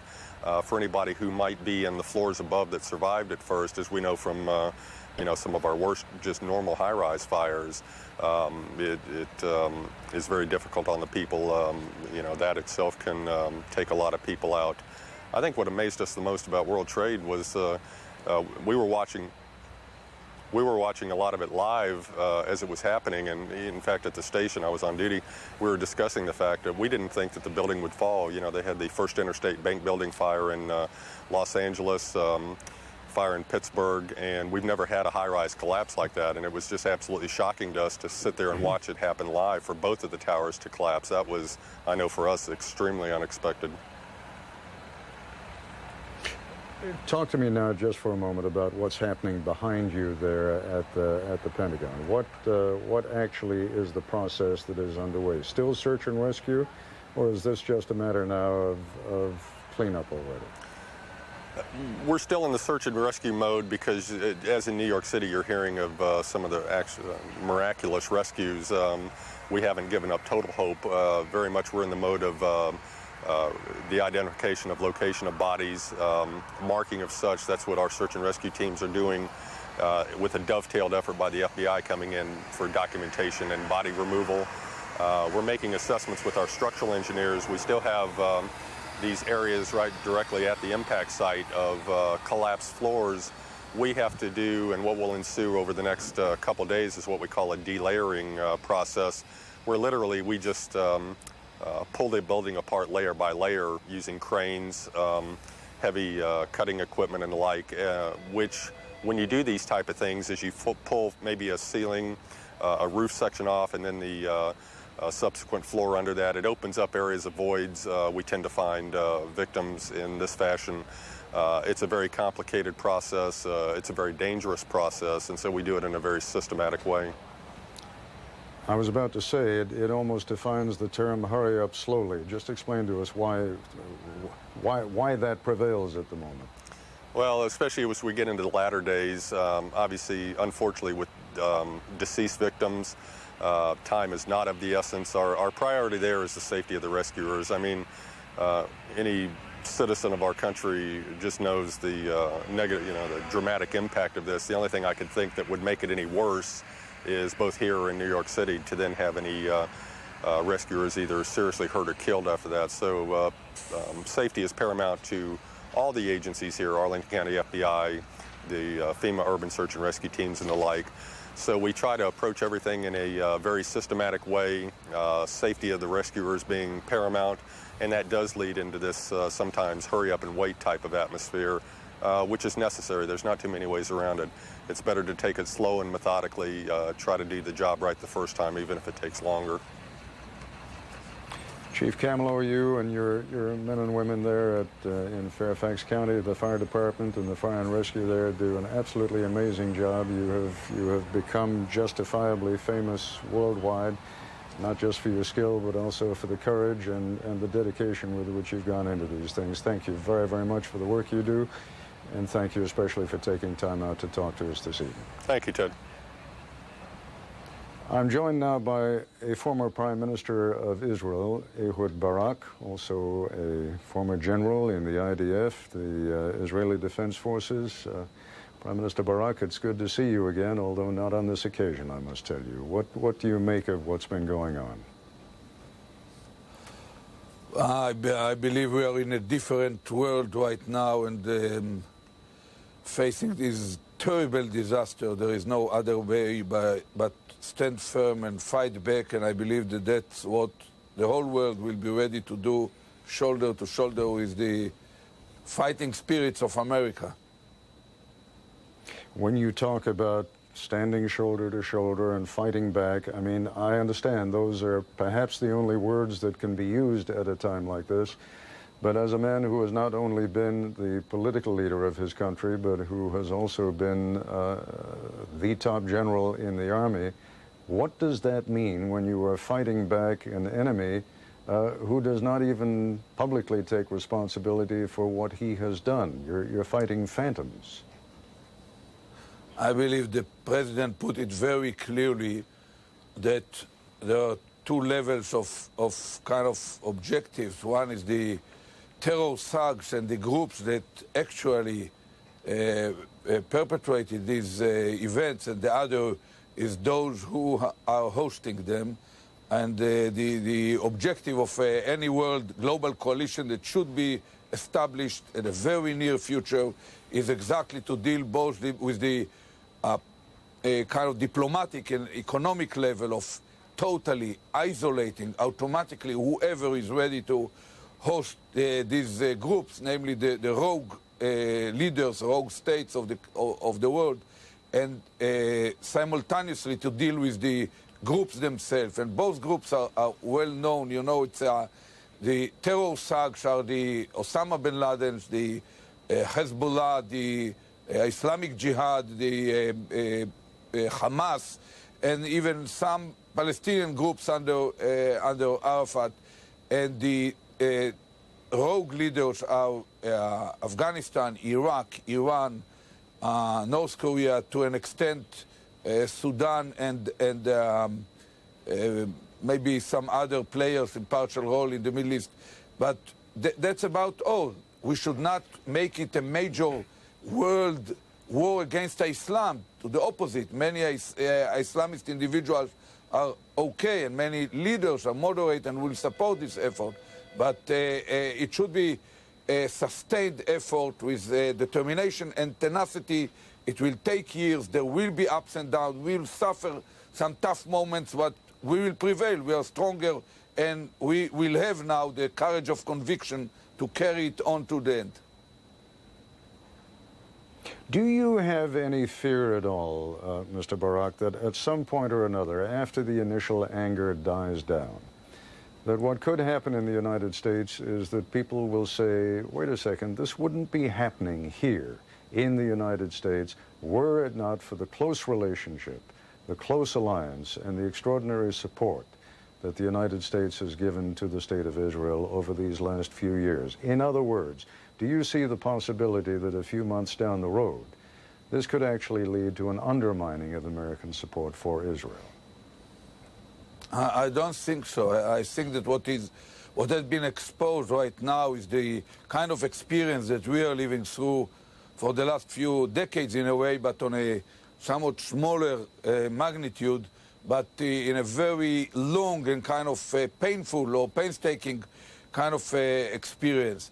I believe that what is at stake is the very values and the very ideas and what America really is standing for. And once you will dive into the saddening experience of reading the list of individuals, and every American will identify his own kind of relatives and acquaintances, and many countries in the world will find that many of their own citizens were there in the World Trade Center or near the Pentagon. I believe that a kind of shock, which is a part of the tragedy, will waken all of us to the same kind of effort that our ancestors had run against the piracy on the high seas. Namely, it became clear that they were a risk to the whole way of life of civilization, and the determination and kind of sustainable effort had been created that within half a generation get rid of this phenomena of piracy on the high seas. When I hear you talk about the democratic nations of the world imposing economic sanctions, for example, tightening the grip on countries like Iraq, you have to look at what has happened over the past 11 years. There was, first of all, this extraordinary coalition that was crafted largely under the leadership of former President Bush, and which held together extremely well during the Gulf War, and then gradually began to fall apart. And the economic interests of different countries around the world have caused them to begin trading again with Iraq. And it's hard to say that Iraq has really been as isolated as the United States, for example, would like to have seen. It's easy to talk about these things now, when people are still searching for the bodies in the rubble. But do the democratic countries of the world really have the sort of tenacity to stick to a policy like this, which, as I think, as you're suggesting, has to be sustained over a period of years? Look, Ted, what happened 10 years ago is just an attempt of a rogue Middle Eastern leader to erase from the map a neighboring country called Kuwait. And Bush Sr., together with the same individuals, I can recall them. I visited twice the White House and the Pentagon during the very actual war. And I can recall to this moment Jim Baker and Dick Cheney and General Powell, as well as President Bush's father, former President Bush, with a kind of focused, energetic approach that was determined to put an end to prove to this rogue leader where the rest of the world is standing. And the very fact that those very individuals are there, and they are kind of superb leadership team with a different challenge, much more painful and much more, not just symbolic, but at the heart of our civilization, not just as a metaphor, but whenever any individual, any one of us will land at Kennedy Airport and comes out from the airplane and sees a different skyline of New York, it will kind of re-stimulate, I believe, our understanding what is at stake. And I believe that no world order will be possible if this struggle will not be carried out. It doesn't mean that all the time the free world will have to use military force. At certain point, I believe that even those leaders will realize that while they are under tight and determined sanctions and isolation from the world, they won't be able to stand firm. And I don't want to go into it right now, but what really held Saddam afloat was the kind of closing eyes by some members of the international community, standing on the sideline, hoping for new kind of fresh contract with Iraq. And I believe that this phenomena now can be totally kind of erased from the table, and a much tighter and focused and converging approach could be kind of created by the world community.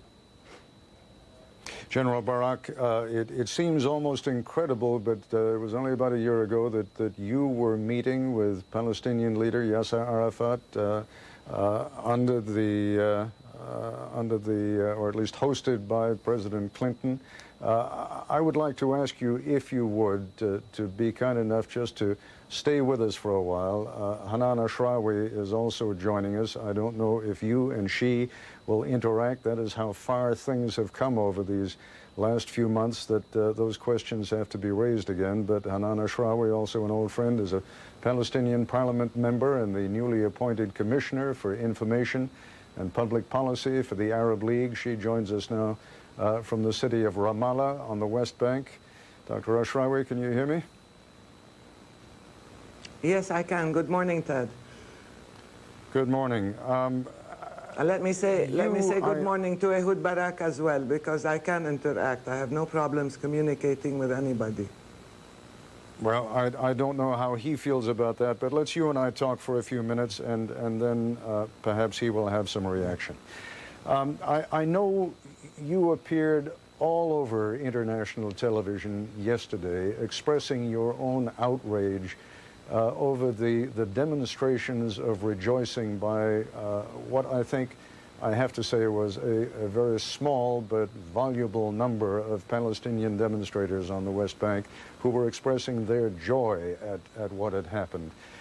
Your outrage, I think, was appropriate and useful at the time. Tell me what has been happening on the West Bank over these last 24 hours and how the events that have transpired are now being seen. Yes. I think, first of all, my outrage was absolutely genuine, and I think it reflects the attitude and the sentiments and the feelings of the Palestinian people as a whole. And I really would not like to draw conclusions on the basis of a minority of people who reacted without much thought and in ignorance before the full horror of the action and before the situation clarified itself. People acted without knowing.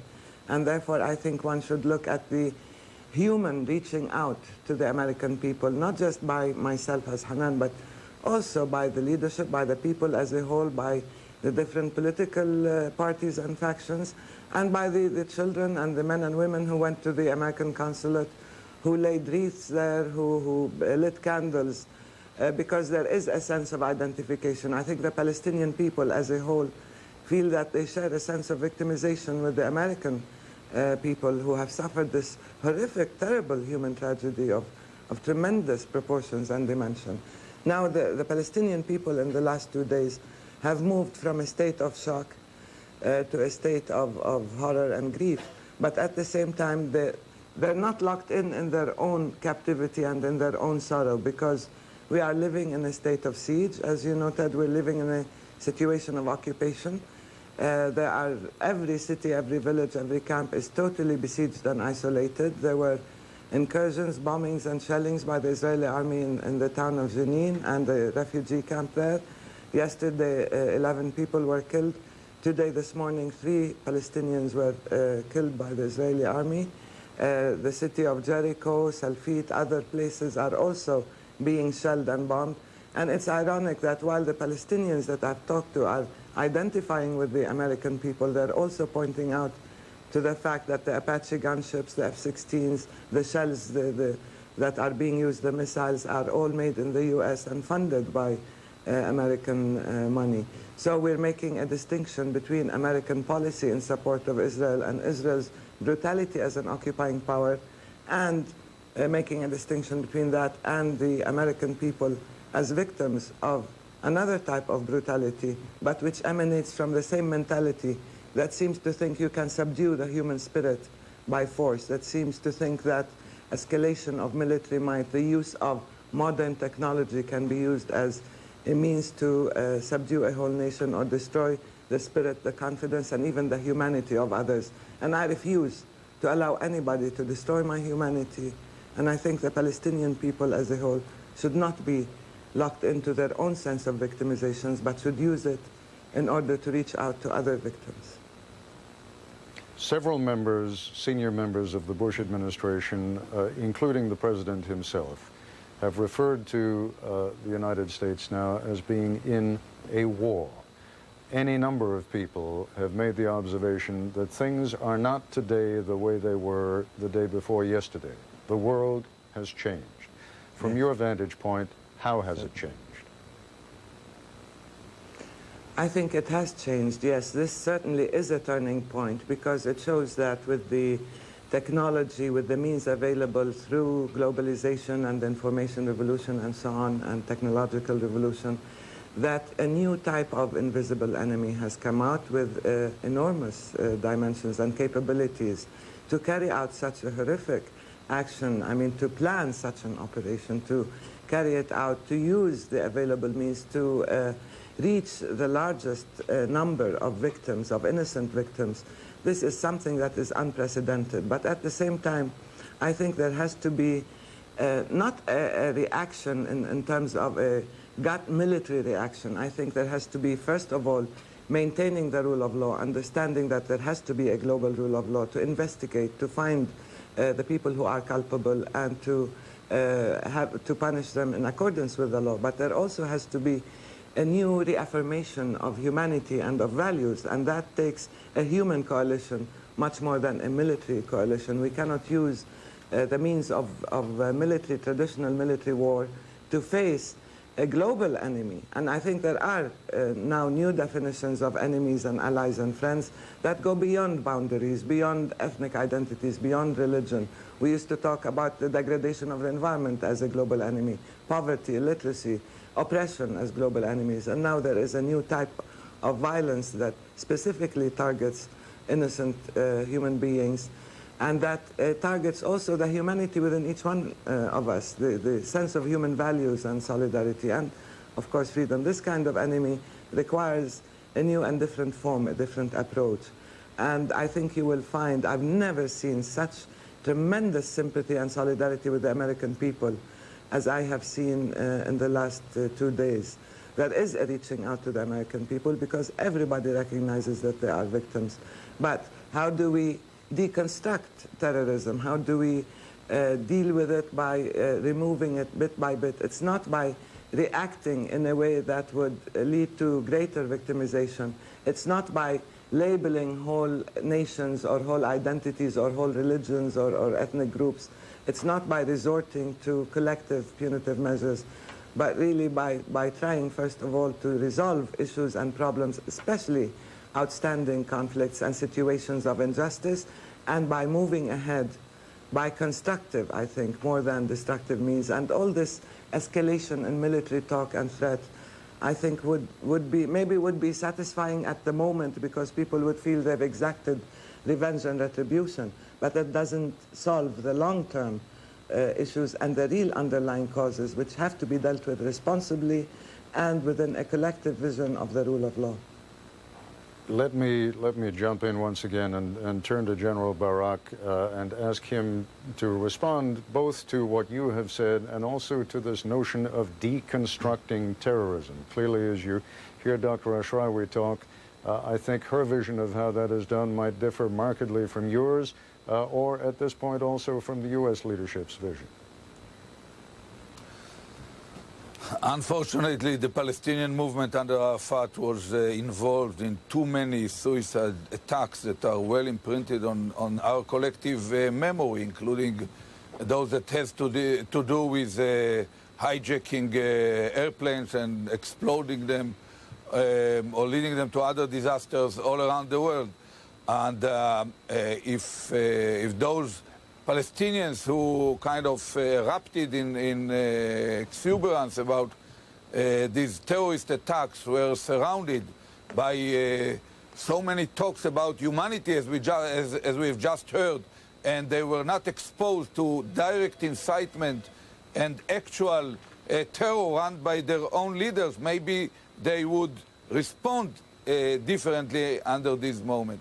You know, our legendary foreign first minister, Abba Eban, once said that the Palestinians never missed an opportunity to miss an opportunity. It happened to them 10 years ago. We have mentioned earlier the Gulf Storm. It was at that time that Arafat, out of all people in the world, decided to support Saddam Hussein. And it happened once again a year ago when an offer was put on the table by President Clinton and myself to put an end to the conflict by having a very painful decisions on both sides, but decisions that will put an end to the conflict. And Arafat was unready even to take it as a basis for negotiation and deliberately decided to turn back into violence.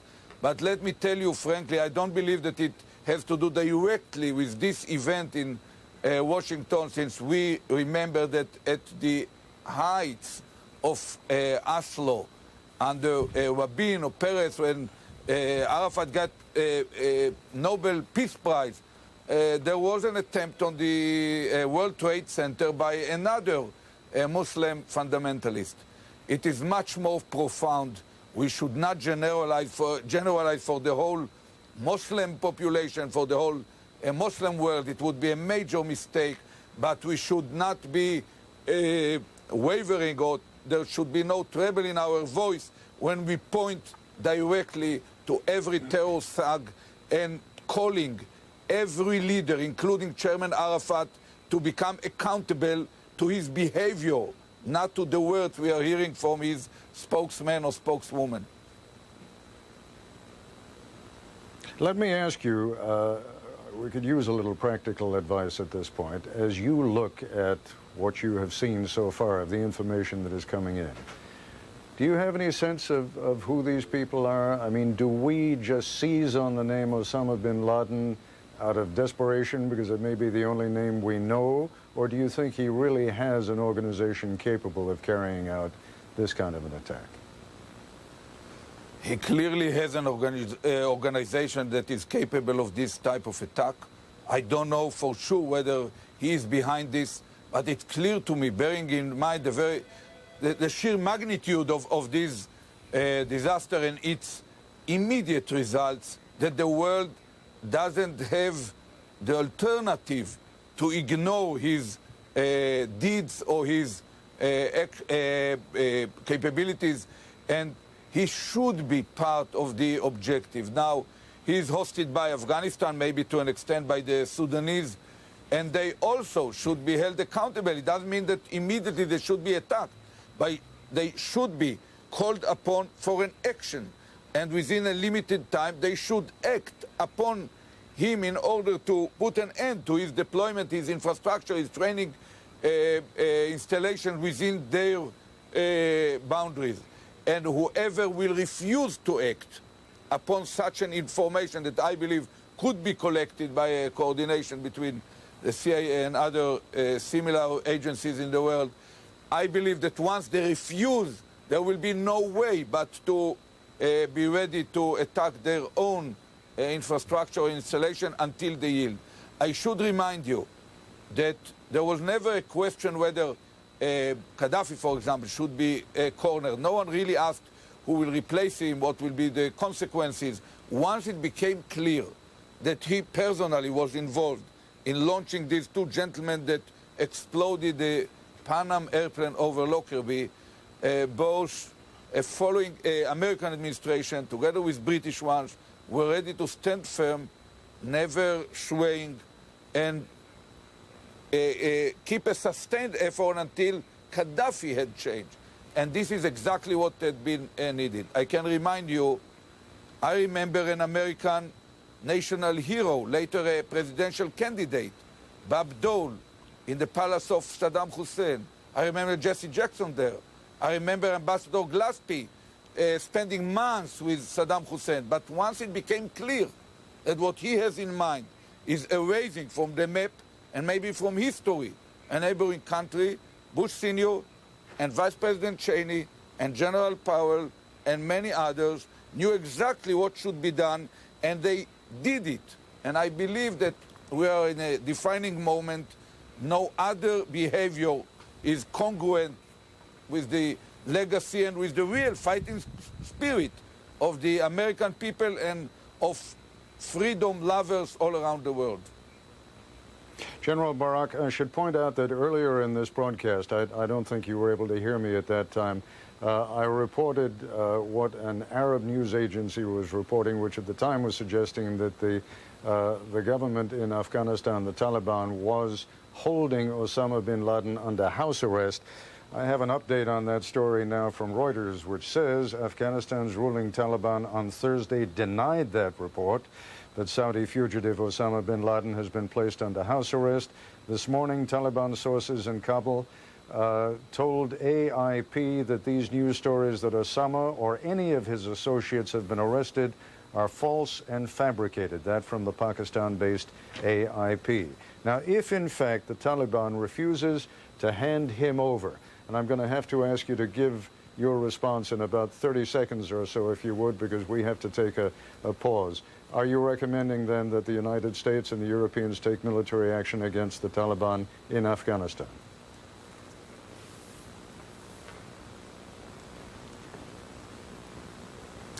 If I should answer, I would say that it's inevitable that if nothing will be done in regard to Osama bin Laden, and is really there according to the intelligence, it's not about house arrest. It's about bringing him to the same kind of treatment that Milosevic is getting now, or maybe even worse, and to put an end to his infrastructure. I'm confident that that's what should be done. It will be done.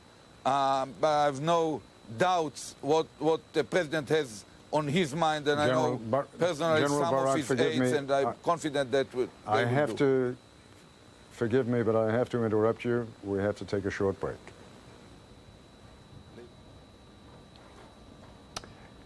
This is Ted Koppel in London, continuing ABC News' coverage, which, as you know, has been going on uninterruptedly now, ever since the attack on the World Trade Center in southern Manhattan, in the southernmost part of Manhattan, and the attack on the Pentagon. My ABC colleagues and I have been on the air continually since then. I have been speaking these last few minutes, and I'm still talking now to the former Prime Minister of Israel, Ehud Barak, and to Hanan Ashrawi, who is a Palestinian member of Parliament and the newly appointed Commissioner for Information and Public Policy for the Arab League. General Barak, I want to give you a chance just to complete your answer, because I had to interrupt you there a moment ago. I was asking whether you felt that the United States and perhaps also the Europeans, if indeed the Taliban refuses to hand over Osama bin Laden, and it is concluded that he and his associates were responsible for this attack, what are you saying the United States should do with regard to Afghanistan or any other government that has been involved? It's clear that if those rogue leaders who are harboring or hosting terror will do the job by themselves, put an end to it, put the people responsible under arrest, send them to international bodies to be brought to justice, it will be okay. No one wants, out of a kind of obsession, to hit them. But I predict that quite probably they won't, and that a result of it, certain, maybe limited size, but certain highly targeted and determined action might take place in the near future when it becomes clear who is responsible. But the more important effort is a sustainable one over the following several years, with a lot of, unfortunately, a lot of ups and downs and some painful moments and disasters, but ultimately the free world will prevail, since we are protecting our very essence of way of life against terror and some terror thugs under masks, and we have to unmask them, to expose them, to put them to accountability, being either terror thugs or rogue leaders. There is no other way. After what we have experienced in the last 36 hours, no world order and no Western civilization will be able to hold if we will not show the tenacity, determination, have even readiness to take certain pains along the way in order to put an end to these phenomena, whether it takes few months or even half a generation. General Barak, thank you very much. You're always very patient, and I appreciate your willingness to come on and spend some time with me. Dr. Ashrawi, I want to give you an opportunity for a few final comments also. As you listen to General Barak, do you too see this as an ongoing conflict that is going to have to be sustained for, as General Barak says, perhaps half a generation? No, I think if there is sufficient will and the ability to intervene and, of course, as I said, to use the available instruments in order to hold people accountable, to try and to punish those who are responsible, and at the same time to resolve these outstanding issues, if we can do them very quickly, then I think we can see results, particularly when we can identify areas of conflict that produce such organizations and groups. I would like to remind you from the beginning that when Mr. Barak started maligning a whole nation and entered into this diatribe against President Arafat and trying to associate us with terrorism, guilt by association, so to speak, that the party that introduced terrorism in our region was Israel during its creation. It was the Jewish gangs, the assassination of Count Bernadotte, the blowing up of the King David. All these things were alien to our part of the world. And we are now in a state of siege and occupation, and all the history of massacres against civilians has been carried out by Israel. I don't want to mention, Deir Yassin,